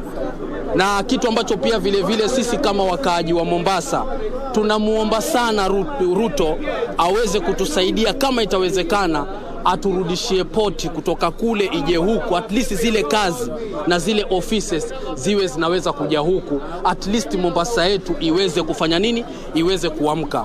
Na kitu kingine pia Ruto namuomba aweze kufanya kazi na wanasiasa wote na Wakenya wote, asibague Mkenya huyu ama Mkenya huyu, afanye kazi kama kiongozi wa Wakenya. Maomi shupavu sana hapa. Wacha nipate, songea tu hapa karibu. Uko upande gani, huzuni ama furaha? Asante sana. Kwa majina naitwa Douglas, ni memba wa Borana, bunge la wananchi hapa Borana Mombasa. Kwa sasa hii tumekubaliana na maamuzi ya mahakama, na kama Wakenya na kama wananchi wa Kenya, kitu kia muhimu kwanza ni tusikane, tuendelee na maisha yetu. Kitu ya pili, president ambaye amekuwa elected today as a 50th president, hakuna kibarua kigumu. Ya kwanza, yeye mwenyewe alikuwa anatupatia hopes, na saa hii imefika time tunatakikana kuona hayo matunda ya hopes zetu. Najua by that time ilikuwa za campaign, ni semi za campaign, lakini Wakenya wameweka kwa kiria ngiwa mmoja wao. Na kitu cha pili, yeye kama kiongozi na huyu mwenzake walikuwa wanashindana na yeye, wote wako na wafuasi. Kitu tulikuwa tunaomba Mheshimiwa Ruto aite wale viongozi wengine waketi chini for the stability of the country, ndio tuendelee tuweke Kenya yetu kuwe mbele. Kenya ni kubwa kuliko hao viongozi kidogo, na sisi tunawajagua wao tuongoze sisi.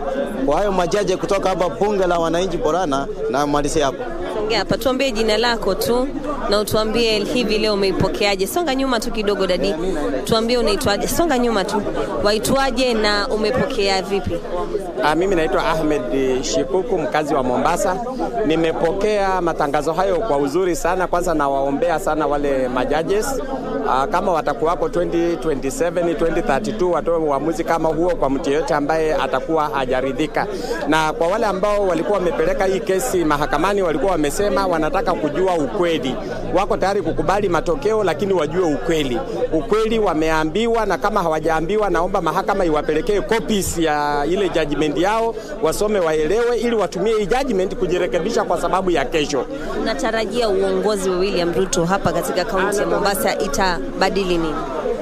Natarajia uongozi wa Ruto ufuate manifesto namna alivyotuambia, asiende nje ya manifesto yake, na hata kama itakuwa na maana kwamba ushuru uongezeke kwa watu ili apate kutekeleza manifesto yake, tuko tayari.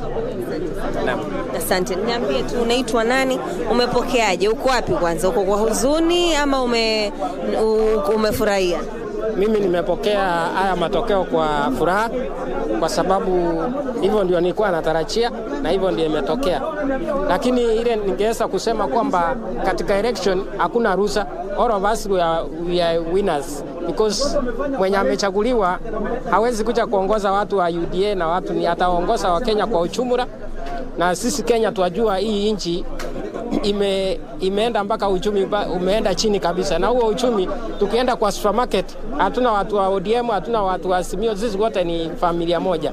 Kwa hivyo tunatarajia kiongozi ameingia mamlakani, especially Kenya tuko na brokers wengi ambapo unaangalia katika kila sehemu. Kama hapa Mombasa tuna familia ambao zina control Mombasa. Tunataka Kenya kama ni election tunaenda, iwe si election ya family fulani inakuja inasema tunataka kupiga nini, tunataka kucheza hiyo nini. Tuwe ni mtu yoyote ambaye anaweza simama achaguliwe, kama vile tumeona kwamba Anasura Kanikamu. Ukiangalia katika Levity Valley kuna watu mpaka walikuwa wanaenda na mkokoteni, sasa hivi ni wabunge. Kwa hivyo ile naweza kusema ni kwamba zote ni washindi. Those are just sentiments of the residents of Mombasa.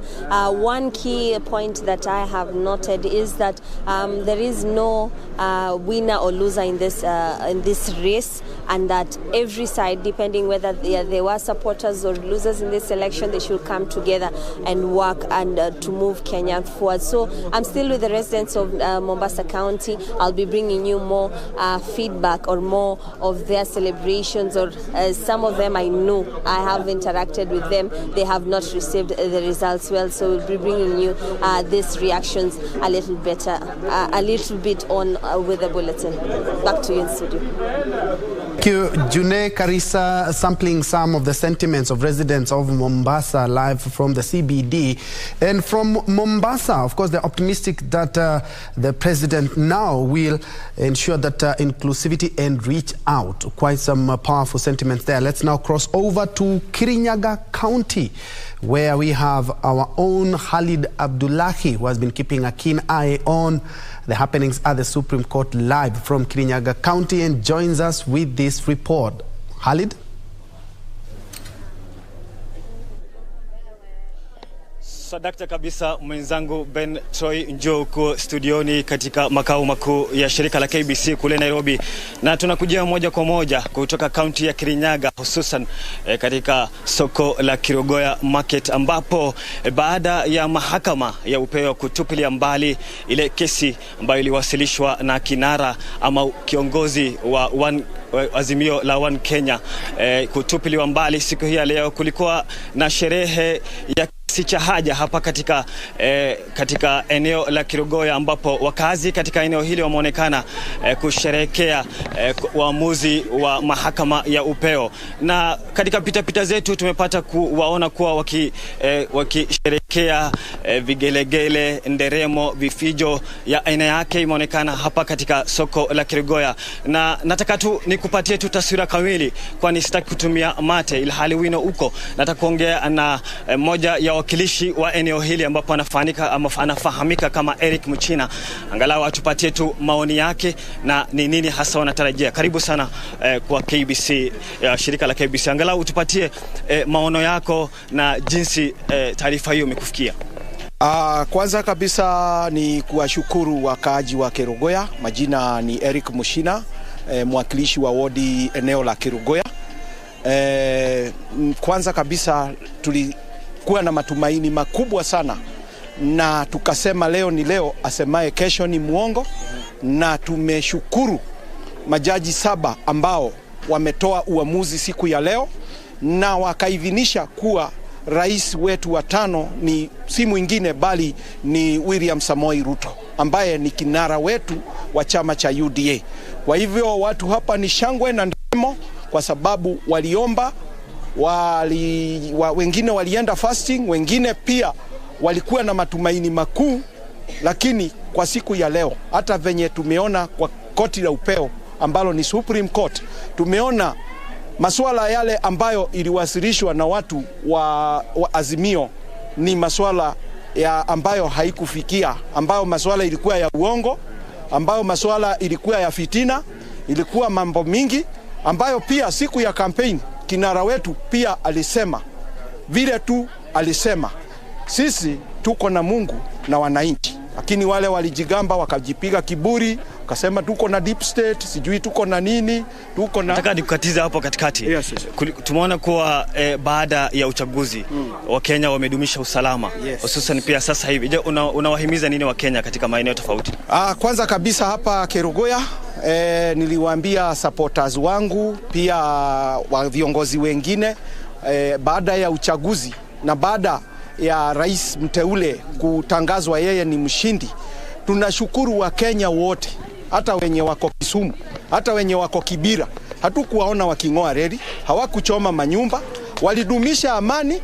Na tunaona kwanza Kenya mahali imefika ni mahali Kenya imekomaa, kwa sababu ile civic education yenye tulikuwa tunapea watu wakati wa campaign, tunawaambia regardless matokeo yapi, regardless ni Ruto atatangazwa kama mshindi ama ni huyo mwingine, ambapo ni Ruto alitangazwa mshindi, tulikuwa tumeambia watu wadumishe amani. Na kwa swala hilo tumeona kabisa watu wamedumisha amani, na viongozi wote especially wa supporters wetu wa chama chetu cha UDA waliweza kudumisha amani.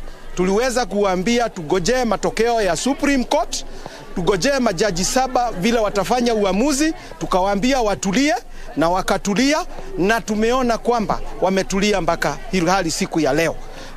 Naam, sasa nataka tulegeze kamba, tutoke kwa wakazi twende kwa viongozi. Mmepewa mamlaka. Yes. Je, unawaambia nini ama wito wako ni nini kwa viongozi ambao wamechaguliwa sasa hivi? Kwanza kabisa ni kushukuru wakaaji na pia wapiga kura kwa vile wametupea majukumu ya miaka 5 kuwashughulikia na kuweza kuwatetea masuala mbalimbali. So kwa niaba ya viongozi wengine, mimi naweza waambia tuko na majukumu makubwa, majukumu ambayo tuliweza kuambia wananchi wakati wa campaign. Tuliweza kupeana manifesto zetu, tuliweza kuambilia watu campaign promises mingi. Kwa hivyo mimi nawaambia viongozi wengine tulishirikiane pamoja, umoja ni nguvu, tuweze kuletea wananchi maendeleo, tuweze kuwatetea katika bunge, tuweze pia kuleta manifesto ambayo ilikuwa chama chetu cha bottom up, kwa sababu hawa watu unaona hapa ni mahasla. Hii ni hustler nation. Tuweze kupeleka bottom up venye kiongozi kinara wetu ambaye ni rais wetu wa 5 vile alikuwa anasema kwamba tuweze kuinua uchumi. Sasa wakati huu kwa viongozi si masuala ya siasa, na wale walioshindwa wakubali kushindwa, kutoka MCA, kutoka MP kwenda senator, hata governor, hata twende president. Hata hiyo swala limetolewa na uamuzi Supreme Court.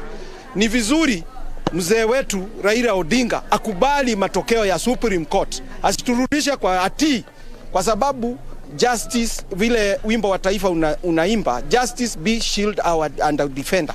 Kwa hivyo akubali matokeo ya Supreme, na pia ambie supporters wake waweke amani, kwa sababu sisi tuliweka amani kutoka hiyo wakati wakati IBC ilitangaza kwamba William Samoei ndiye rais. Na tena ni kushukuru IBC. IBC leo tumeona pia kwa Supreme Court, majaji wamesema hizo zote zilikuwa fitina, kwamba wao hawakufanya uchaguzi wa haki. Sisi tunajua, tuliamka asubuhi tukapiga kura, pia sisi wananchi wakatupea majukumu la kuwa maofisini, na tena hivyo Supreme Court imesema kwamba the elections zilikuwa za uhuru na haki. Kwa hivyo hakukuwa na wizi hata kidogo. Kwa hivyo tunashukuru majaji kwa kufanya uamuzi huo. Asante. Naam, mtazamaji, kama unavyoona, kama unavyosikia pia na kama unavyotazama, huyo ni mwakilishi wa wadi hapa katika eneo ama wadi ya Keregoya, ambaye akitupatia tu taswira yake kamili na hisia zake kuhusiana na ile uamuzi uliotolewa na mahakama ya upeo siku hii ya leo, ambapo umesema kuwa rais mteule William Ruto ndio atashikilia usukani. Wanasema kuwa samaki ama nyama yote imepikwa, sasa tunangoja kupakuliwa. Kwako studio, Ben Torenjwe. Shukran Halid Abdullahi akiwa county ya Kirinyaga. They are sampling some of the leaders. Actually, I sampled some of the responses from this current MCA there. And as you can see in your screen, is set. Those are live pictures from Karen. Yes, mic chest 1, 2. We're expecting the president-elect to be giving his statement. And as you can see, Kenya Kwanza leaders, UDA, there we can see Musalia Mudavadi, Alfred Mutua, we see Kirinyaga County Governor Anne Waiguru also there. We are expecting that the president-elect will make his first major statement in regards to this Apex Court decisions. And also, as you can see, those are live pictures from the Nairobi CBD, right, my director? Yes, indeed, it is just Kenyans there at the Kencom bus station. And Kenyans there are waiting. There are big screens in various parts of the CBD there. And jubilant, some are continuing with their business after that decision. And those are live pictures now, again, from Karen. That is the resident of President-elect William Ruto there. Our leaders had gathered there and they were listening and keeping a keen eye on the happenings at the Apex Court. We do expect that a major announcement will be made. Leaders, as you can see, they are still streaming in just to congratulate the president-elect, who we expect to be sworn in as the 5th president on Tuesday the coming week. Ray? There, and we have been having a view of the country, so to speak, in various strategic counties as well as towns there, to just look at what Kenyans have to say and what is the general mood. This was highly anticipated.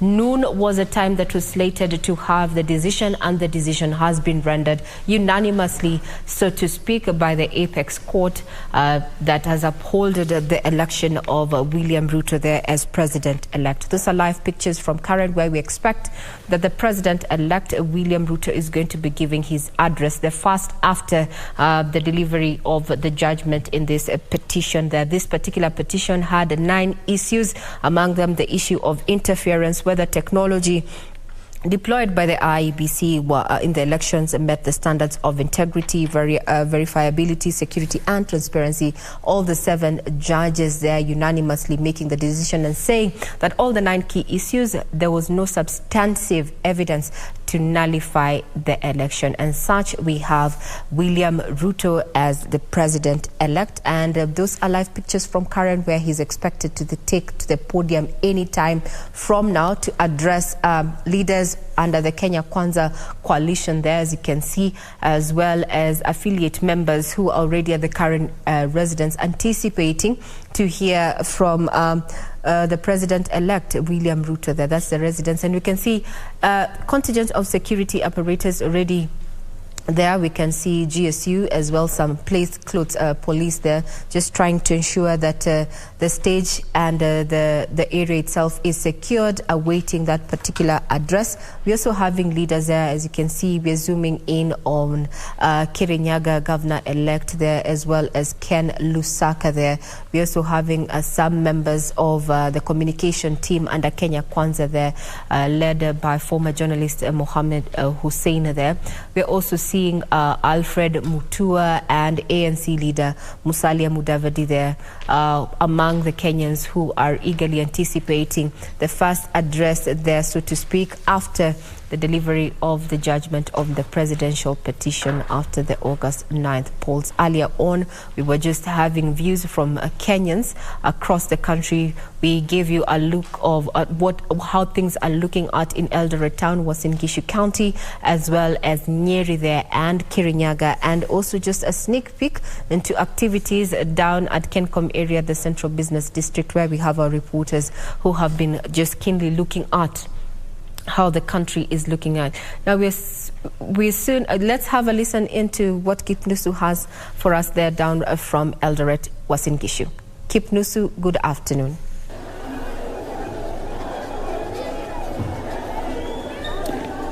A very good afternoon to you, my colleague there at the Broadcasting House in Nairobi. Yes, indeed, I'm coming to you live from Uasin Gishu County, one of the counties where all eyes have been focused on, bearing in mind this is the home county of the President-elect William Samoei Arap Ruto. And residents here have been eagerly awaiting this proclamation from the 7-judge bench, and they have been here enduring heavy downpour, just watching a big screen mounted here in the CBD. And after the after the announcement from the 7-judge bench, of course, from the Chief Justice and the President of the Supreme Court, this particular place went into celebration. The residents here are excited, and it is actually on another level. As you can see behind me, a number of them are continuing with their celebrations. Of course, traditional songs from the Kalenjin community is the one renting the air, and joining me is a number of them just to tell us their views about the pronouncement from the 7-judge bench. Asante sana, karibia hapa, naona umevalia magwanda haya. Pengine tueleze kwanza unaitwa nani na mbona uko katika hali hii na umechukuliaje uamuzi uliotolewa na majaji wa mahakama ya upeo? No, first of all, let me start by introducing myself. My name is Kevin Kosge. This is the region where I belong. Mimi ni mkazi wa hapa Uasin Gishu, nimezaliwa hapa. Kwanza mimi nina furaha zaidi, manake nina furaha kwa sababu nimeweza kupata president ambaye anatoka area hii. Ni furaha, ndio maana naona nimevalia hii kitu hapa. Hii kitu kwa Kikalenjin tunaita sinendeti. Hii ndio sisi mababu zetu ndio tuambia, hii ndio kitu za zile mahali kuna sherehe, mahali yani any ceremonial yenye inaendelea. Hii sisi kwa kwetu ndio maana unaona tunavalia hii kitu hii. Mimi kwanza nina furaha kabisa. Asante. Pengine nipate mwanadada, pengine songe hapa karibu. Ruto ametangazwa kuwa rais mteule na uamuzi ule majaji umekuwa ukisubiriwa zaidi. Pengine matarajio yako ni yapi na unahisi kivipi baada ya tangazo hilo? Kwa majina naitwa Masi Chepchirchir, mimi ni mkaaji hapa Uasin Gishu. Tuko na furaha tele. We just say congratulations to our president-elect. Thank you. Asante sana. Pengine kijana songe hapa, wewe vile vile umekuwa hapa, matarajio yako ni yapi wewe kama kijana? Maanake tunazungumzia kuhusiana na kutokuwepo kwa ajira miongoni mwa vijana. First of all, my name is Jackson Maya. We are so happy by what the Supreme Court has just announced. Tunafurahia sana. We want to say congratulations to anaitwa Doyen William Samoei Ruto. Yeah. There is another lady who has been praying all through when the 7-judge bench, of course, when the Chief Justice and the President of the Supreme Court was making a number of issues regarding to the presidential petition. And I want to understand what was going on. Unaomba wakati ambapo zoezi hilo lilikuwa linaendelea. Pengine umehisi vipi na unaona kwamba wale majaji wameweza kutoa uamuzi ambao ni wa busara? Bwana asifiwe. Kwa majina naitwa Pastor Rosti Mtai na ubiri tauni. Ombi langu lilikuwa naomba tu ya kwamba Mungu asituaibishe, atuinue kutoka kiwango kingine hata kingine. Maana tunajua kwamba Biblia nasema kwamba katika kitabu cha Isaia 54 mstari wake ni 17, kula silaha kinyume chetu haitafanikiwa. Nilikuwa nasema kwamba hakuna silaha kinyume chetu ya kupangwa atakayefanikiwa kwa maisha yetu. Maana sisi ni washindi na you are more than conquerors in the name of Jesus. Mbarikiwe na neema ya Mungu tutoshe. Amani, amani, amani ya Yesu. Asante sana. Pengine una maoni vile kuhusiana na swala hili tukitamatisha, nini kipi ambacho unatarajia kwamba Ruto ataweza kufanya au matarajio yako kwa rais mteule William Ruto?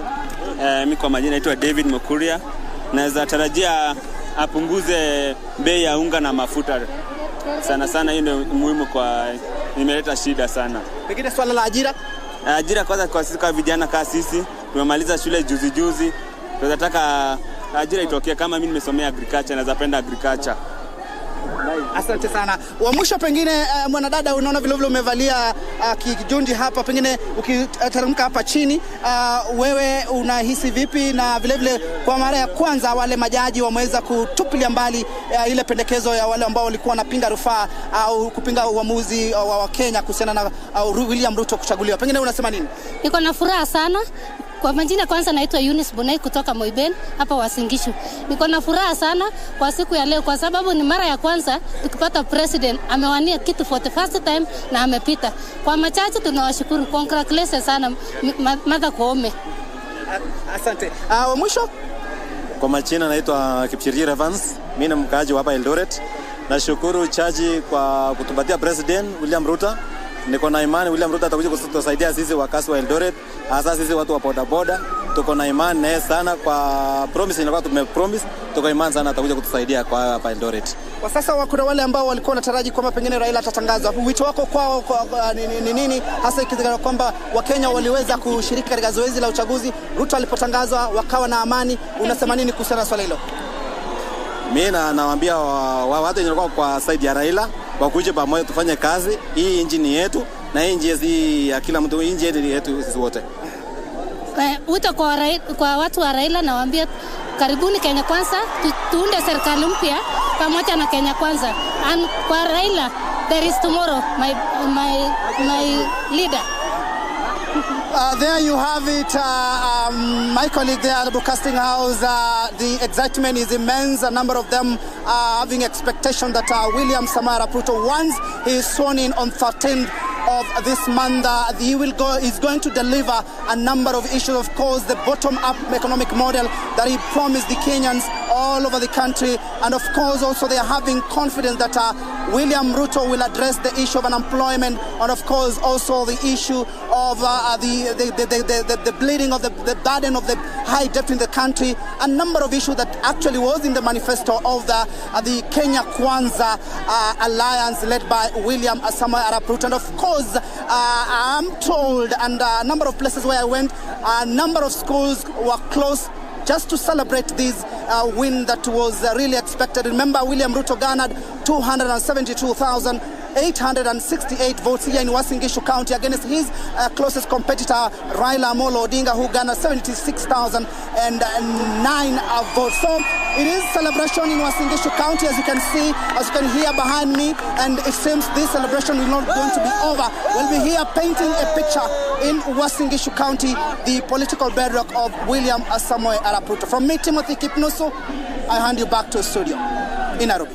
Timothy Kipnusu for that particular update on what is happening in Eldoret town that happens to be Uasin Gishu County there. And as my colleague mentioned, that has been a bedrock for William Samoei Ruto there. Kenyans down there very ecstatic with the decision that the Apex Court just made in under 1 hour and a half ago there, upholding the election of William Samoei Ruto as president-elect. He's going to be sworn in after 7 days. That makes it September 13th. And we are going to be keeping tabs on that. We'll continue also to keeping tabs on various parts of the country, including the Central Business District there, where Hibak Said has been setting camp to just look at what is happening and as far as business is running, is operations underway in terms of public transport and such. And we're going to be bringing you up to speed with that. We are also monitoring what is happening at the current residence there, where we expect that for the first time after declaration there, or the verdict being read by none other than Chief Justice Martha Koome there, that upheld the election of William Ruto as the president-elect there. We expect that he's going to be addressing contingent of leaders that are already at his current residence there amid a heavy security presence. Now, we'd want to take you down to Siaya County, County 42 in Bondo, where we're joined by my colleague Wycliffe Okech to bring us up to speed with what is happening. Good afternoon, Wycliffe. What's the status report from Bondo?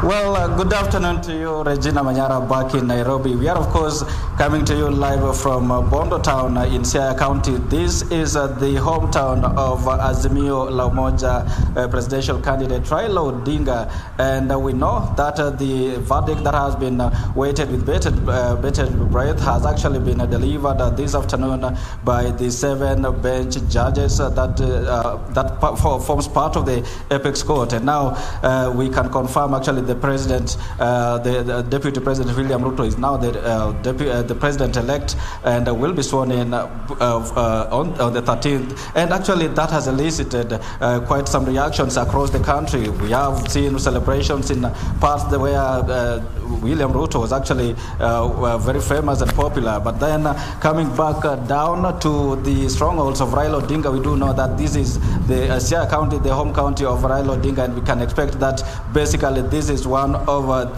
his political backyards and territories. And it hasn't been quite a similar scenario as witnessed in other areas of the other parts of the country, as my colleague Christine behind the camera is basically panning and showing you what the picture you are seeing on the screens right now is that it is all normal, and it's all normal, and people are just going about their businesses here. You can see the border riders are parked here waiting for customers to transport to various areas, and people are just going about their activities as usual. Actually, right now here there is just very little to celebrate, and it's not all gloomy though. People are just probably this is something expected.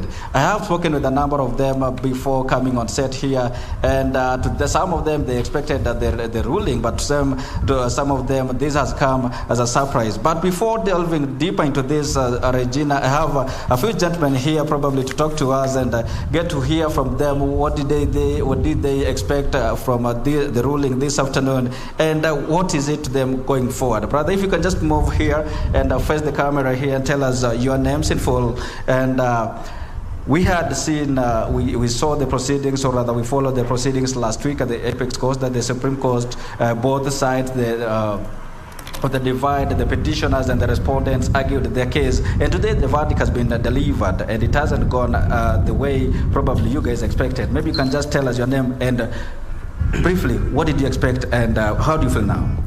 I'm Wycliffe Okech. I'm a resident of Bondo. I never expected such a verdict from the Supreme Court, because based on the evidence of the Azimio La Umoja, we as supporters, we were convinced that this election was null and void.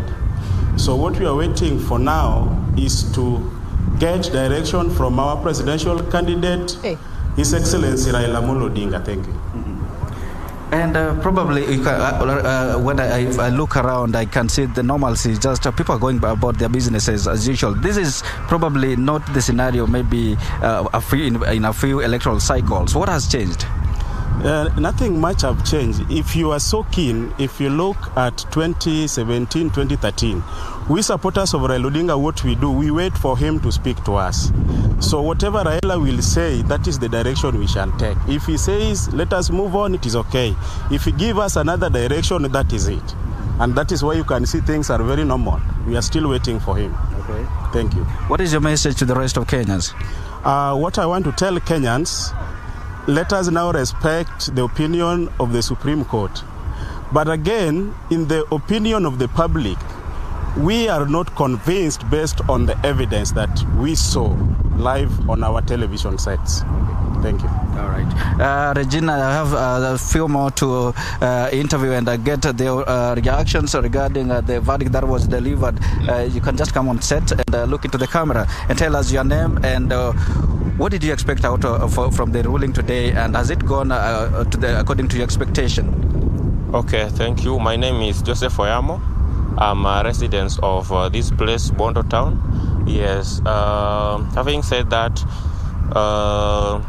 today's ruling by the Supreme Court has actually come out as a surprise. Yes, as supporters of Azimio here in his very backyard, we were expecting that he could win because people turned out and voted for him massively. But of course, the result that was released by the IBC was not convincing, and there was the case in the court that followed. And by the evidences that we saw the legal team producing before the court, they were kind of convincing. But now, as we have just seen, every petition that was placed before the court has been dismissed, and the result is out. Yeah, we just have to accept. Yeah, in as much as we may not agree, but we accept. Yeah. As an individual, how are you going to treat this, and what message do you have for the rest of Kenyans, especially probably those that reside in these parts of the country?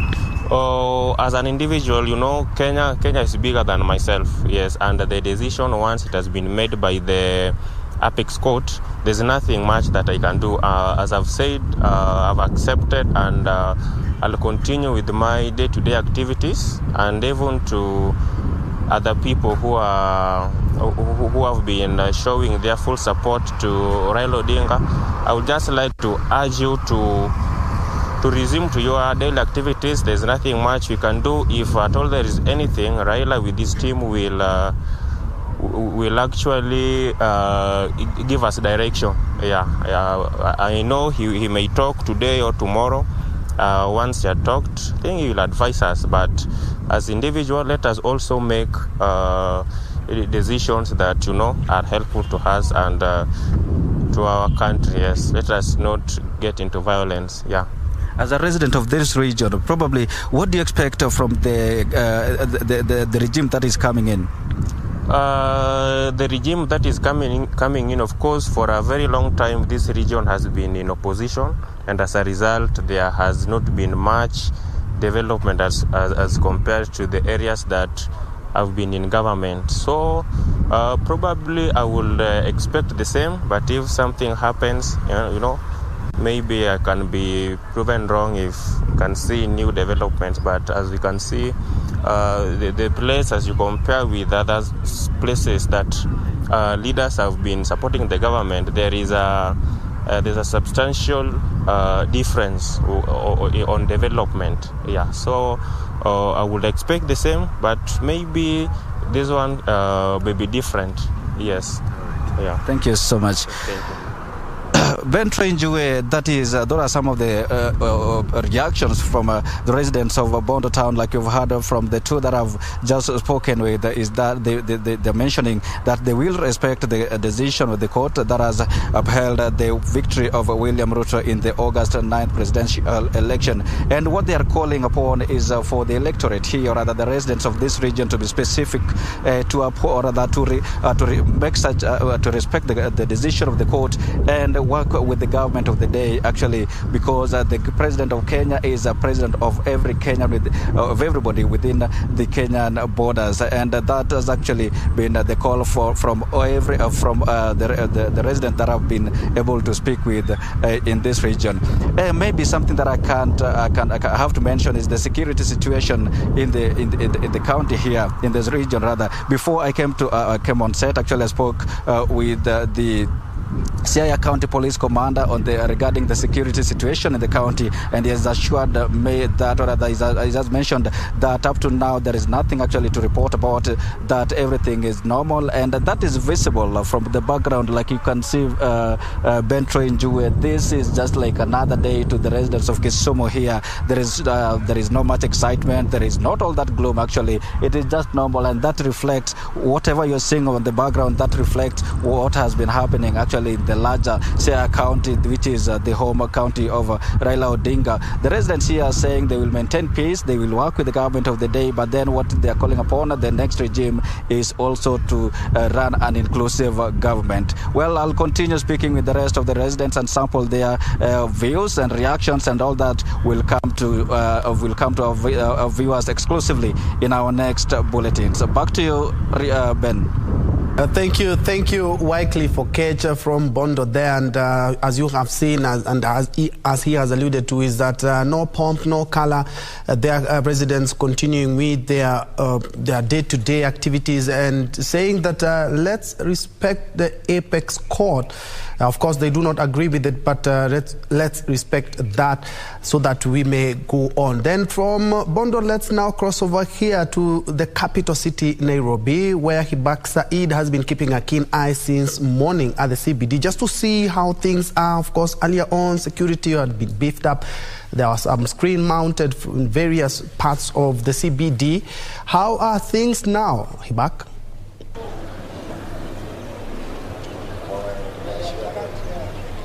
Thank you, Ben Troy Njue. We are still here at the Central Business District, and just an update from when we last spoke. Now, people here have been waiting for 12 p.m. or 12 noon to hear what exactly the Supreme Court would say and what exactly the judgment would be. At around 1 p.m. when the judgment came out, people were in jubilation. Just a few minutes ago here at the Central Business District archives, we saw a lot of people. They were gathered around. They were jubilation. They were jubilant. They were talking about how they're very happy with what has come. But the message that prevailed was peace. A lot of Kenyans just want peace. The businesses are continuing as they have been. And maybe we could just talk to you as a person who was supporting or in support of the president-elect. Mlikuja hapa, mkapiga mbwembwe, you guys had a lot of fun. What exactly was your feeling when you heard what the Supreme Court had to say? Okay, kwanza kwa majina naitwa Kiprono James. Nataka nishukuru Bwana Chebukati, Martha Koome kwa ruling yenye leo wameifanya. And then nataka nishukuru tena wa Kenya vile wame keep peace, kila kitu inaendelea, na si wote ni mandugu na si wote ni ma sisters. So nataka niwaambie bwana rais elect William Ruto wasalimiane na Raila, waongee pamoja kinauru, si wote ni ndugu moja. Alafu Kenya iende mbele, na tena nishukuru wananchi kwa sababu wameiweka hii nchi iwe funzo kwa nchi zingine kwa amani ambao wameiweka. Asante sana. Now, that is just one side of the coin, Ben Troy. You hear the people are just, they want peace, they want coordination, they want cooperation. And maybe for the Azimio side, they also had you had your own side, you had your own story, you wanted your own ruling. However, the ruling was the president-elect would be Ruto, or rather the president, or rather the elections would be upheld. What exactly were your thoughts? Okay, my thoughts, I think my name is Francis Kigali. I was a Azimio party, and today is my bad day. Let me say my bad day or a good day, because sikuwa natarajia Martha Koome ata announce Ruto, but kwa sababu ana announce Ruto, mimi kama mfuasi wa baba nimeshakubali kushindwa, na nimesema baba tarehe kesho asubuhi nitakuja kwake pale Karen. Mimi mwenyewe nimetoka huko kijiji inaitwa Kingston, nitaenda kwake nimpeleke bodo, hata kama ni fair nimekubali kutoa fare yangu, tuende nyumbani pamoja juu asiyekubali kushindwa sio mshindani, na ninaomba wachikane mkono hivi tuende kama tujenge nchi pamoja. Asante sana KBC. Kenya ni moja. That is the picture that Kenyans here at Nairobi are sending to you, Ben Troy, and are sending to other Kenyans. People want peace, people want cooperation, and they're okay with the judgment that has been made. Now, back to you in studio, Ben Troy. Thank you so much, Hibak Said, there with two supporters, one of Azimio and the other happens to be a Kenya Kwanza, and they've talked about the handshake, and I think this is what we have been talking about as Kenyans. Let's wait for the Apex Court. The Apex Court has delivered its judgment, and now it's for us to embrace it and move forward. Look at the economy, the battered economy. Look at the high cost of living. Those are some of the issues that are affecting each and every Kenyan. despite your political divide. That was Nairobi CBD. We are keeping a keen eye on various parts of the country, and looking at your screen, what you're seeing is another venue that we are giving a keen eye, and we have been doing so the better part of the morning there. That is the Deputy President residence, where President-elect will be addressing Kenyans from. And as you have seen, is that we have seen that a lot of leaders have already gotten to that. We'll be crossing over there. But on your screen is my colleague Simon Achola, straight all the way from Kisumu. Achola, how has things been there? Thank you very much, Ben Troy and Joey. Here in Kisumu, everything is a bit calm, much more than you would expect. Where I'm standing, I'm just standing next to Oginga Odinga Street. Now, 5 years ago, this street was a beehive of activities on a day like this, when the Supreme Court had annulled the then presidential election. All residents had actually gathered along the streets and were celebrating. I remember very well that we were standing where we are actually standing, and we could barely move because of the number of people that actually poured on these streets in terms of celebration. But today, the situation is pretty much different from what we saw several years back. What we have seen today is that the locals are calm, cool and collected. They are going about their business. A number of businesses have actually been closed for obvious reasons.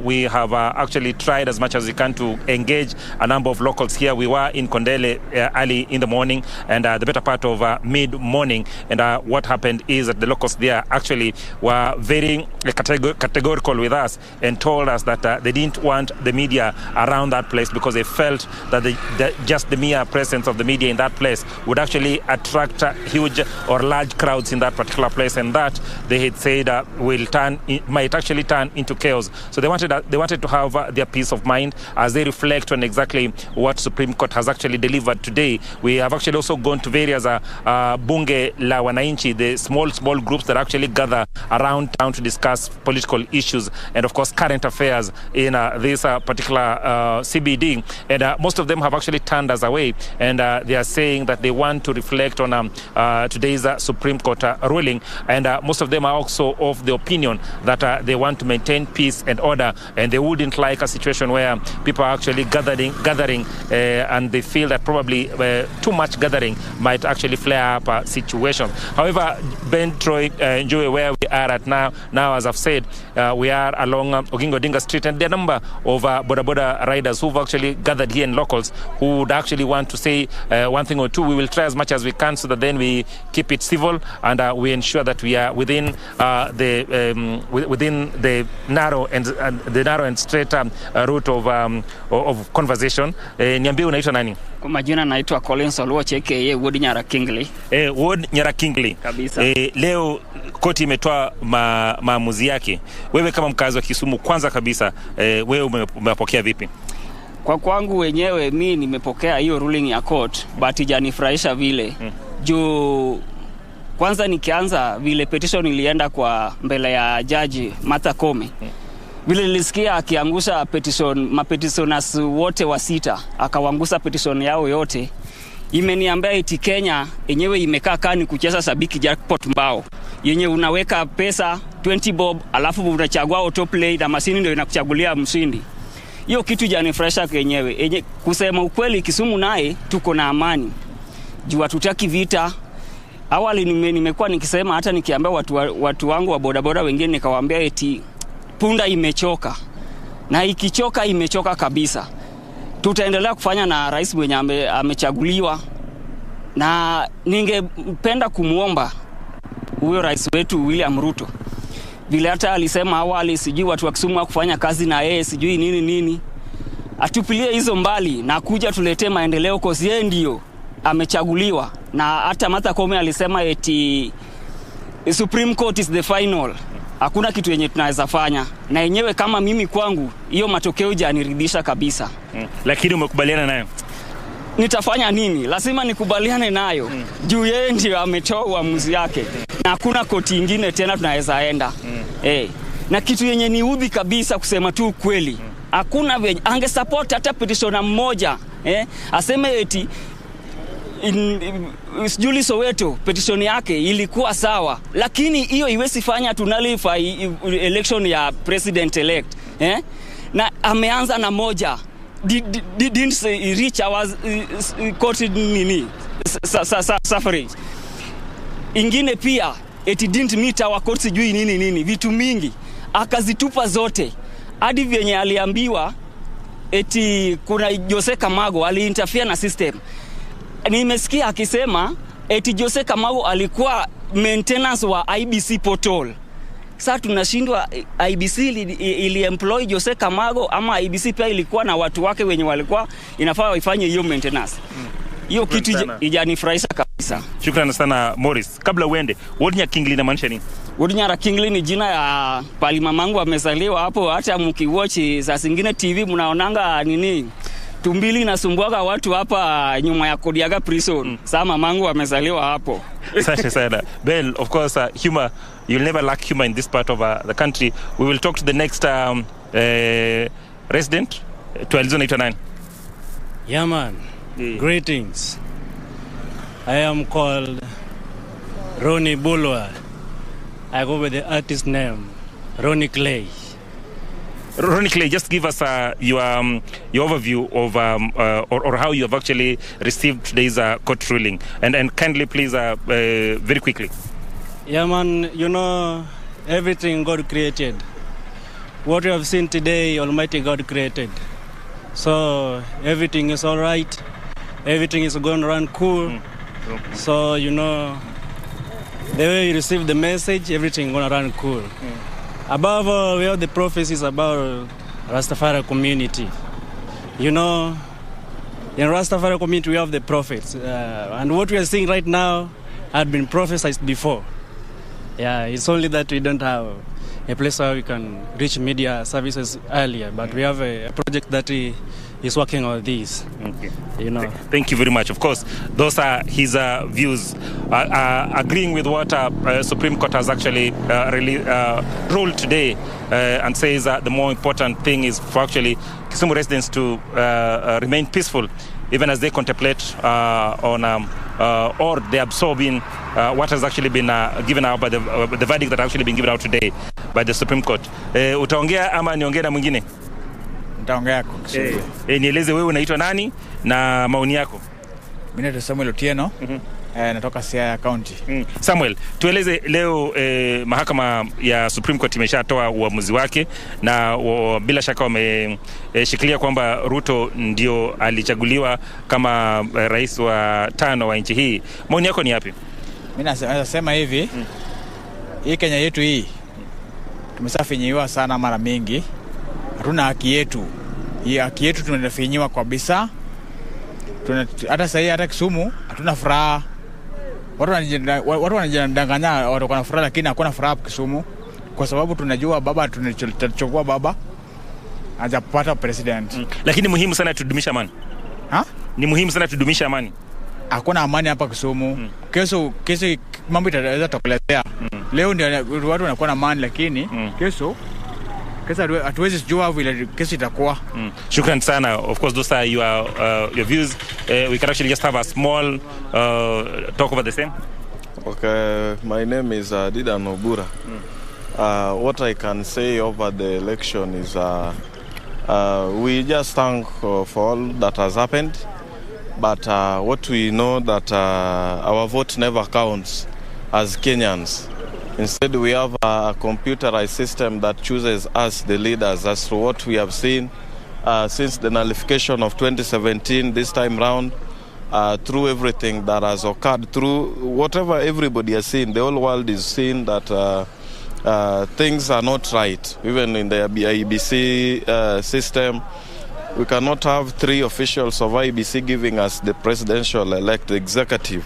So as we have nothing we can do at the moment, we just request that Raila Odinga and William Samoei Ruto, they just lead this country towards the right direction ili tuweze tukapata usaidizi kama Kenyans wote. Jambo la kufurahisha ni kwamba wakazi wa Kisumu wamekuwa na amani sana they've maintained peace, even given the fact that, of course, as you say, some do not agree with the ruling of the Supreme Court. Very important gesture has been the fact that most of the residents in this region have actually accepted the ruling and have maintained peace.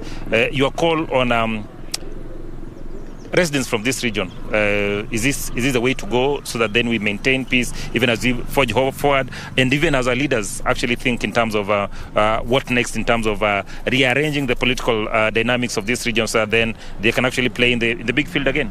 Okay, so what I can say concerning that, I would beseech the Kisumu people to maintain the peace, because there's no reason as to why we would fight, destroy our things and the few properties we've made over a period of time because of maybe just a declaration, a computerized declaration. I think we just need to maintain our peace, work in our businesses, open up our businesses, we continue with the life as normal, so that normalcy may continue. And we don't dispute working with William Ruto, because he's the president-elect. We just pray that everything goes well. It drops down his anger, his political anger, which is we have seen to be very dangerous.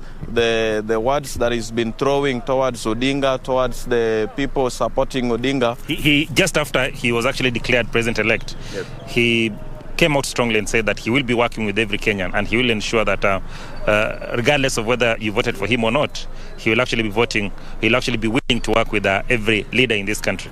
Yeah, okay. I saw that, and we thank him for that. But in him, there is still some sort of anger. But we would like to just ask him politely that if he's the one who is going to work with us, let him just drop all the political differences. He's now an executive leader. He's the Kenyan president, not the president of Nairobi, not the president of Nakuru. He's the president of everybody. And we have just resorted to work with him. What will we do? No matter our political differences, we were the stronghold of the Azimio, or our Azimio candidate, who is Raila Odinga. Even him, he has this stronghold which is in Nakuru. So there's no problem with us being the stronghold of Raila Odinga. Let us work together for the benefit of the whole country. It's a very good place to end the conversation. We have another resident here who will actually tell us his opinion on exactly what happened today.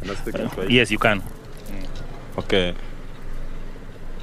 Imekuwa ngumu kwangu sana kukubali kwa matokeo, lakini kama youth wa Kisumu nishakubali matokeo. Na nifunzo kwa Wakenya wote kuona kama Kisumu leo tayari lijachomwa. Vijana wamechoka, tunataka kazi iendelee. Tukubali matokeo, tuendelee na kazi. Message yangu naweza pitishia kwa rais wa sahi, William Ruto. Sisi kama youth wa Kisumu mara mingi tumekuwa tukitoa ghasia na tumechoka na ghasia. Tumekubali kufanya kazi na yeye, akuje Kisumu tutembelee. Asichukue ile hasira ya election mpaka wa leo ni kama ni hasira aweke kwa roho yake. Sisi tumekubali kufanya naye kazi, tushakubali matokeo. Na tukubali pia sisi mayouth tunaandika kazi. Tuache tuhangaike hapa Kisumu kwa sisi hatukupiga kura. Tulipiga kura. Na tutafulie pia kazi kama sisi mayouth. Angalau hata vile ananiona kwa sahi, nampasia hii message. Tufuatilie kazi bwana. Asituache kama inawezekana atumeta gari siku ya swearing in, pia sisi tuende tunaangalia vile anakula kiapo, na tumekaribisha matokeo vile nafanyika. Naomba hayo chochote mahali pa hako rais mtarajiwa ama rais kwa sahi, tukumbuke kama si mayouth. Asa mimi nakuomba bwana, hata kazi ya mkono nitafutilie, nitashukuru sana. Asante sana. We have another resident here who will actually also give us his views on today's ruling. Definitely. Thank you so much. My name is Malaki Apudo. I'm a lecturer at Maseno University here. And I want to say that today the ruling and the verdict is out, and we respect it. Of course, some of us have sentiments, we may not agree, but now that is the way and it's the final one. We just want to now ask our new president-elect, that is Dr. William Ruto, that the country is one and he has to lead us all equally. whichever way we voted. Of course, we would love him to come and visit Kisumu town. There has been a lot of rumors that Kisumu is always chaotic. As you can see, it's all peaceful. These are peace-loving Kenyans. And all we want is now just to see how the bottom-up economy is going to revive this economy. They've actually proved so many people wrong that we indeed are a very peaceful county. Definitely. People thought that Kisumu will be wild, there'll be bonfire everywhere. That has been totally dismissed. We are peaceful. All the shops are working. I'm just from an Airtel shop. I've been served well. All the things I was doing in town as usual has gone on well. So these issues of saying Kisumu is a bad place, like the other day the ambassador for America was saying, we want to dismiss that seriously. We are doing well. All we ask is just the Kenyans to move on peacefully, and there is always another time to fight it. You've intimated the fact that President-elect Dr. William Ruto is actually welcome to Kisumu, which is quite positive. However, moving forward, what are some of the areas that we need to focus on so that then we can actually foster that relationship? Because at times, the politics of this country has been that if you're not supporting this side, you're seen as opposition. How then do we move forward so to ensure that we move together as a unit?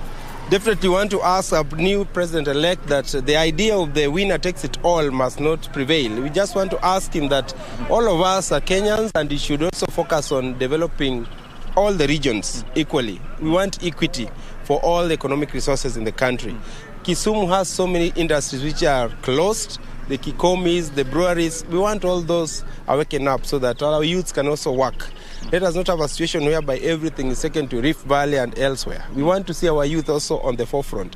When it comes to forming the new government, we want to see ministers from all regions of Kenya. We want to see how our former President Uhuru did it through a coalition. We must have some form of coalition because Kenya comprises of the 14 million plus voters. And you can see it was a close neck-to-neck competition. You can imagine the 6.9 million that I also feel they've lost it. We want to feel to be part of the economy. Part of the economy. Yes. Just before I let you go, it would be unfair for me to allow you to go without asking you this question. Yeah. With the ruling of the Supreme Court, of course, the immediate repercussion is that Dr. William Ruto is the president-elect, right? Yes. His election is actually validated, right? Yes. But when you look on the flip side, the political fortunes of Raila Amolo Odinga and, of course, the region, what does it mean? Definitely, I would tell you that Raila Amolo Odinga still remains a hero in so many ways. For once, all these petitions that has been there since 2013, 2017, and now this one, Kenya is growing democratically. And I think without these petitions, we would be in a bad political situation. Now we have seen it. Even those who are going to vie in next, they will be knowing that taking anything to the court may not mean you're going to win it again.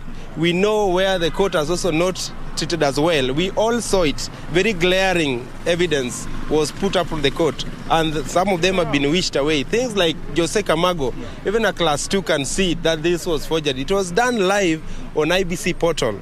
We want to say that we just accept the decision of the court, but we do not definitely agree with it. So this is a lesson to those of us who are going to go into politics, that it is never all solved at the court. But we learn to now do our work well, even before we go to that court. Probably the last question. Yeah. The last 3 presidential elections, there have been petitions in court. Yeah. We've not seen people being taken to task in terms of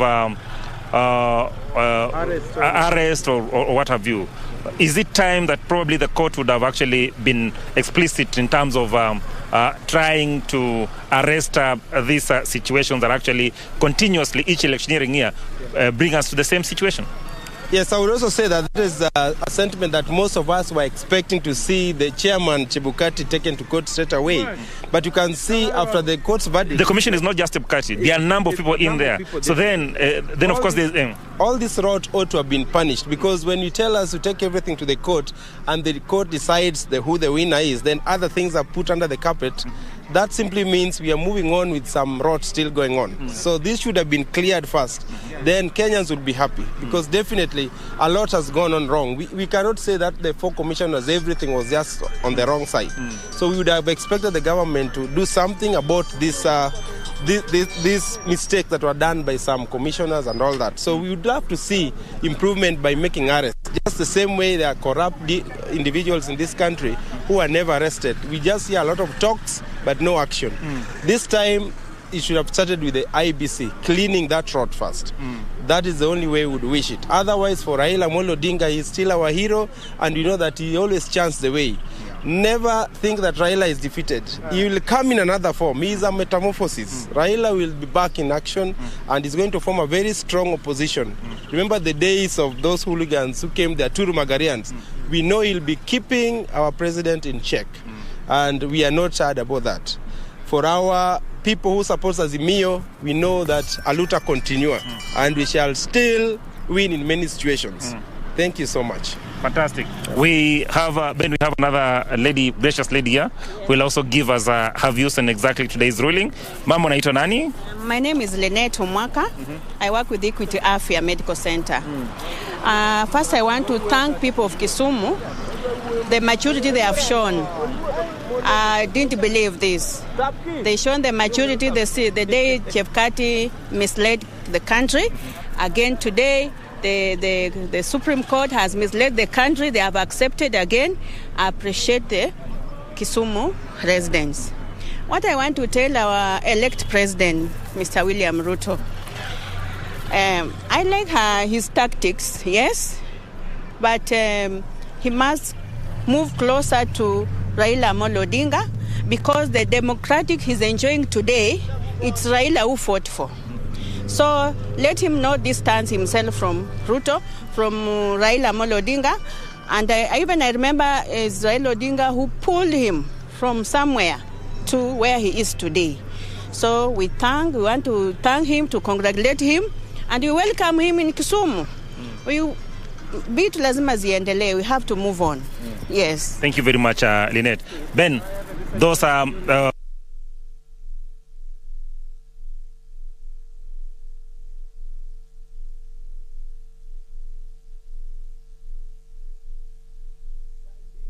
Thank you so much, Achola Simon there. Apologies for that technical hitch, but he has sampled quite a number of resident sentiments in regards to how they have gotten the Supreme Court or the Apex Court decision, which has affirmed the election of William Ruto as President of the Republic of Kenya. And news just in is that IBC also will be holding a presser a little bit later at about 4 p.m. And of course, we will be headed there to know exactly what they have to talk about. And as you can see on your screen, from where the cameraman is, you can see that that is William Ruto's defense counsel, flanked by a lot of leaders there, led by senior counsel Fred Ngatia. I can see Kato Akigen. I can see senior counsel Kioko Kilukumi, and a host of other lawyers and advocates who were assisting in the presidential petition. And of course, leaders elected on a Kenya Kwanza ticket, and also friends of the deputy president, who is now the president-elect. I can see former LSK president Nelson Habi was also contesting in the MP here in the capital, Nairobi. Ray? Well, as I said, we have heard so much, especially from Kisumu there, and as our colleague there, Simon Achola, put it, is that Kenyans down in Kisumu are rather peaceful, sites that are very different, rather divergent from what was expected and what was recorded in 2007, 2008, as well as 2017 there. Just showing that the electorate has come of age. We have matured, that we're going to remain peaceful and let the various organs of the country continue making the decisions as required, rather by duty. Now, I want to rope in a constitutional lawyer, as well as Gibson Gesore. In regard to what we have heard right now from residents in Kisumu, they are imploring President-elect William Ruto to work with them and for them. When they say work with them, they have been alluding to President-elect William Ruto actually working with Raila Amolo Odinga, who was their president of choice, their words, and now also bringing development, may it be infrastructure, security, down to Kisumu. How then? How do you think that the president-elect is going to work at marrying the views of the electorate in Kisumu, who happen also to be Kenyans, vis-a-vis, his stand on matters politics, juggling the two? I think, thank you, Regina, for that question. Kenya is one. Once the President-elect William Ruto has been confirmed by the court that indeed is the President-elect, we expect him to move away from now the local arena where he was dealing with the henchmen around him, and then move above and then be able to deal with all Kenyans. That's what I think I've gotten from Kisumu. The people are saying that much as that you've been elected president and we didn't elect you, that does not mean you neglect us. We expect also to be served as Kenyans because we live in this country, and I expect nothing less from the deputy president and the president-elect now, William Ruto, because Kenya is all one and the constitution we use is one. We expect that even if the people of Luo Nyanza voted overwhelmingly for Raila Amolo Odinga, who is now been found to have lost the election, does not mean that he neglects those people. He will need to find people from that region whom he will work with. And I think there are quite a number of Kenyans from that side who are not fully supporting Baba or Raila Amolo Odinga. So he will be among those people. He will make them part of his government so that they feel represented. That is one. There is also the aspect of him. Actually, somebody alluded to that he needs to go to Kisumu. It means they have agreed that indeed this thing is gone. We have been beaten. As Yakubali Kushindo sio mshindani, they have accepted that indeed we have to proceed on with life, and he's our president now. He should feel welcome to come to Kisumu and address us as he can go to any part of the country. And that shows, or that plays to the aspect that Kenyans have indeed matured. Kenyans voted. Kenyans have trusted the constitutional process, that is the courts. The decision has been given. Much as some of them do not agree, they still say, we have nothing to do. Now he's our president. Let him come and work for us. And that is, I think, very important. Now, is this the end of the road of Raila Amolo Odinga? He's been termed as an enigma, an engineer, the one to watch, Baba. Is this the end of the road? I don't think so. I think, Regina, you know Raila better than that, even if people are trying to pull the aspect of his age, Baba has been written off severally. This is a man who served sentence came out and tried to liberate Kenyans to get the Section 2A removed. And then again, he ran an election, lost, came, I think, distant fourth. And then we saw him rise again through funny means, come and join Moi, which was not expected. So you never see him coming, basically to say you never see Raila coming. So that is why I think even his people know that we are waiting for his direction, we're waiting for his signal. Whatever he tells us, we will do. So I'm sure he will sit down with these people and then they will be able to decide the way forward. In one way or another, after the BBI, we wrote him off and said, now he's finished. But then here he is. From the shots that you are seeing, we're seeing the family of President-elect William Ruto. They're led by Nick Ruto as well as June Ruto, just trying to access the podium there. And in this podium, we have seen various leaders as well as part of the legal team that were defending the election there. That is his family there. Now we'll be referring to it after the swearing-in ceremony that is slated for 13th September. That is going to be the first family there. Nick Ruto leading his siblings there as well as a sister. And that is a fast family. So these are just direct signs that we are expecting any time from now to be hearing from William Ruto, President-elect. And this is after the Apex Court upheld his election there. Now, as we continue to wait to see if we're going to have that particular address from now, we were just looking at the ripple effect of this particular verdict and when it comes to the life and time of Raila Odinga there. And my guest in studio, that is Gibson Gesora, maintains that Raila is an enigma. We have not over and done with Raila. But now, let's talk about the issue and the role that we expect to see that the opposition is going to be playing. There's been a lot. What is your take, Gesora? I think... okay, what you can see that is Deputy President-elect Rigathi Gachagua also accessing the podium there, trying to access the podium. He's flanked by the wife there. And these are just live scenes from current residents. Clear indication that we are about to get that speech.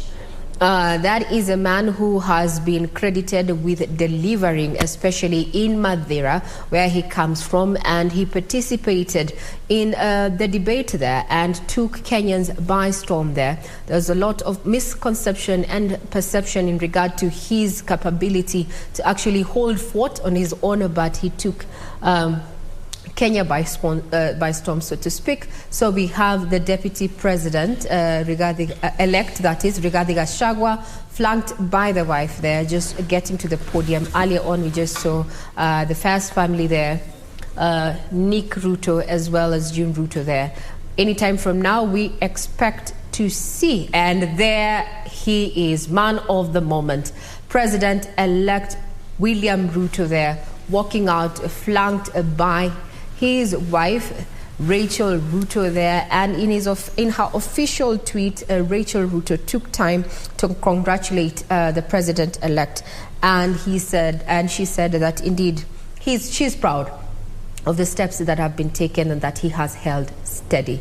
That is a man of the moment who has made history by being the first deputy president to succeed his boss at one attempt there, and following the judgment that has been delivered by the Apex Court this afternoon. They said that indeed he was duly elected as Kenya's fifth president, having garnered at least 7.17 million votes in the just concluded August elections. As you can see from his demeanor there, he's a man full of relief. He's a man who is happy. He's a man who is thanking even his, council there, that is Ngatia, who led a contingent of at least 50 plus legal minds to ensure that that particular declaration that was made by IBC, Wafula Chebukati chair there, he remains as is. Both Chalet there among the people who are congratulating or rather sending their felicitations to President-elect William Ruto. These are live scenes from the current residents there. A moment, let's have a listen in.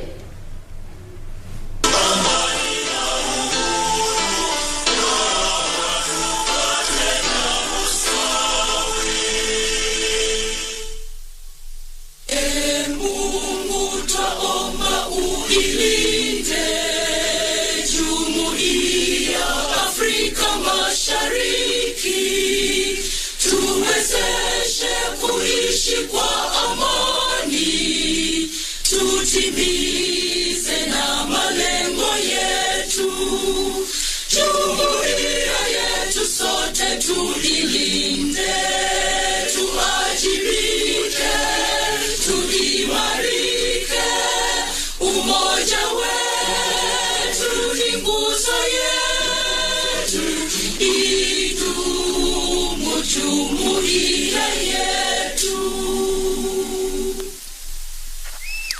Thank you.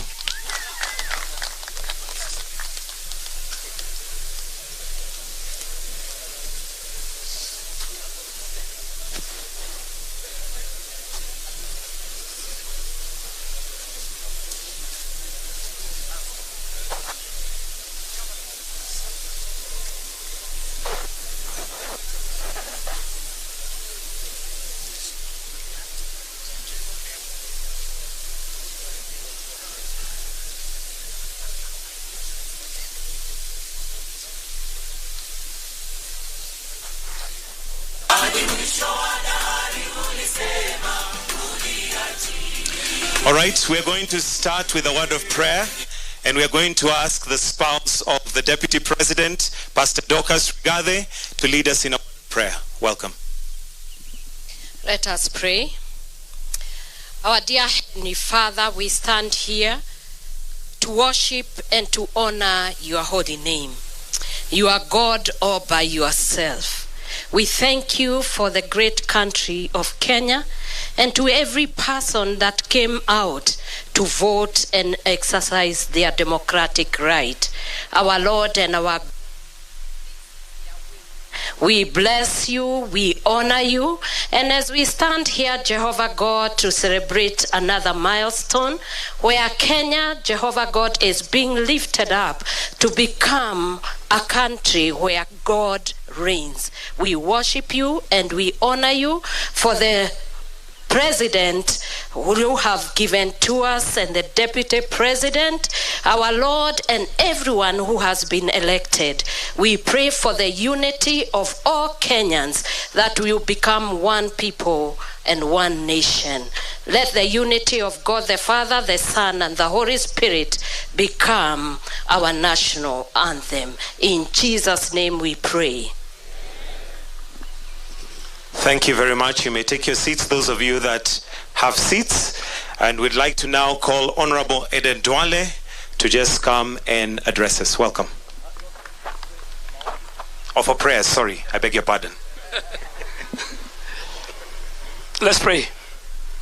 In the name of Allah, the most gracious, the most merciful, praise be to Allah, Lord of the world, the most gracious and the most merciful, Master of the day of judgment.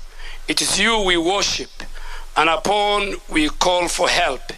Guide us to the straight path, the path of those who are blessed. You have blessed, not of those against whom there is anger, and none of those who are misguided. Amen.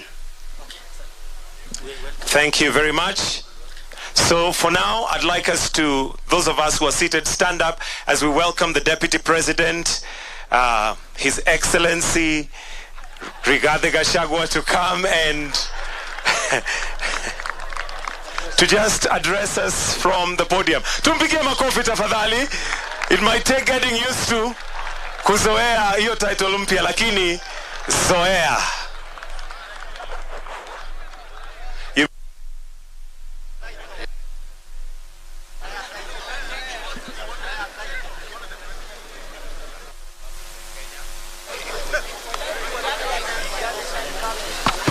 Your Excellency, the President of the Republic of Kenya, the one and only, Dr. William Samoei Ruto.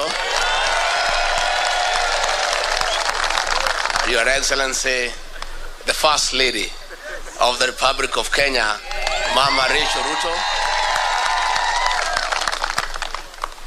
The First Family, and all of us who are here today. God is good, and all the time.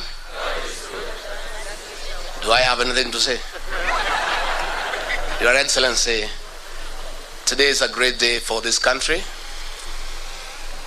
It marks the beginning of the economic transformation of the Republic of Kenya.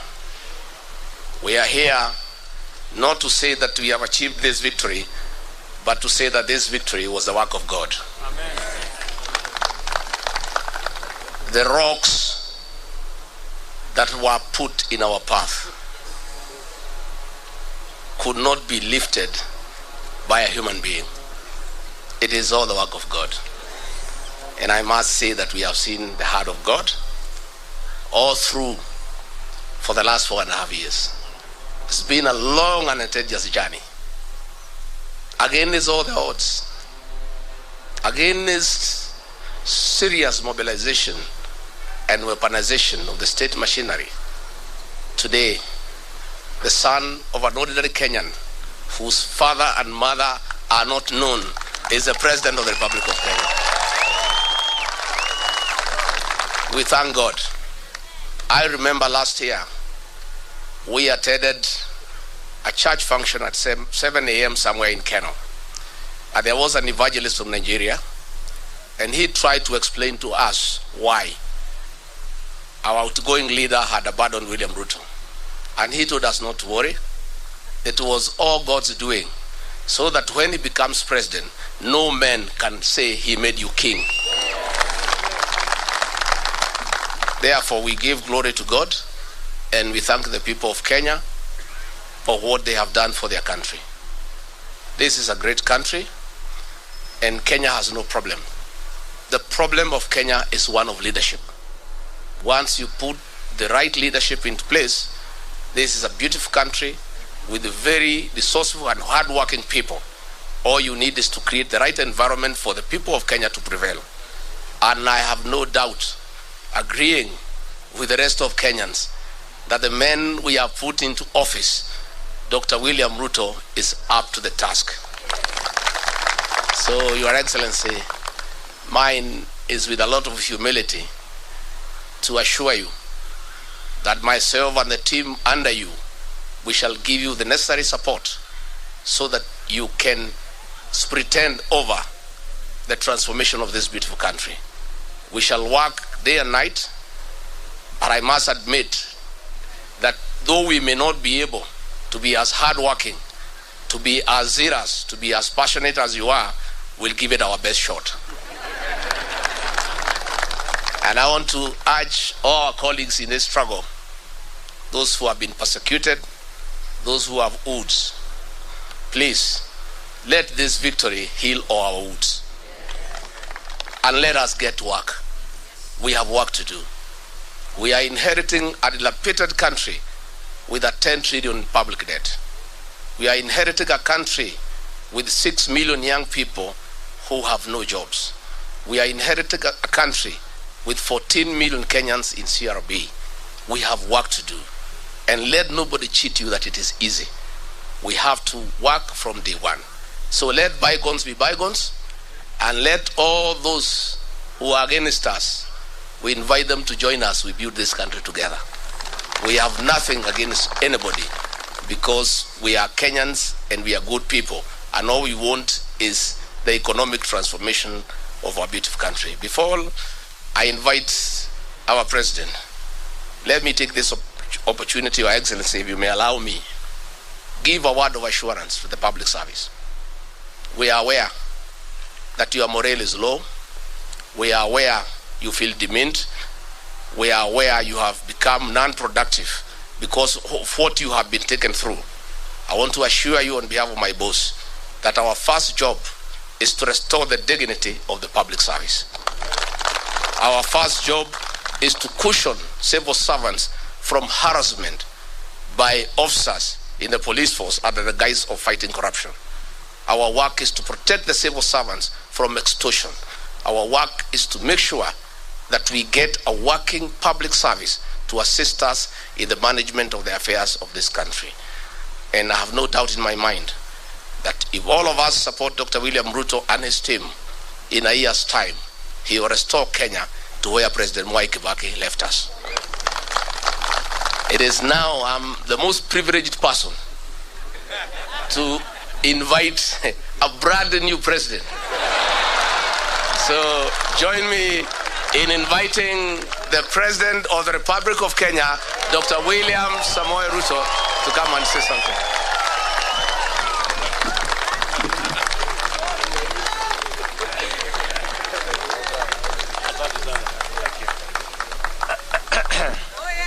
Asanteni sana. Tafadhali tuketi chini.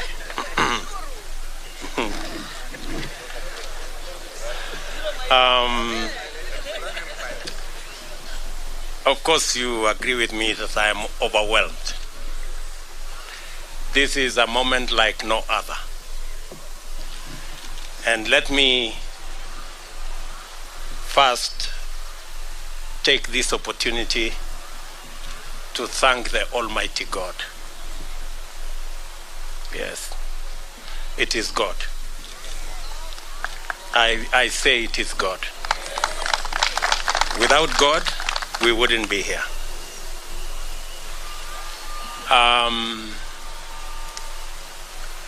I have gone through many difficult situations, but because of God, we are here today to celebrate that today the people of Kenya have made a choice, and that choice has been confirmed by our judiciary. Let me first and foremost say we are truly grateful as a team, as the Kenya Kwanza team. We are grateful to God because We have come a long journey. We have worked hard. But as the Bible teaches us in Proverbs 20 verses 7, that some trust in chariots and others trust in horses, but we trust in God. It's not the waking up early. It is not the working long hours. It is the favor and the grace of God that has gotten us here. And we are acutely aware of that. Let me also, in a very special way, thank many people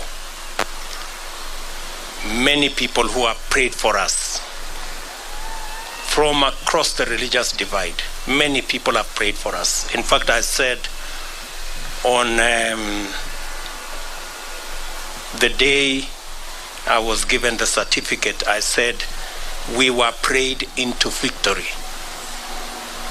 I want to thank many people who prayed across this country. Many people fasted. And we are truly, truly grateful. And I want to say to the people of Kenya and to those who have made effort to get us here, that we will not let you down.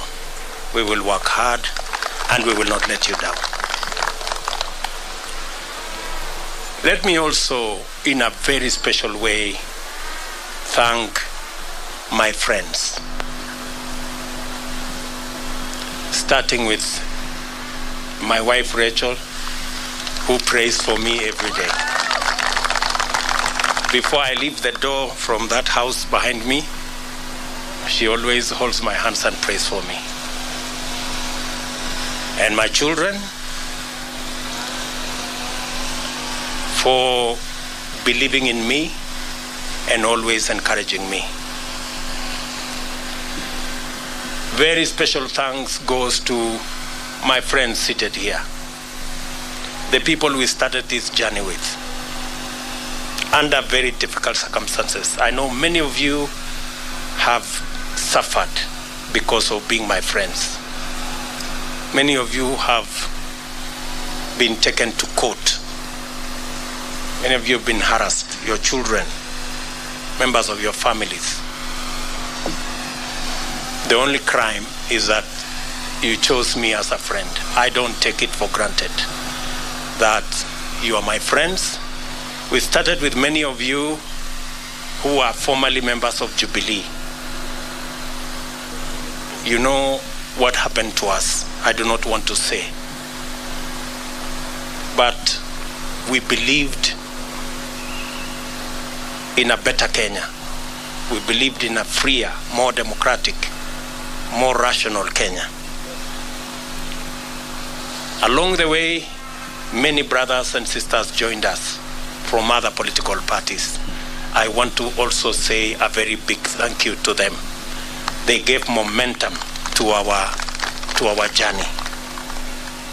And I want to say asante sana.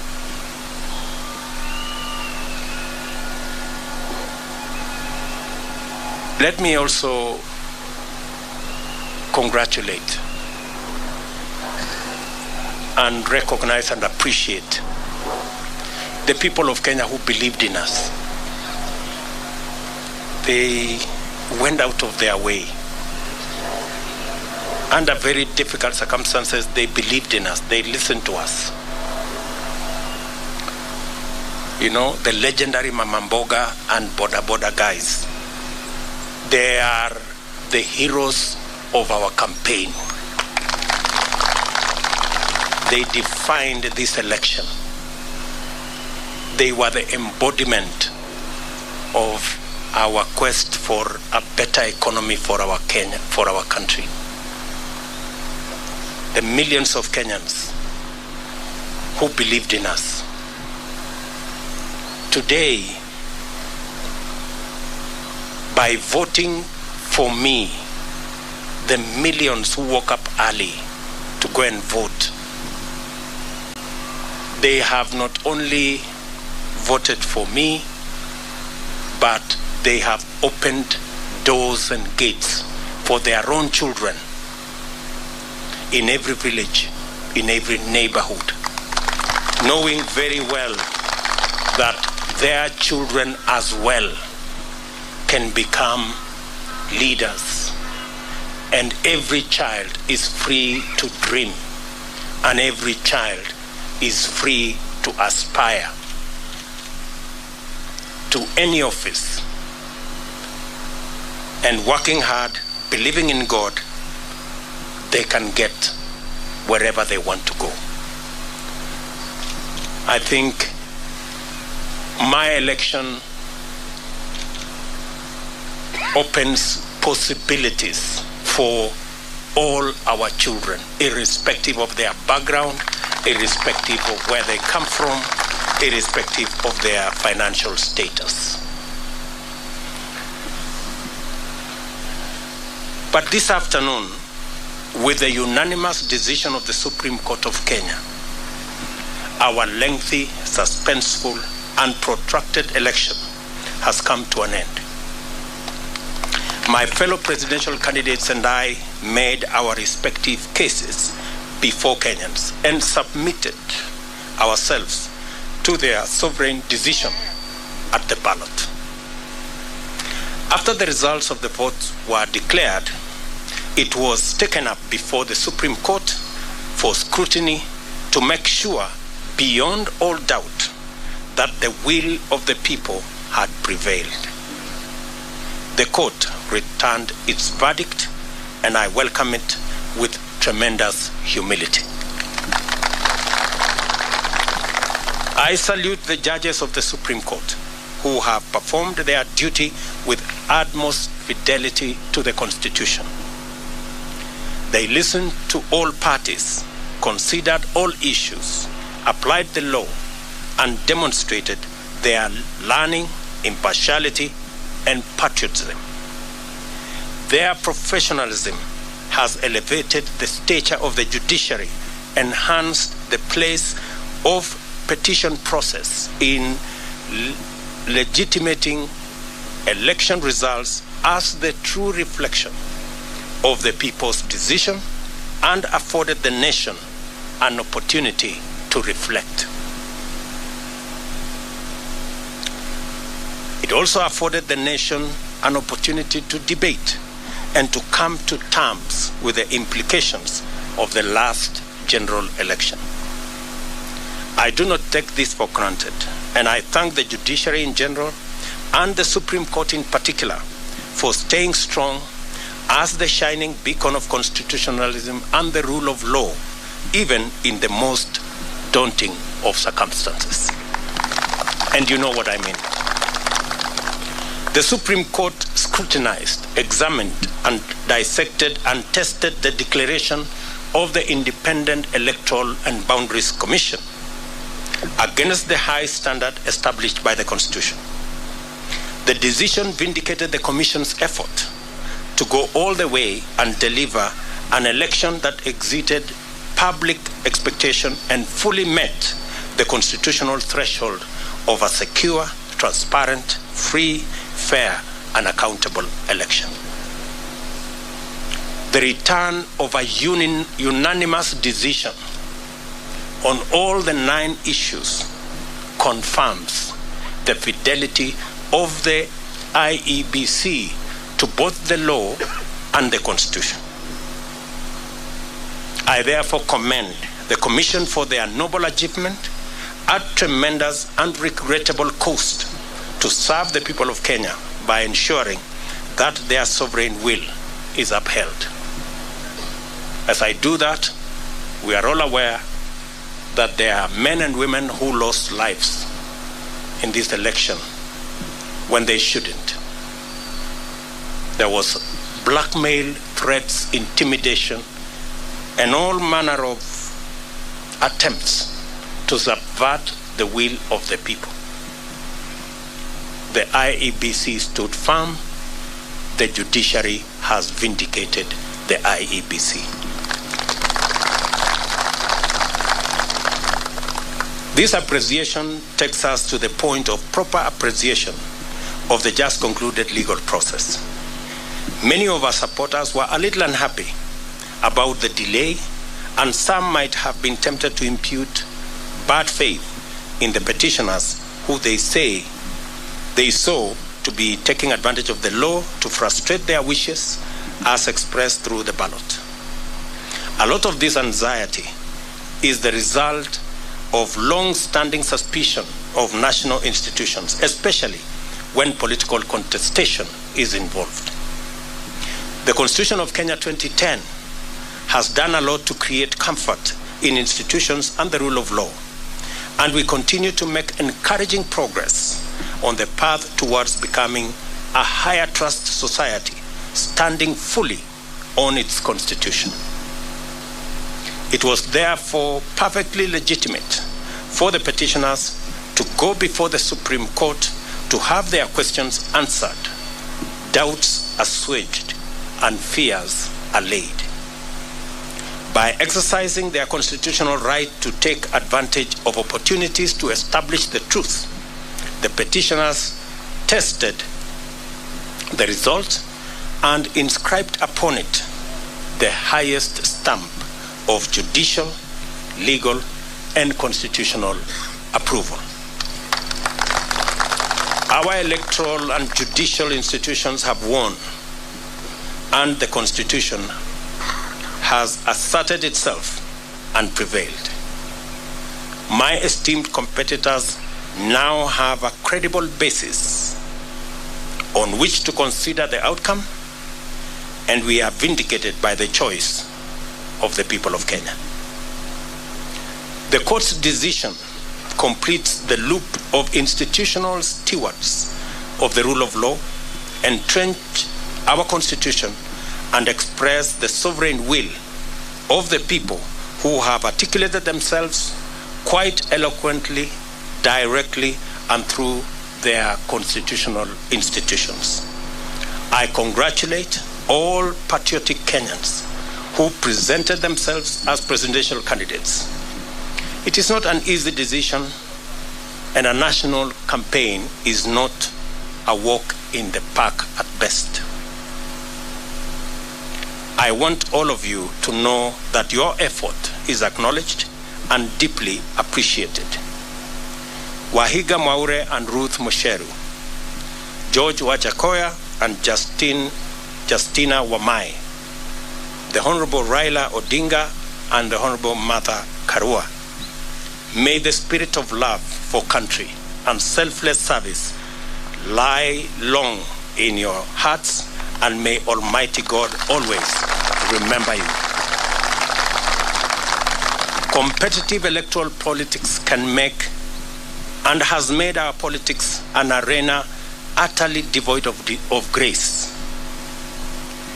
This fills the life of political candidates with loneliness, worry, and exaggerated sense that the stakes are do or die, and elections therefore matters of life and death. It poisons political competition, exterminating the sporting spirit which unites winners and losers by enabling them to access the grace to define their relationship in terms of what they share and not what divides them.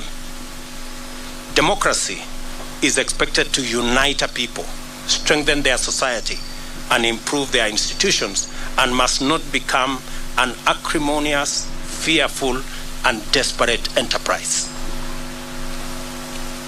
We offered alternative visions and missions and submitted to the sovereign decision of the citizens of Kenya. We are only competitors, not enemies. We vied to unite and strengthen Kenya, not to divide and weaken it. I therefore consider all of my competitors to be my worthy compatriots. Kenyans are united in the quest for a better society that is kinder to its children, gentler on the vulnerable, respectful of their rights, and committed to serving them. Those who voted for me, as well as those who voted for my competitors, want the same thing for themselves and for their children. I honor this aspiration, and I am committed to do and to rise up early, work hard all day, every day, so that we can realize it together. My deputy and I and the Kenya Kwanza team pledge to make Kenya a country of everybody and everyone. My administration shall do justice to all, regardless of their social status, religion, ethnicity, gender, whether they voted at all or whom they voted for. I therefore extend a hand of brotherhood to all my competitors and to all their supporters. We are not enemies, we are Kenyans. Let us unite to make Kenya a nation where everyone shall be proud to call home. My administration will recognize in full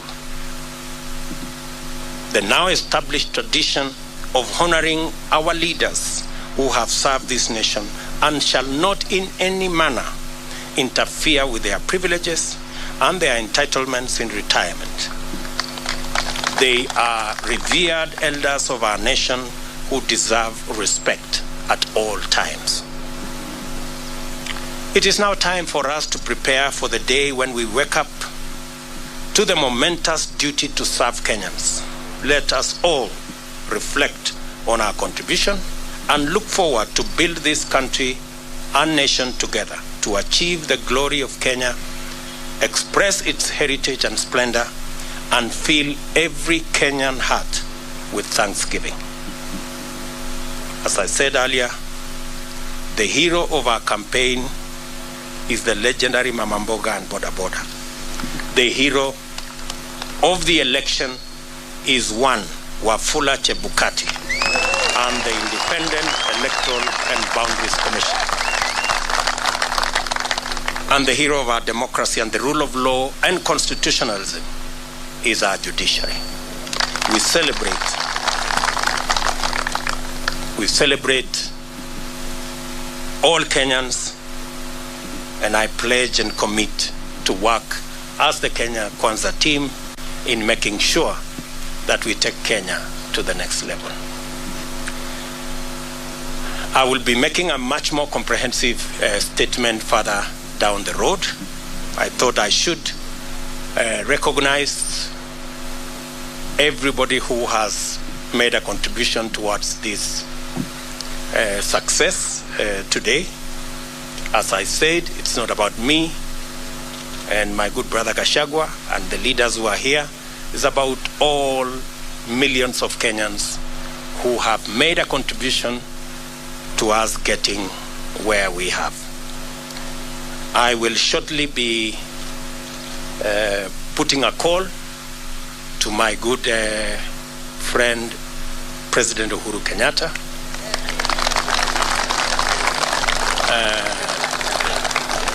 We have not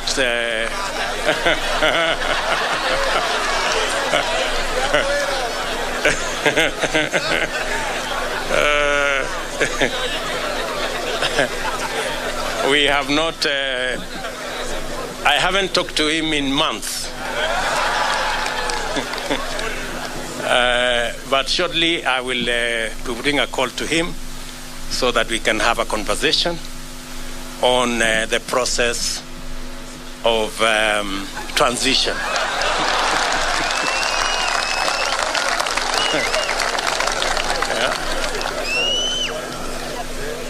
Yeah. I know he worked hard in his in his own way, but the people of Kenya have made a decision, and we have absolutely no issue with the democratic choices of any Kenyan. You remember I said earlier, when I chose to support Uhuru Kenyatta, I did not give him conditions that he must support me. I have made that very clear. So I take no offense at all that he decided to choose and support somebody else. And therefore, We will remain friends as we have been in the context of where we are. And, and we look forward to building on the foundation that's already there in the many issues that I worked with him, and be able to take Kenya to the next level in the many things that we would have wanted to do that we did not do. We are a very responsible people. Government is a continuous enterprise, and we will complete all the projects that have not been completed, as we have said, and we will build on that foundation the programs that we have committed to the people of Kenya, and we will hit the ground running because we are aware of what we need to do. I will also be putting a call to my worthy competitors, beginning with Raila Odinga, my worthy competitor, with his Azimio team, so that we can begin to contextualize how we are going to work together for the people of Kenya. Those of us who will be working from the executive, and the Azimio team who will be working from the opposition.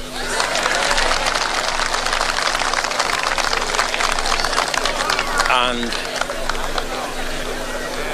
as I committed to the people of Kenya, I believe in the rule of law. I do not believe in the handshake stories.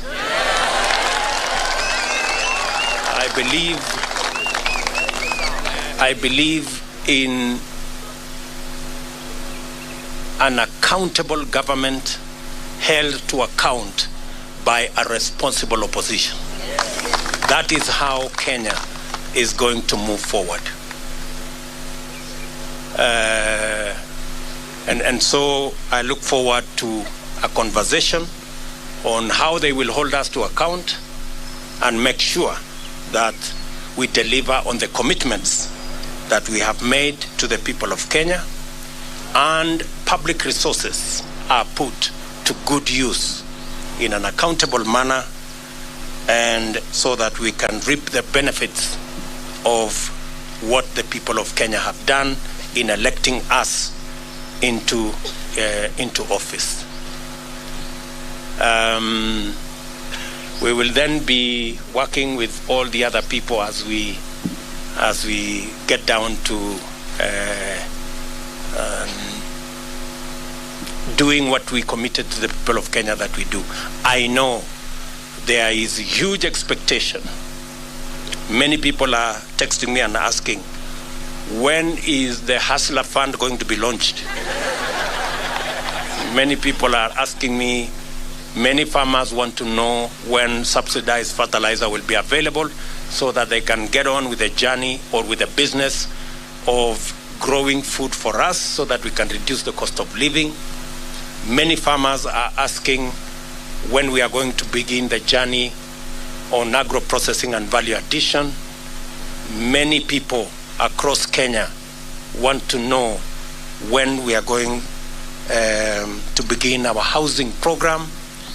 I want to commit that as soon as we are sworn into office, in fact, beginning tomorrow, I will be working with the people in government offices so that by the time we get sworn in, we will have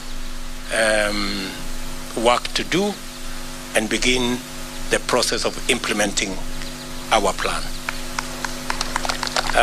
Let me say to all of you, I know many people have come here. I know many members of parliament are here, many governors are here, many senators are here, members of county assemblies.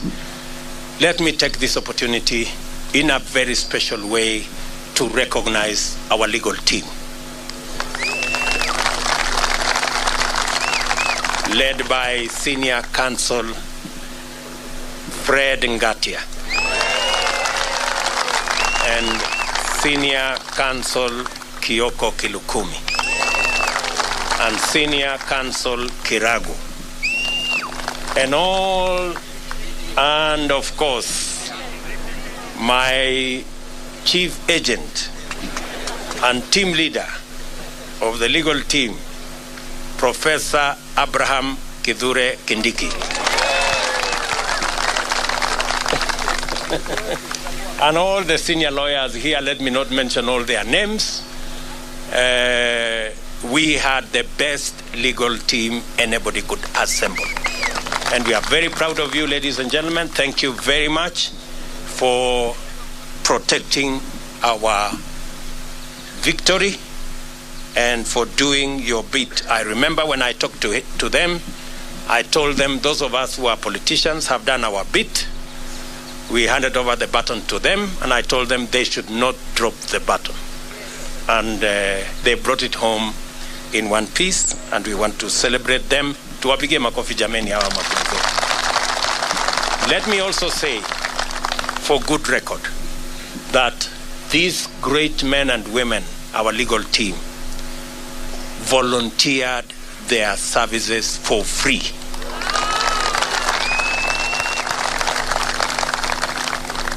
It is amazing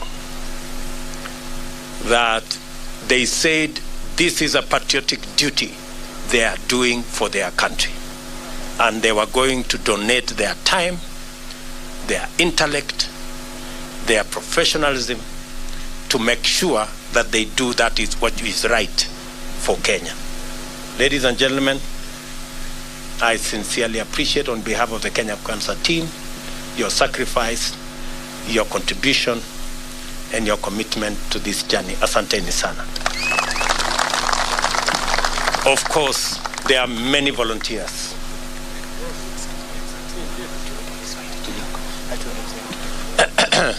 There are many volunteers who came across. There are many people who supported us in many ways. There are many people who contributed merchandise. Many people contributed resources of all types, merchandise, airtime, equipment, transport, and it was just amazing. We ran a campaign. Many people believed that I was very organized, but I want to tell you, it was not me. Everybody made a contribution. That's why the whole thing looked seamless. We didn't have to push nobody to do nothing. Everybody did what they were supposed to do without asking. So I want to say thank you very much to our team. I want to announce that this marks the end of the politics of deceit and the politics of betrayal and the politics of conmanship. It is the end. We want the politics of the Kenya of the future. Every leader must be held to account on what they say, and they must match what they say with what they do. I promise you, ladies and gentlemen, that with the opportunity God has given us, we want to have a country based on the rule of law. As my deputy has said, the criminal justice system will be reserved for fighting criminals and criminality and making sure that public resources are protected and criminals are brought to book. The criminal justice system will never be used again for political reasons.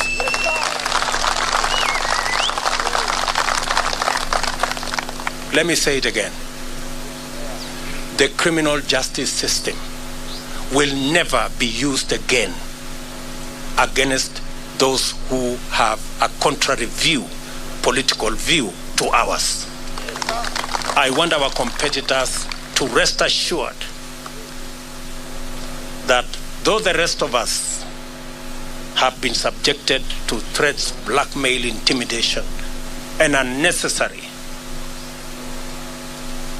fights, I commit that under our administration, nobody will be vilified or victimized or prosecuted for holding a contrary political view from ours. This is a democratic country, and we want to remain so. Our competitors have nothing to fear, like the way many of our supporters have had everything to fear for being our friends or for holding a contrary view from those who wielded power. So, and as I have said, we will respect our president, Uhuru Kenyatta, in his retirement. We will give him the respect and dignity a former head of state deserves. We are honorable people. We are not petty, and we are not jealous. He has done a good job, and he will have his place in the history of Kenya. So nobody should peddle any falsehoods or that we harbor anything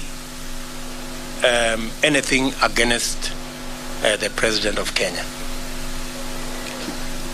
When our good friend Raila Odinga retires also, we will give him the respect he deserves as a Kenyan leader who has made a huge contribution to the democracy of our nation, and every other leader that deserves respect. So to all our friends out there, we want to grow a nation. We want to build a society that is based on the rule of law and respect for our elders. So let me leave it there for now. The rest of the things we are going to say, I will take maybe one or two questions so that we can conclude this press conference. Na nitasema kwa Kiswahili, nitajibu maswali kwa Kiswahili. Sisi tumekubaliana? Kama mnataka niseme Kiswahili kidogo, nimesema ya kwamba kwa niaba ya team ya Kenya Kwanza tunamshukuru Mungu kwa sababu ya kutupatia ushindi. Hii ushindi si ya William Ruto na Gachagua, ni ushindi wa mamilioni ya Wakenya walioamka asubuhi na mapema kupiga kura ili hata na watoto wao waweze kupata nafasi ya kuwa na ndoto ya kuwa viongozi katika taifa letu la Kenya. Nimesema vile vile ya kwamba tunawashukuru wale wote, hasa IEBC ambayo ilisimamia uchaguzi katika taifa letu la Kenya. Mbali na changamoto za makomishona ambao waligawanyika pale mwisho, IEBC ilifanya uchaguzi ambao ulikuwa wa huru na haki, na kila Mkenya ametosheka. Ma-MCA wamechaguliwa, wabunge wamechaguliwa, maseneta wamechaguliwa, magavana wamechaguliwa, na leo mahakama ya upeo imeidhinisha uchaguzi wa rais pamoja na naibu wa rais, kumaanisha kwamba IEBC ilifanya kazi ya muhimu. Na nimesema shujaa wa uchaguzi huu ni Wafula Chebukati na makamishna waliohakikisha ya kwamba uchaguzi huu haujapatilishwa na watu ambao walikuwa na njama ya kuharibu uchaguzi wetu. Nimesema vile vile tutapata nafasi kama viongozi kuongea na rais wetu ambaye anaenda kustaafu, ili tuweze kupanga mambo ya kukamilisha succession kwa njia na taratibu ambayo iko na heshima. Na nimesema vile vile kama vile tuko na desturi kama taifa, viongozi wetu wote wale ambao ni elders wa taifa letu, viongozi wanaostaafu kama rais, watapata heshima na watapata haki yao katika mahali pa heshima katika taifa letu la Kenya, na hakuna wasiwasi yeyote kwa mtu yeyote kwamba kutatokea na jambo lolote. Yale ambayo yamefanyika, Waswahili wanasema yaliyopita si ndwele, tugange yaliyomo na yajayo, na hivyo ndivyo tutakavyofanya. Tumekubali vile vile ya kwamba kamwe criminal justice system katika taifa letu la Kenya haitatumika kuendesha mambo ya siasa katika taifa letu la Kenya. Wanasiasa wote wako na huru wakuwa na msimamo tofauti ya kisiasa bila ya kujali ya kwamba watashurutishwa, watalazimishwa, watafunguliwa mashtaka yasiyo na maana. Hiyo haitafanyika katika taifa letu pale tukiwa viongozi katika taifa letu la Kenya. Wananchi wengi wameangaishwa, wamesumbuliwa, wamefanyiwa mambo mengi kwa sababu ya misimamo yao ya kisiasa, na tumesema haya mambo tutayakomesha. Tunataka kuwa na nchi ya demokrasia mahali maoni ya kila mtu ni ya muhimu na hakuna mtu atashurutishwa kuwa na msimamo mmoja ama msimamo mwingine. Any questions, good people? Thank you very much. I don't think you have any questions. Uko na swali ya kusema nini? Sema jina. Thank you so much, Your Excellency. Congratulations on your win. My name is Ibrahim Karanja. I work for NTV. Yes, you have repeatedly said during the time the IEBC declared you as a winner, and even now when the Supreme Court has upheld your win, that you will work your government and with the opposition to the extent that it remains in the opposition. From where you sit, how should Kenyans take then your move of incorporating members of parliament who were elected in what were opposition parties in the election? Thank you so much. Thank you very much. You know, as I have said, there are many people who today are in Azimio, not because they want to be.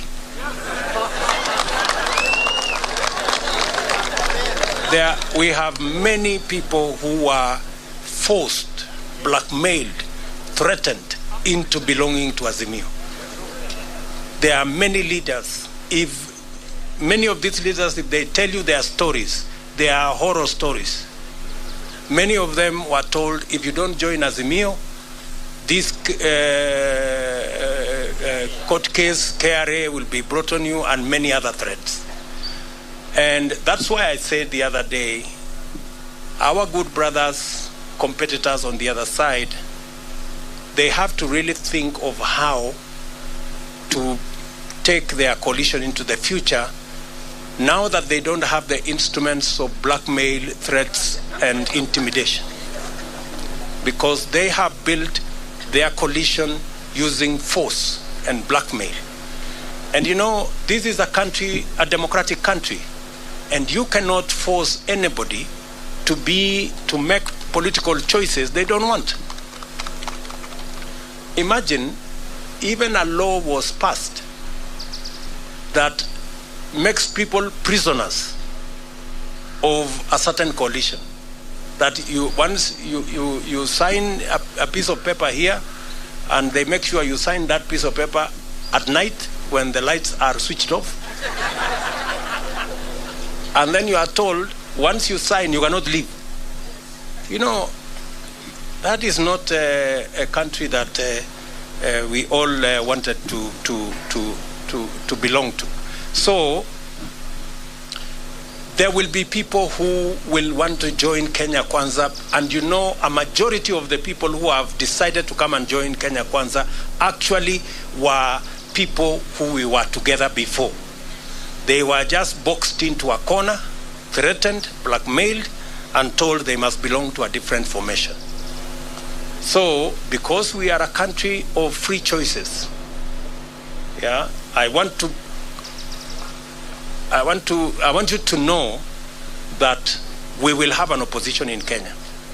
There will be no handshake like the one we witnessed before.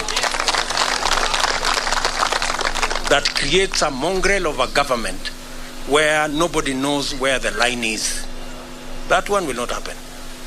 But there will be people who will choose because of preference, because, for example, I'm sure maybe you are talking about Ali Roba and his team. Ali Roba and his team are members of Jubilee. We were together. Or Kiraitu Murungi for that matter. These are people we were together. They were just told, you must be here, otherwise X, Y, and Z will happen. Now that we are breathing fresh air and freedom has arrived, they are now,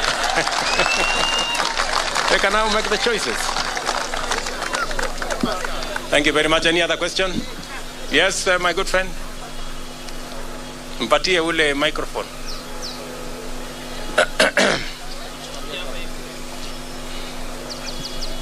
Congratulations, Sir President William Ruto. Asante.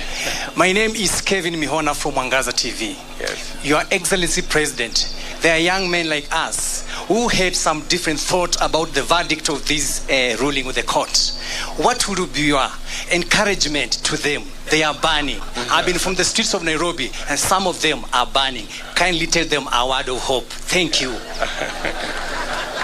As I have said, two things. We are a democracy. And in a democracy, the majority have their way, the minority have their say. Number two, I have said here, the administration we are going to run is the administration that is going to serve all Kenyans, irrespective of whether they voted at all or whoever they voted for. We are going to serve the people who voted for us and those who did not vote for us, because we are going to run the government of Kenya. And the government of Kenya is going to be the government of Kenya for all Kenyans. So they have absolutely nothing to worry. Nothing to worry. We are going to serve all Kenyans equally. Yes?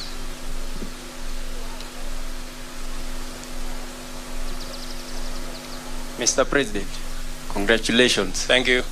My dream was to be a professional footballer, but I had to kill that dream.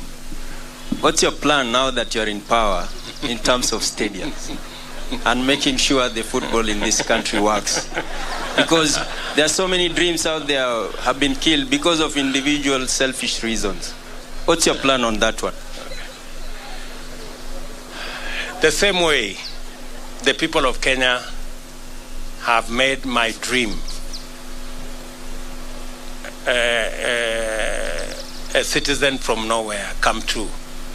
As I have told you, I will work hard. You have read our manifesto on matters to do with sports, and we will work hard to deliver on our commitment so that people like yourself and many more who have dreams and their dreams stagnated or died because there was no opportunity, that we create that opportunity so that people like yourself or even other people who have aspirations like yours can also attain or make their dreams come true.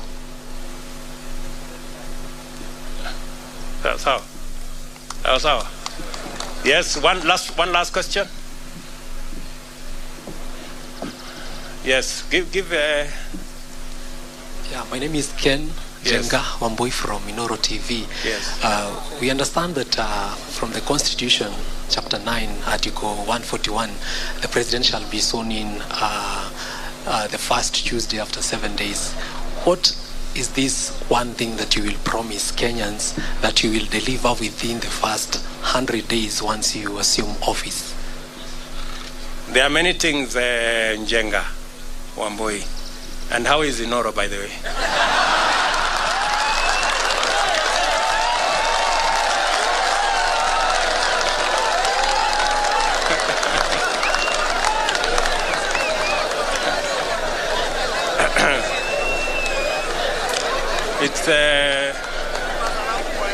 It's good to have you around, and I want to promise you that you will be treated equally like all other Kenyans. I know sometimes people think the people who really fought hard against us that we have grudges. We don't. We are Democrats. And we will work together. However, I will, your question on the first 100 days, let me not say it today. I will be making a statement on my inauguration. Just be patient kidogo. Sawa Bwana Njenga. Asante. One last one. Where are my good friends from Citizen?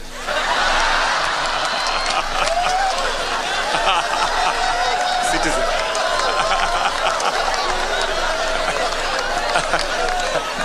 No, it was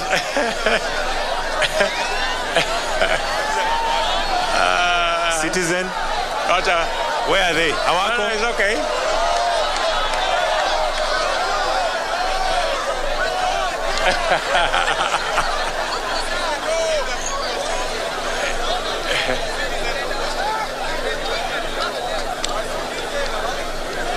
Yes.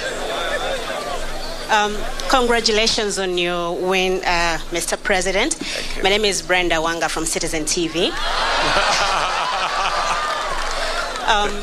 I know you have said you will give a comprehensive statement a little bit later on what you intend to do in your first 100 days. You've said that in your manifesto before, but I know most of us are quite concerned and would like to know what your plans are in regards to fighting graft. That has been quite a big issue during this campaign.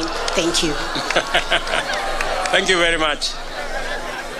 Thank you very much. I think it's a fair question.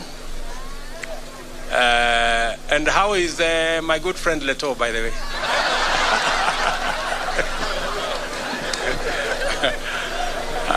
And say hello to Chemutai Goinchi. So, as I have said, I am going to make a comprehensive statement. And I want to promise you that among the things I want to do on the 100 days, one of them is going to be about tackling corruption. So expect a statement and expect there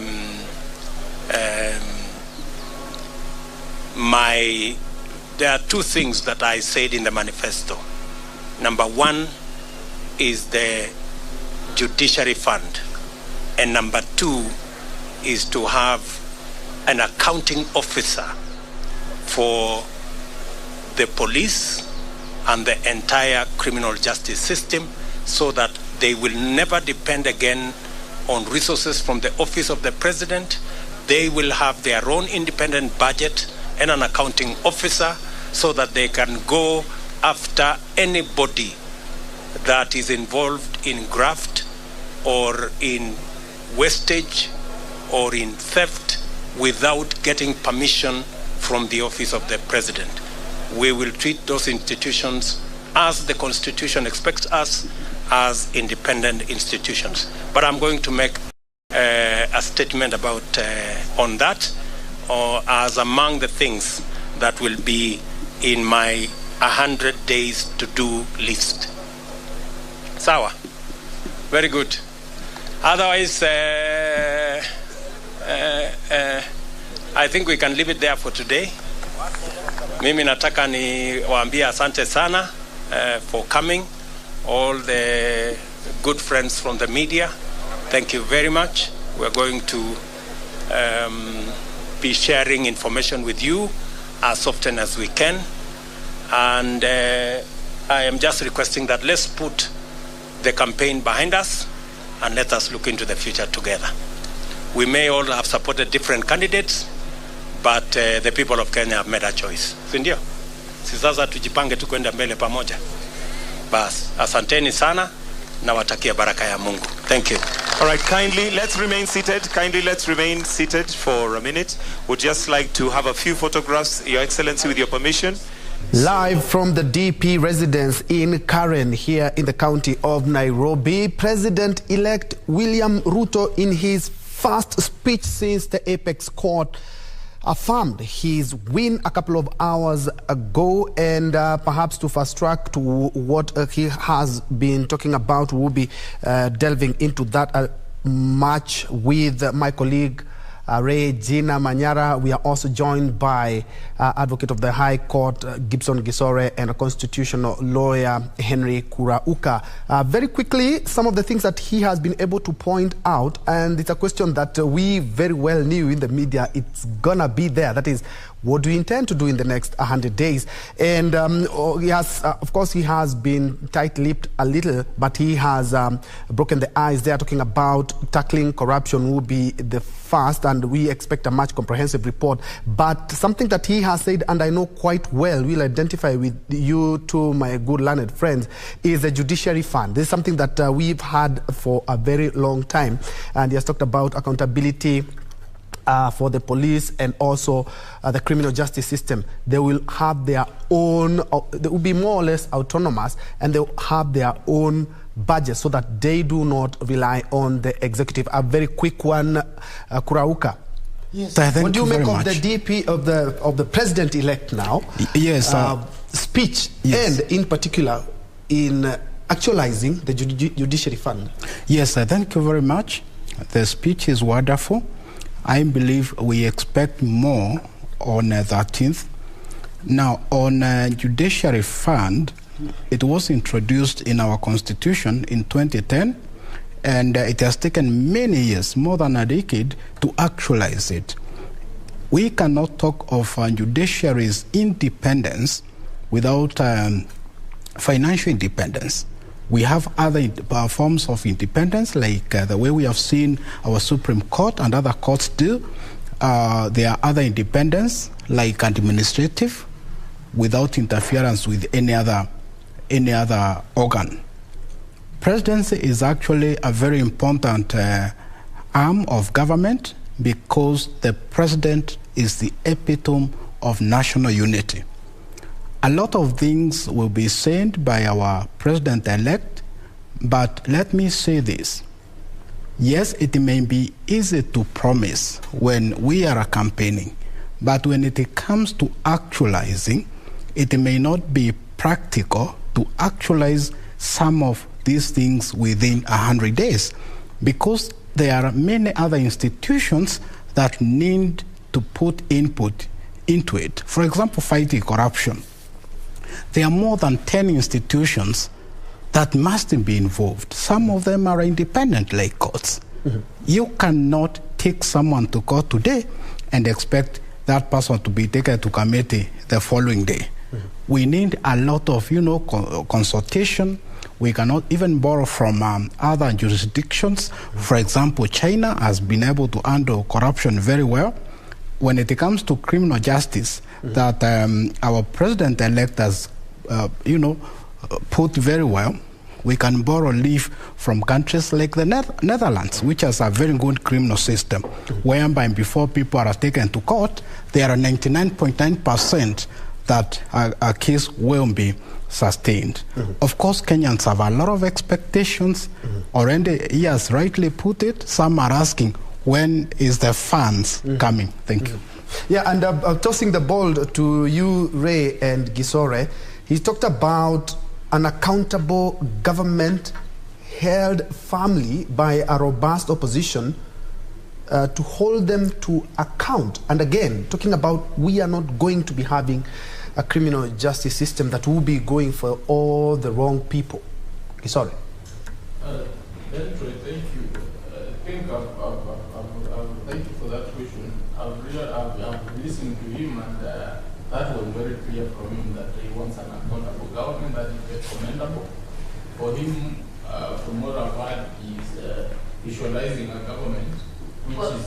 Before we hear from you, Council, we want to take you to some live pictures that you see on screen there. We have a combination of what is happening at the DP residence now, that's the president-elect residence there, as well as Sugoi in Eldoret, which happens to be in Uasin Gishu County.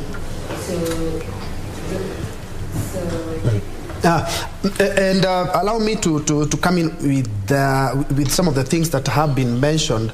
Kurauka, he has mentioned very quickly, the electoral process is done and dusted. Now we should embark on nation building. That's a very strong statement, if you ask me, because after every election cycle, the country just has a break or something, and then we go back to politicking again. And now he wants us to put all that behind and focus on nation building. And again, the handshake question has popped up. He said, yes, we're going to work together, but no handshake as witnessed before. Quite a strong statement. Very well. Already we have several handshakes since the results were announced. If I go by what I have been but to be very sincere, it is practically impossible to govern this country without some form of handshake. And that's why I commend our president-elect for embracing leaders like my senior Kiraitu Morongi and the other leaders. Of course, we expect more of these, working together relationships. They may not be really handshake, but it can be a version of the same. But what I would like to say is that, yes, we need a robust and effective opposition. For that to happen, we need legal reform, because the laws we have cannot create the opposition that was contemplated in now and de facto BBI. But let me say this as well. What is very important right now is national unity. We have no space to have chaos or infighting, and I think we Kenyans, being the supreme power of this country, as per the Constitution, Article 1 of the Constitution, we are not ready to fight each other because of politics or whatever results from politicians. And we want to embrace peace, amani, peace, amani, all through. And my take on what the president-elect has said, that everyone will be treated equally. Whether you will belong to Azimio or any other, you will be viewed in the same eyes before the law, and you will enjoy all the rights and benefits as a Kenyan. All right, and we will be delving into that more a little bit later. But as we were having the president-elect speak for the first time since the court affirmed his win, we also had a parallel interview where IEBC chair Wafula Chebukati was having a presser at his office, 21st floor of the anniversary towers. This is what he had to say.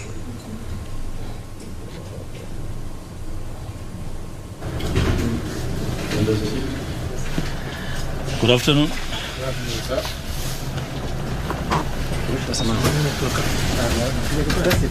A statement from the Commission as regards the verdict of the Supreme Court today on the presidential election petitions. The Commission appreciates Kenyans for peacefully exercising their democratic right to vote on the 9th of August in accordance with Article 38 of the Constitution of Kenya 2010. In fulfillment of the Constitution, the Commission put in place a robust and transparent election infrastructure to ensure that the votes cast were counted, electronically transmitted, verified, tallied, announced, and declared in line with Articles 81 and 86 of the Constitution. The general election was conducted by about 1,000 dedicated permanent employees of the Commission, assisted by over 400,000 temporary staff countrywide. The Commission is grateful to this staff for a job well done. Additionally, the Commission recognizes the support by stakeholders, including the judiciary, the National Police Service, and service providers who participated in the electoral process. The Commission gives special recognition to development partners who provided support that bridged financial gaps in the Commission's budget. In the course of discharging our constitutional duty, the Commission and its staff endured harassment, intimidation, abduction, arrests, and some lost their lives. It's tragic that Mr. Daniel Mushoka, a returning officer for Embakasi East constituency, was abducted and tortured to death in the line of duty. In addition, Mr. Geoffrey Kitobo, a returning officer for Kishugu constituency, died in what could be election-related stress upon completion of elections in his constituency. In this general election, the abuse of IEBC staff reached an unimaginable scale. Apart from the 2 deaths, the Commission and staff suffered other atrocities, including, but not limited to, assault and injury of the chairman, Commissioners Professor Abdi Gulier and Boya Molu, and the Commission Secretary and Chief Executive Officer Mr. Marjan Hussein at the National Tallying Center during the declaration of results. Unwarranted arrest of a voter education coordinator by anti-terrorist police unit on the floor of the National Tallying Center, who was detained for 3 days. Abduction, torturing and holding incommunicator for 9 hours of the managed election operations and the support staff by persons to be believed to be security agencies. Attempted arrest of 3 staff members who are lawfully verifying election results on the floor of National Tallying Center. Abduction of a staff of a service provider working at the National Communication Center. Harassment and physical assault of staff of service providers manning heavy-duty printing and photocopying machines at the National Election Communication Center. Physical assault of election officials in parts of Narok, Kakamega, Kirinyaga, Wajir, Nairobi, amongst others. In one instance, a presiding officer in Eldas constituency was shot in the leg, resulting to amputation. Physical assault of returning officers bringing results to the National Tallying Center. Breaking into offices of senior commission staff at the National Tallying Center with the intention of accessing sensitive data. Ethnic profiling, targeting, and cyberbullying of members of the commission and its staff. To date, no one has been arrested for these crimes committed against members of the commission and its staff. As it stands, no human rights or civil society organization have condemned these heinous acts meted on the commission and its staff. Working for IEBC should not be a death sentence. The commission reiterates that election is a process and not an event. This process started immediately after 2017 general election, and the commission tested its systems and processes in over the 40 by-elections in the last 5 years. Therefore, the Supreme Court judgment today is a testimony that the commission conducted a free, fair, transparent, and credible general election that met the democratic aspirations of the people of Kenya. The Independent Electoral and Boundaries Commission is finally vindicated. We look forward to the full judgment of the Supreme Court, as well as feedback from our stakeholders during the post-election evaluation exercises which will inform areas of improvement in the electoral process. Finally, the Commission wishes to thank immensely its legal team in not only defending it, but also ensuring that the sovereign will of the people of Kenya is protected. God bless Kenya. God bless the IEBC. Thank you. That's our statement today. And unless you have 1 or 2 questions, I believe it's been a great day. Thank you. Thank you. My name is Kisii. Now we take you to Kisii, where Kenyans are in a celebratory mood there. Let's have a listen in into what is happening in Kisii.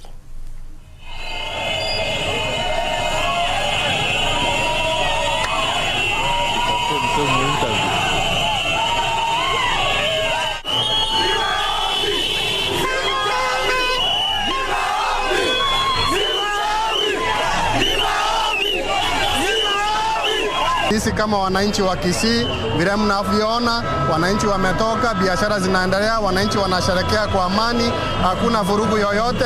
Tunaomba amani iendelee. Na kama kanisa kutoka Kisii na wote ambao tuliopiga kura Leo tunasherekea ushindi wa mheshimiwa wetu ambaye ni rais mteule William Samoei Ruto. Kanisa letu, kanisa lote Kenya tunashukuru kwa sababu kanisa limetulia, kanisa limeomba na kanisa limeonekana kwa wakati huu. Mungu sana kwa ajili ya mama Martha Koome kwa ile decision wamefanya haki kwa mwana Kenya ambaye tuliamka asubuhi tukapigia hasara kura. Tuko na furaha ya kwamba haki imefanyika katika nchi yetu ya Kenya. Tunataka kuambia watu wetu wote tusherekee kwa amani.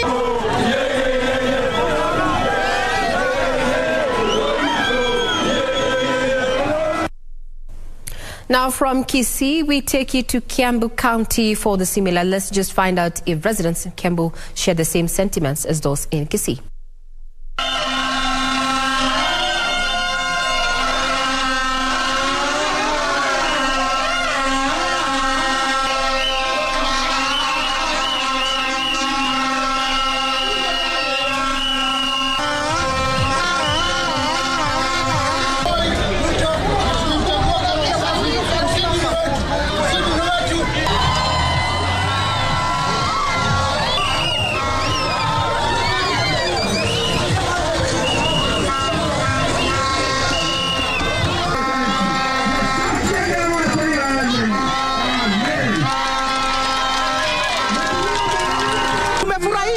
Uamuzi wa koti kuamua ya kwamba William Samoei Ruto ndiye atakuwa rais wa Jamhuri ya Kenya.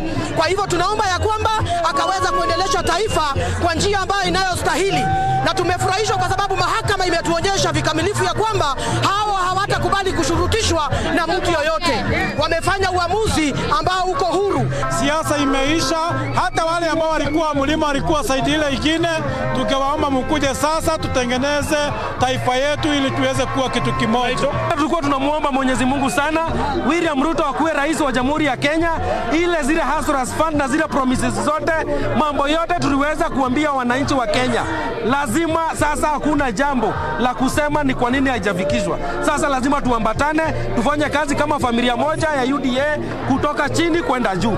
Justice has been done na sheria imedhibitishiwa kwamba Kenya ni nchi ya sheria. Tumefurahi sana na nimefurahi sana kwa maana tumeona president wetu amekuwa William Ruto, na kama vile tumekuwa tukiomba ati yeye ni mtu wa watu, na sasa kazi ni kwake, tufanyie watu kazi.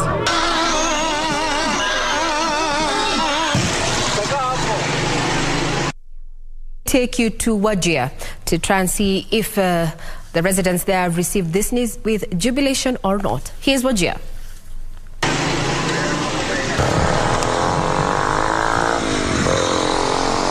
Hatutaki vita ama mahakama hivi watu futa ni kufute. Hiyo haina faida. Kenya aende mbele, biashara iendeke. Wale wanguka na wale wanapata sote wakuwe pamoja, wafanye kazi, tujenge nchi yetu. Kika nilifurahia hiyo uamuzi ambaye Supreme Court ulifika. Hii ni kuonyesha Kenya imeendelea kwa kila njia na kuna haki pia, kwa sababu hiyo ni dirisho ya kwamba kwa ulimwengu mzima Kenya nchi demokrasia, kama mtu kwa lamisha ana haki ya kwenda, na tuna majaji ambao wanaangalia kitu kwa haki. Hawatakani watu wabishane ama wagombane juu ya urais ama juu ya uchaguzi. Hiyo imeisha. Kila mtu ni marafiki na pia mandugu. Sasa wacha tufanye biashara yetu na kila kitu ambaye sisi iko na faida na upande wetu. Now from Wajir, we take you to West Pokot to just sample what Kenyans have to say in regard to the decision made by the Apex Court. Here's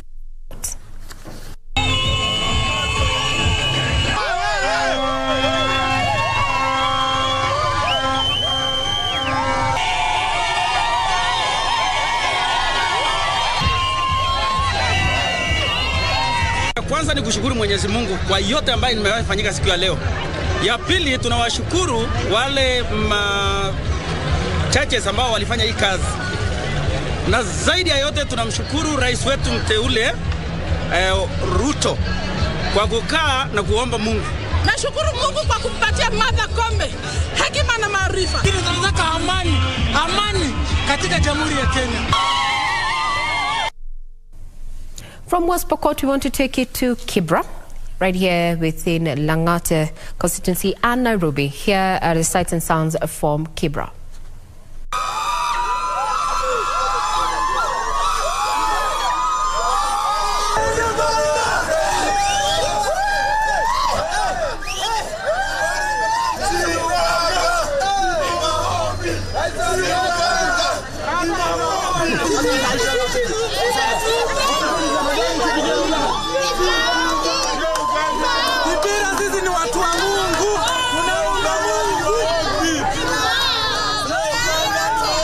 Kenneth Otieno Ogem. They do their job. That is the better. We are tired of election. Jina ni Zado Kokonda. Mimi ni mkaaji hapa Kibera.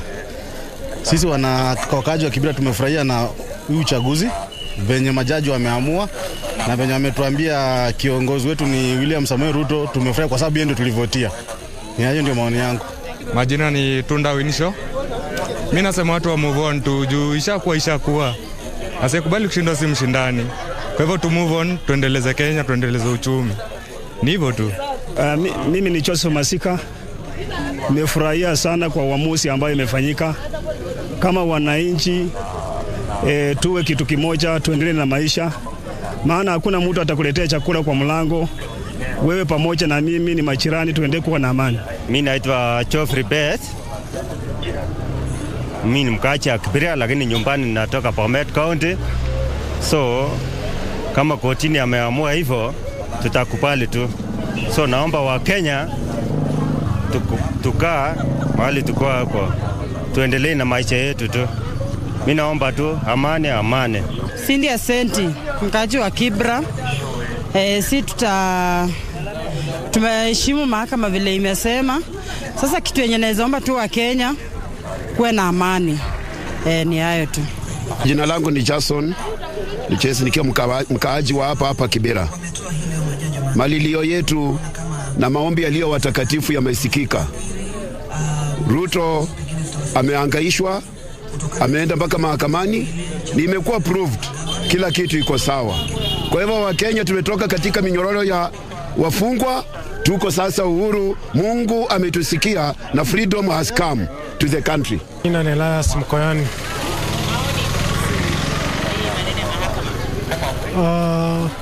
Mimi naona mahakama wamecheza pati yao, wamemaliza. Wameangalia kila kitu, wameona kuna evidence. Kwa hivyo mimi naona mahakama walikuwa. Jina ni Roslyn Simiyu.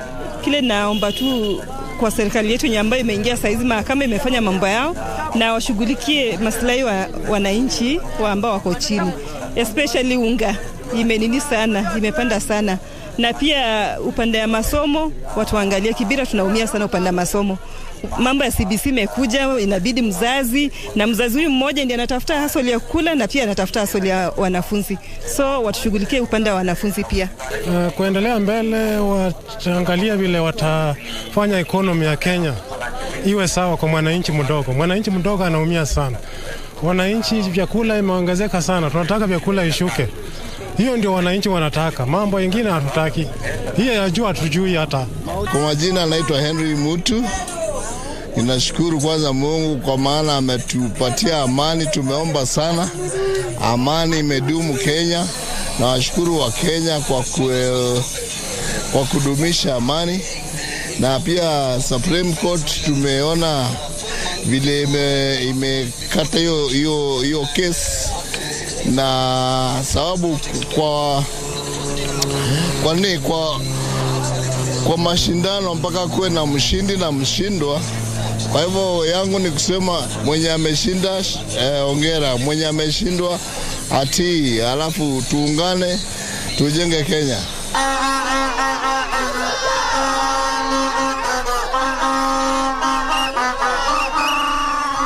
Now from Kibera there, let me take you to Mwingi. Let's sample what is happening in Mwingi following that particular judgment.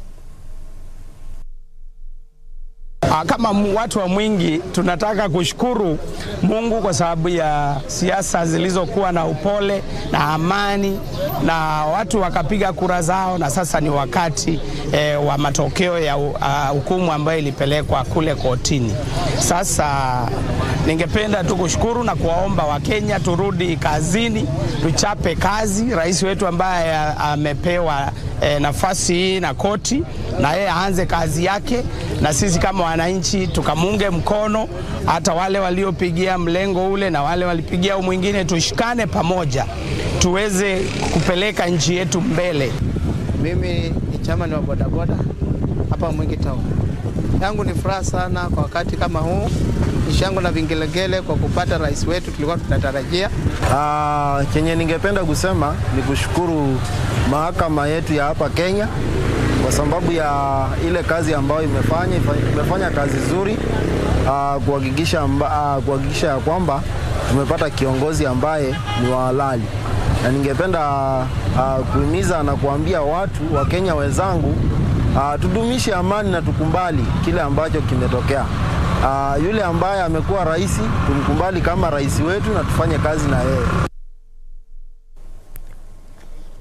Those are sentiments from residents in Mwingi. Now let's sample what Kenyans had to say, those residing especially within Naivasha in Nakuru County. Sugoi.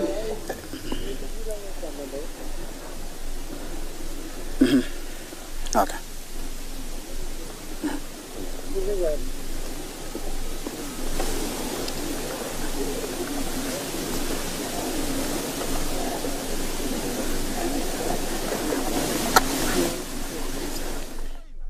Kazi na wao pamoja kwa sababu tulikuwa tumelilia Mungu sana na amefanya kulingana na haki na sheria yenye tulikuwa tunataka. Kwa hivyo sisi tutakuwa na amani kuanzia saa hii mpaka milele na milele. Na mimi nilikuwa upande wa baba na asiyekubali kushindwa si Msudani. So mimi nataka kusema congratulations Deputy President ambaye umechaguliwa kama president wa Kenya.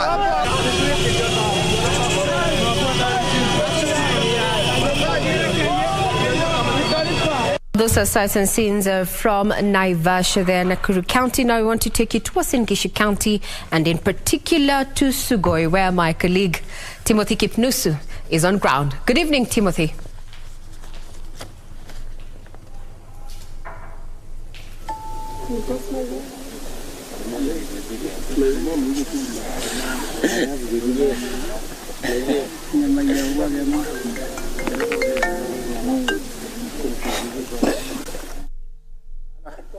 There, we will be joining Timothy Kipnusu, who is in Sugoi there, the home of President-elect William Ruto there, already surrounded by Kenyans who are eager to give their message in regard to the latest development.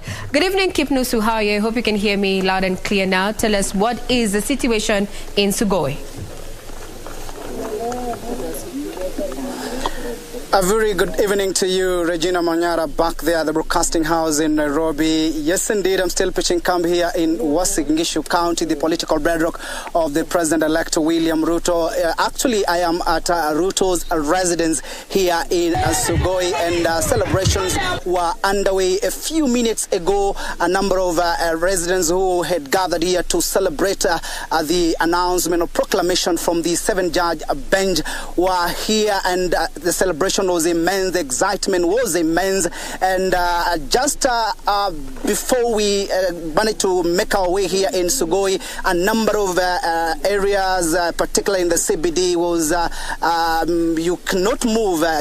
Transport was really paralyzed because a number of residents took to the streets to celebrate. It was pomp and color, celebrating the son of the soil, Dr. William Samoei Ruto, after the judgment made by the Supreme Court judges. And just to paint a picture, I'm joined by a number of residents, including elected leaders who are here together with residents to celebrate the victory from the 7-judge bench after they have affirmed the president-elect win, William Samoei Ruto. Many thanks indeed for joining us. Actually, is Nicholas Bitok, the area member of County Assembly for Tapsagoi ward, the ward where Ruto comes from. Many thanks thanks indeed for joining us. How do you make the assessment of the judgment from the Supreme Court? Who made the decision today? Kwanza nashukuru, mimi naitwa Nicholas Bitok Rende, MCA at Kapsagoi Ward. Hapa penye nyumbani kwa president elect. Tunashukuru sana kwa judgment ambayo imefanyika siku ya leo. Imeonyesha kuwa ilikuwa uwazi na walifanya kazi jinsi sheria inavyotakikana, kwa sababu kwa kweli hakukuwa na kesi. Ruto aliweza kushinda kinakaubaga. Tunafurahia sana judgment bench ya watu 7 ambaye wote 7 walikubaliana kuwa President William Samoei Ruto ndiye aliyechaguliwa na wananchi, na yeye ndio anastahili ushike usukani ya urais katika Kenya, taifa letu la Kenya. As a leader who is elected here in Kapsagoi Ward, what are your expectations under the administration of William Samoei Ruto, bearing in mind the country is really grappling with a number of issues from corruption and of course also the high cost of living? What is your expectation au matarajio yako ni yapi? Matarajio yangu ni makubwa sana, kwa sababu mimi mwenyewe namjua Rais Ruto tangia alipokuwa mbunge wetu, akakuwa deputy president, na sasa amepewa usukani kuwa rais. Na matumaini makubwa sana kwa sababu ameweza kuyatatua mambo mengi katika taifa letu la Kenya. So kwa hivyo tuna matumaini mengi na atayaweza mambo ya economy, mambo mengi, hata ya corruption ambaye mara mingi wamesema kuwa yeye ni corrupt, lakini sisi wenyewe kwa sababu alikuwa mbunge wetu na amekuwa rais wa deputy president wa Kenya, naelewa na kujua kuwa atafanya mambo yatawezekana. Yes. Wenyinyi wanasiasa kila mara mnakuwa wepesi kutoa ahadi mbele ya umma, lakini kutekeleza inakuwa ni donda sugu au ni kitendawili. Kwa mtazamo wako kwamba baadhi tu ya ahadi ambazo wananchi wametoa kwa viongozi nyinyi ambao mmechaguliwa mmetoa kwa wananchi, ni nini hasa kinakuwa kigumu kutekeleza ahadi zile? Mambo ya kutekeleza mambo ya ahadi katika uongozini ni mara mingi watu wana mahitaji mengi na mapato ni machache.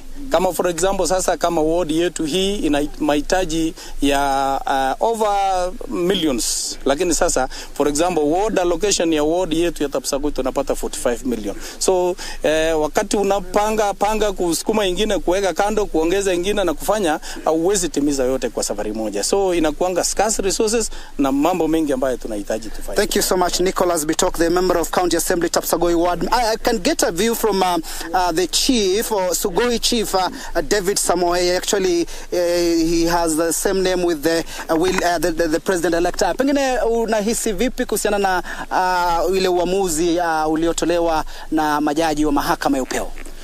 Kwanza majina yangu ni Senior Chief David Samoei wa kata ya Sugoi hapa Uasin Gishu.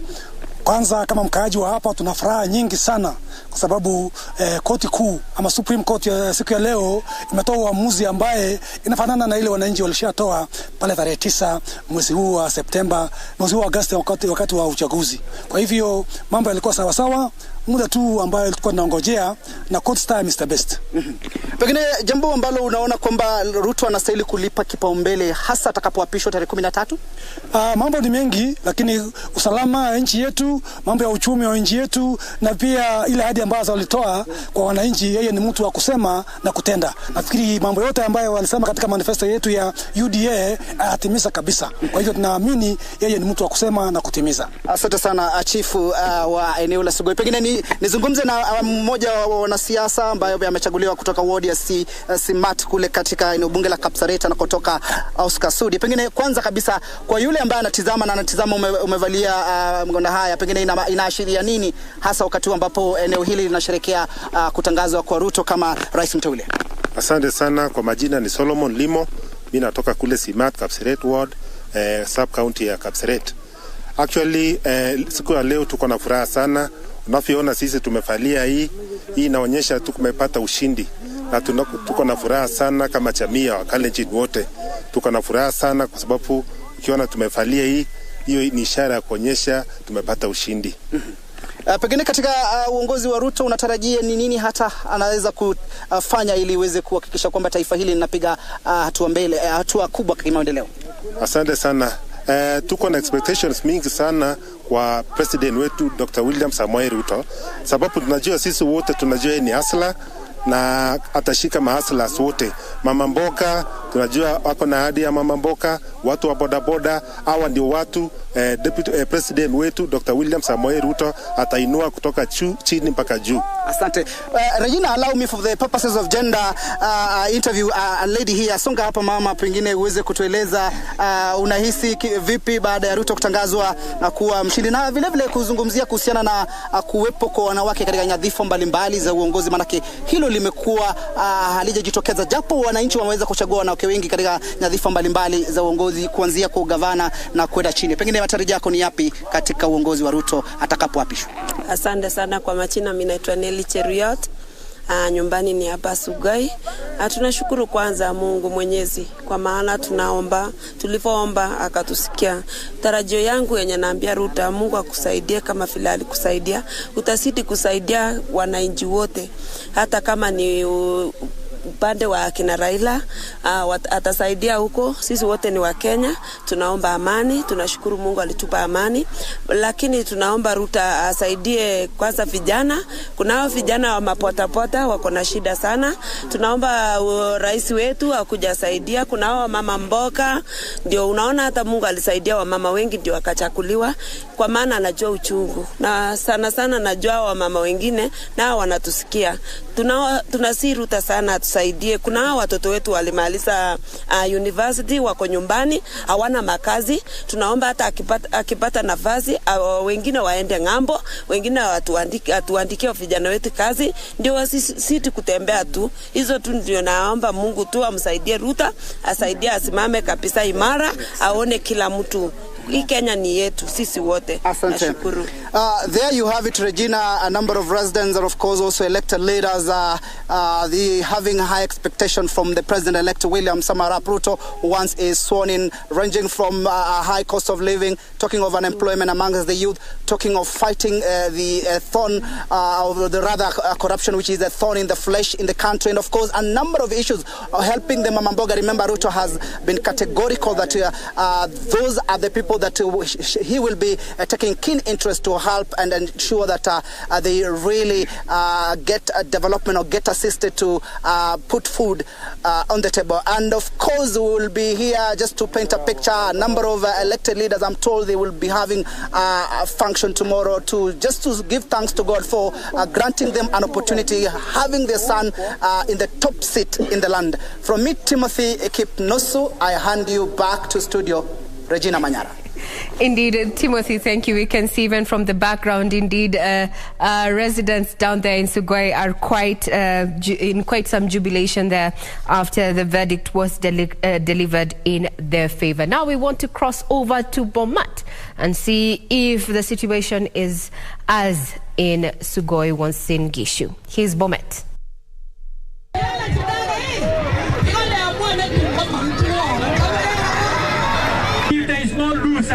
Kwa sababu watu ambao wamefaidika ni wapiga kura. Wana furaha kwa ile uamuzi ile tumepata kutoka kwa mahakama yetu ya Upheld, our Supreme Court, kwa sababu wameamua unanimously 7 out of 7 to upheld the election of our 5th president, none other than William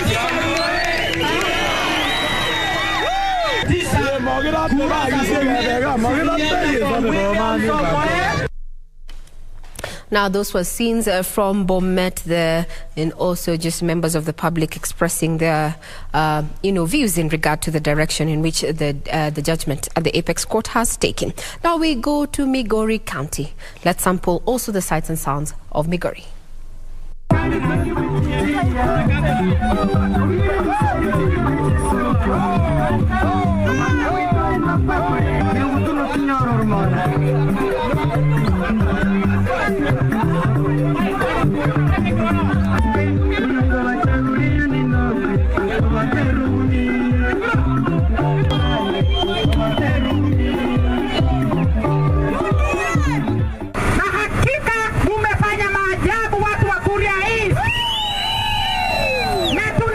kwamba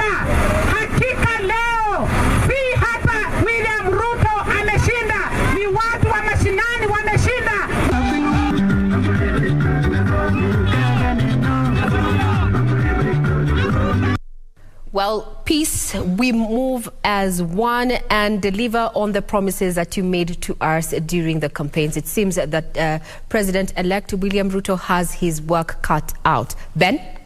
Indeed, Ray there, and as you can see, Kenyans, just as they voted peacefully, they are celebrating peacefully. And I would like to engage my lawyer because he has to attend to some other matters. But looking at the two speeches, one by the president-elect and one by Wafula Chebukati, and of course by the Supreme Court, they said that the election conducted by IEBC was free, fair, credible, and verifiable, and actually affirmed that. All the 7 judges did that. How do you think Wafula Chebukati is feeling at the moment? Because he has overseen 3 elections, twice in 2017 and now 2022, all which were disputed, but the court has vindicated him. Oh yes, he must be over the moon now. Because for the last 7 days, he has been very demonized by various quarters, and the Supreme Court decision is final. There can be no appeal or any variation. What I'm happy about, and we must say hongera to all Kenyans, everyone wants peace, peace, peace. We be united. We move forward. All right.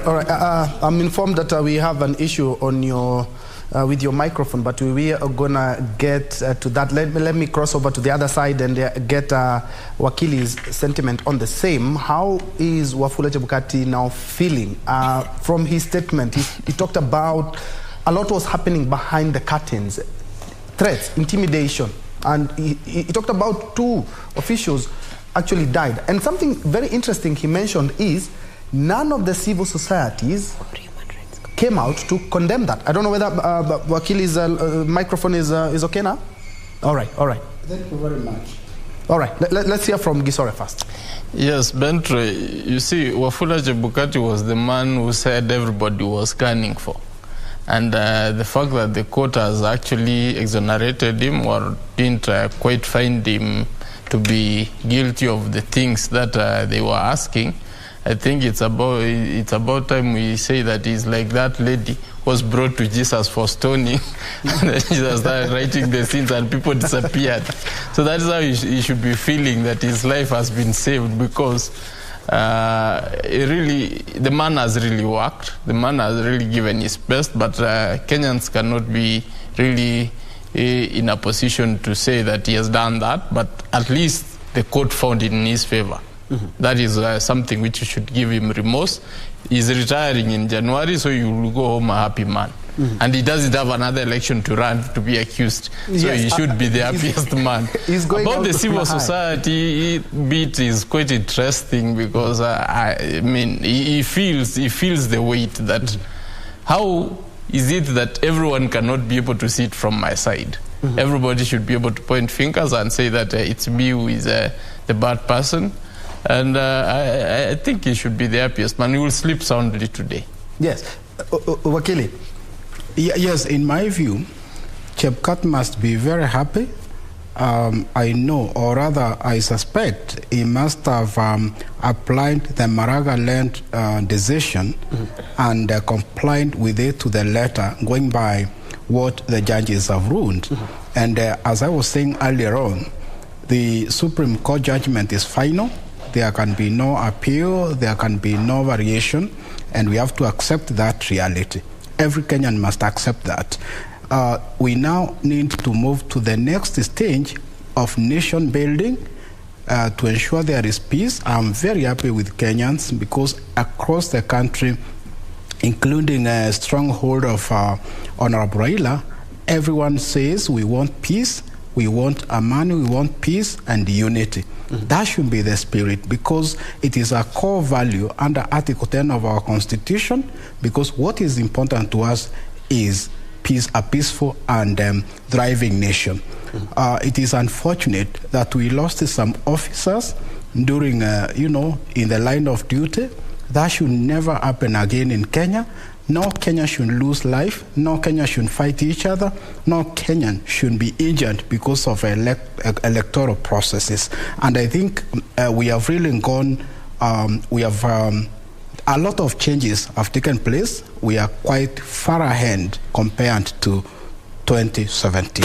And one final one, looking at what IEBC is talking about, and now, yes, we have been given a clean bill of health, and supporters of President-elect are elated and say that indeed we have followed the law and IEBC has been on top of its game.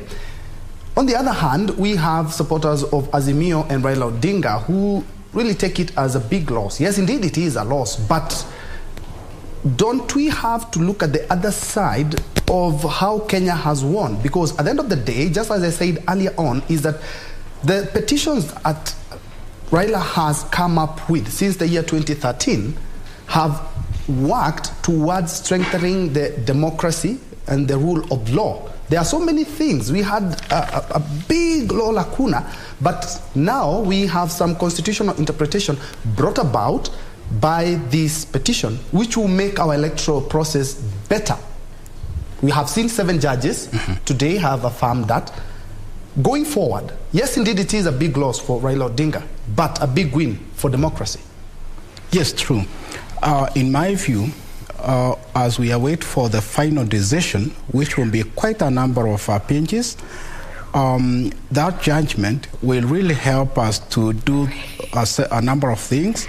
It will assist our parliament to come up with legislation to improve our electoral processes. Secondly, that judgment will develop our jurisprudence when it comes to electoral matters. Of course, it has a lot of bearing to multiple other petitions relating to other positions. Also for legal education, it will assist us, and for completeness of record. So we need to thank Honorable Raila for taking us through all these petitions. Of course, no person can describe the laws than former Kakamega Senator Malala.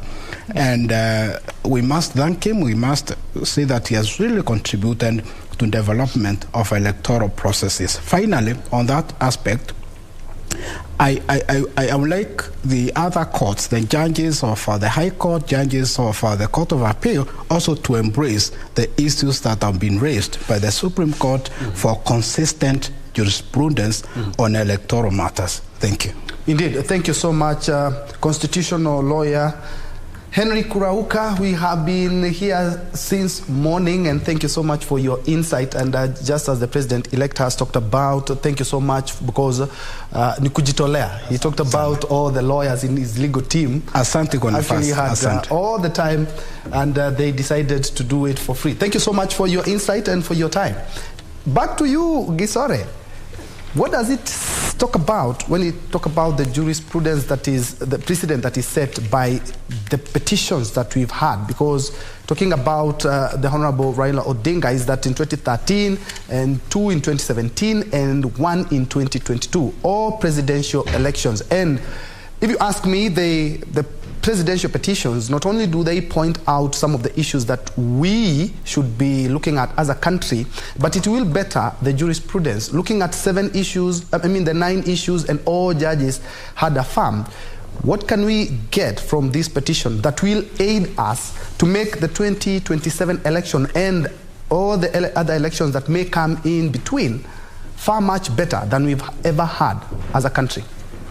I think for me, I would want to first thank Honorable Raila Amolo Odinga, because it's because of his temerity that we have been able to even be able to celebrate today's judgment the way we have.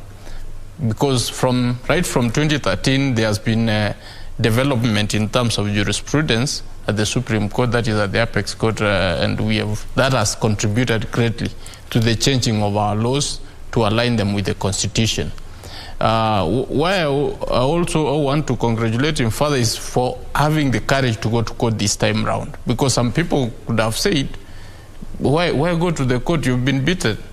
Why again go to court? But he said, I'm not doing it for Kenyans. I'm not doing it for myself. I'm doing it for Kenyans. And indeed, we have seen that is actually what us. For me, I think, as I said earlier in the show in the morning, the most important thing was my point number 6, where at least even the court itself did realize that indeed the working of IEBC is not in order. It needs to be fixed. I expect the judgment which comes forth, the full judgment, should be able to highlight some of the areas, actually some of the key things which they thought need to be looked into deeply, so that we can again give it to Parliament to pass the necessary legislation or amendments to ensure that if we will find ourselves in 2027 at this particular spot, we will at least be clear on what is expected. So pointing forward, I'm seeing a situation whereby we're going to have the Supreme Court, or somebody thinking twice before going to the Supreme Court, because if you count your eggs and you realize they are short, you just keep quiet and concede. And that is a situation which we will be happy to have in future. And that is courtesy of the efforts of Raila Amolo Odinga. Actually, I wanted to toss it back to you, Ray, but perhaps we'll get the final say here on what IEBC Chair Wafula Chebukati has mentioned there. Just shows you, underscores how election matters in Kenya are a matter of life and death. And some of the lessons that he has talked about there is that intimidation, threat, and everything. But unfortunately, that is exactly what we've had since the Zacchaeus Chesoni-led Electoral Commission, to the Kivoito-led, to the Isaac Hassan, now to the Wafula Chebukati. But the good thing is that Wafula Chebukati is exiting the electoral body. His head is held high after conducting the biggest and perhaps one of the most contested election in the country. Now, before we even, just throw some spanner into the box, Ben, as well as Wakili here, what has come out very clear during this particular petition is that we have focused on matters ICT. ICT has gravely been mentioned, and the process, the portal and such. And some of the key lessons that we may actually pick on in as far as ICT is concerned, we would say ICT is a good servant but also a terrible master if it's not used well. When we talk about the constitution of the IEBC, Wakili, in closing, I think this is the second last question posed to you. What are we likely to see now that this is the last election that is going to be officiated by Chair Wafula Chebukati? So it means we have an opening going forth. Now, the use of the use of ICT by IEBC, as the judges said there, well, it was well informed to include efficiency and such. But now, lessons that we can learn from here, allegations of hacking and unhacking, numbers that do not add up. What are we likely to see? What impact is it going to have in as far as ICT resource is concerned in the country? I think that was put very clearly by the court, and the chairman, Wafula Chebukati, has also highlighted some of the things that they are going back to get reports from the stakeholders, and that he has been very key, and I want to thank him because part of the success of this election was because he involved stakeholders from the word go. In the previous, he even got a report, even got an audit report of the 2017 election, and even implemented the minor KI case of the 2017. So what we are actually going to see in future, is the fact that ICT is going to play a key role, because with those allegations coming forth, you don't just wish them away ever, that the court did not find them sufficient. It's important to assuage the fears of Kenyans that indeed, from where we stand, the election is going to be clean. And what I'm looking at is the perspective that there's that aspect of contracting Smartmatic. I think we're going to see less of that. We're going to see an IBC which I'm foreseeing an IBC which will be given enough resources to have their own system here locally, which will comply with our data regulations. Because now, if we are keenly to look at whatever it is that they did with Smartmatic, then we raise the issues. Why did we pass the Data Act 2019? Because if we can be able to violate it by having Smartmatic tell us we cannot give you that data, it does not belong to you.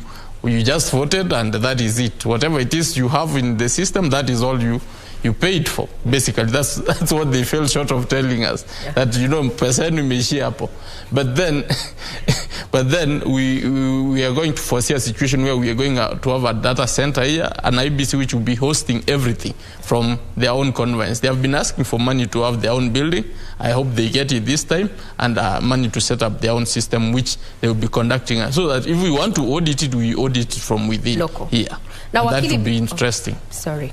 we solve ICT problems solved locally. Yes. Final question. What is your anticipation for a Ruto presidency, borrowing from the speech that he just made this evening? He said he's ready to be held accountable by an opposition, but as it stands right now, we have already seen Kenya Kwanza assimilate a majority of the independent candidates, and from November, yes, he's going to have the majority at least at the National Assembly. Yes, I'm expecting a Ruto presidency which is going to be very vibrant. I'm sure there are people who think otherwise, but I don't myself, because look at the man. He has risen literally from nothing, and we have seen his way up.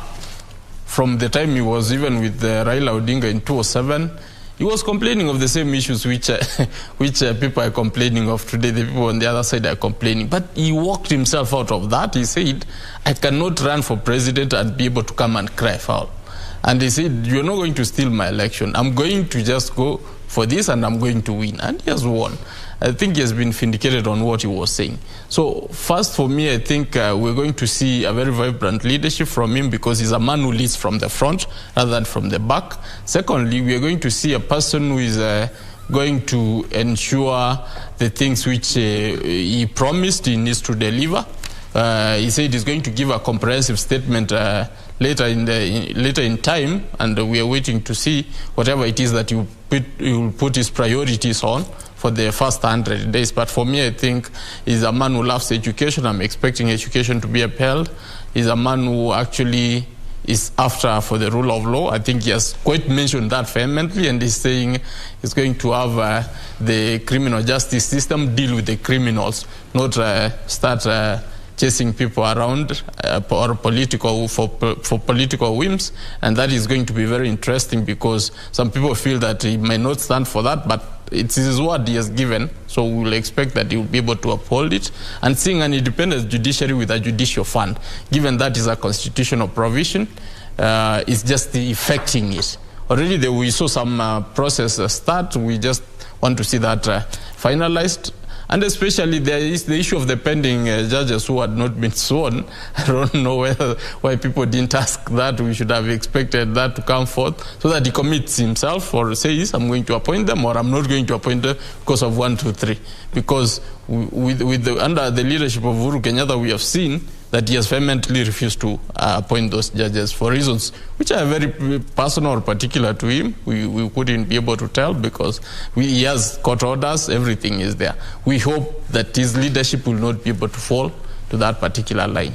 We're also anticipating a situation whereby somebody asked him about the stadiums. He comes from a region where people are pregnant of ideas of running and representing Kenya. We should be able to expect that some stadiums will have to be put up to actually vindicate him from what he had promised under the leadership of Uhuru Kenyatta. And most importantly, first, to start with, he needs to preach peace across the country and bring the country together. That is, I think, that one he doesn't have a choice, because he's a Kenyan president, not Advocate of the High Court there, Gibson Kisare, who has been gracing our studios from crack of dawn this morning, just helping us understand the legal implications of the decision that has been made by the Apex Court this afternoon. Thank you very much, sir, for your time. We look forward to further engagements. I've been your host, Regina Manyara. Now take it away, Ben Troy. Indeed. Thank you so much. And re-echo what you've just said is thank you so much for our viewers who have been keeping a keen eye. We are here early in the morning at about 6, and for following up keenly and maintaining peace. I think that's the most important.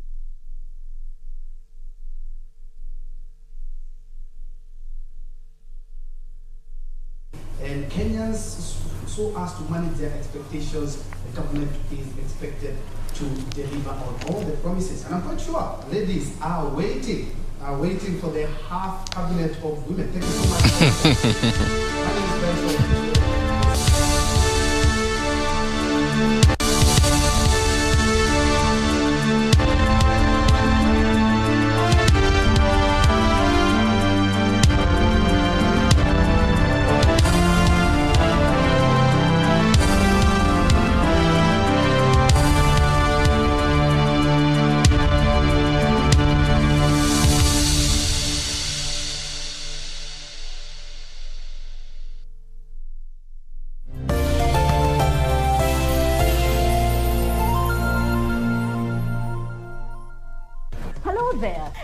boys gone bad. Eric Omondi has evolved from being a comedian to now being the king clout chaser. How does a gospel artist make money? Jaguar wet again. As a celeb, as a followers, but it's a time for artists to make bank. Right? How is your relationship with Zari, considering that she dates young? These are accessories. They get out, slap the guy. Yo, what's up? My name is Ted Josiah. Mashallah. You sing about serious issues, it will not trend. If you sing about Adhiambo C. No. Bahati hata kuwa na machozi. Willy Paul ndio alikuwa anatoa machozi. For your beat these boys with stones. Let's all be logic. Yesu ashukangi chini analeta pesa. Musicians are missing the point. Do we sip water? You are watching Pop Culture with Adhiambo with a Y. Kupata mithali 6:20 kama sikiza tune kwenye simu yako, bonyeza *811 *817#. Methali 6:20. Mwanangu, shika maagizo ya baba yako, wala usisahau mafundisho ya mama yako. Yaweke daima moyoni mwako, yafunge shingoni mwako, yatakuongoza njiani mwako, yatakulinda wakati ulalapo.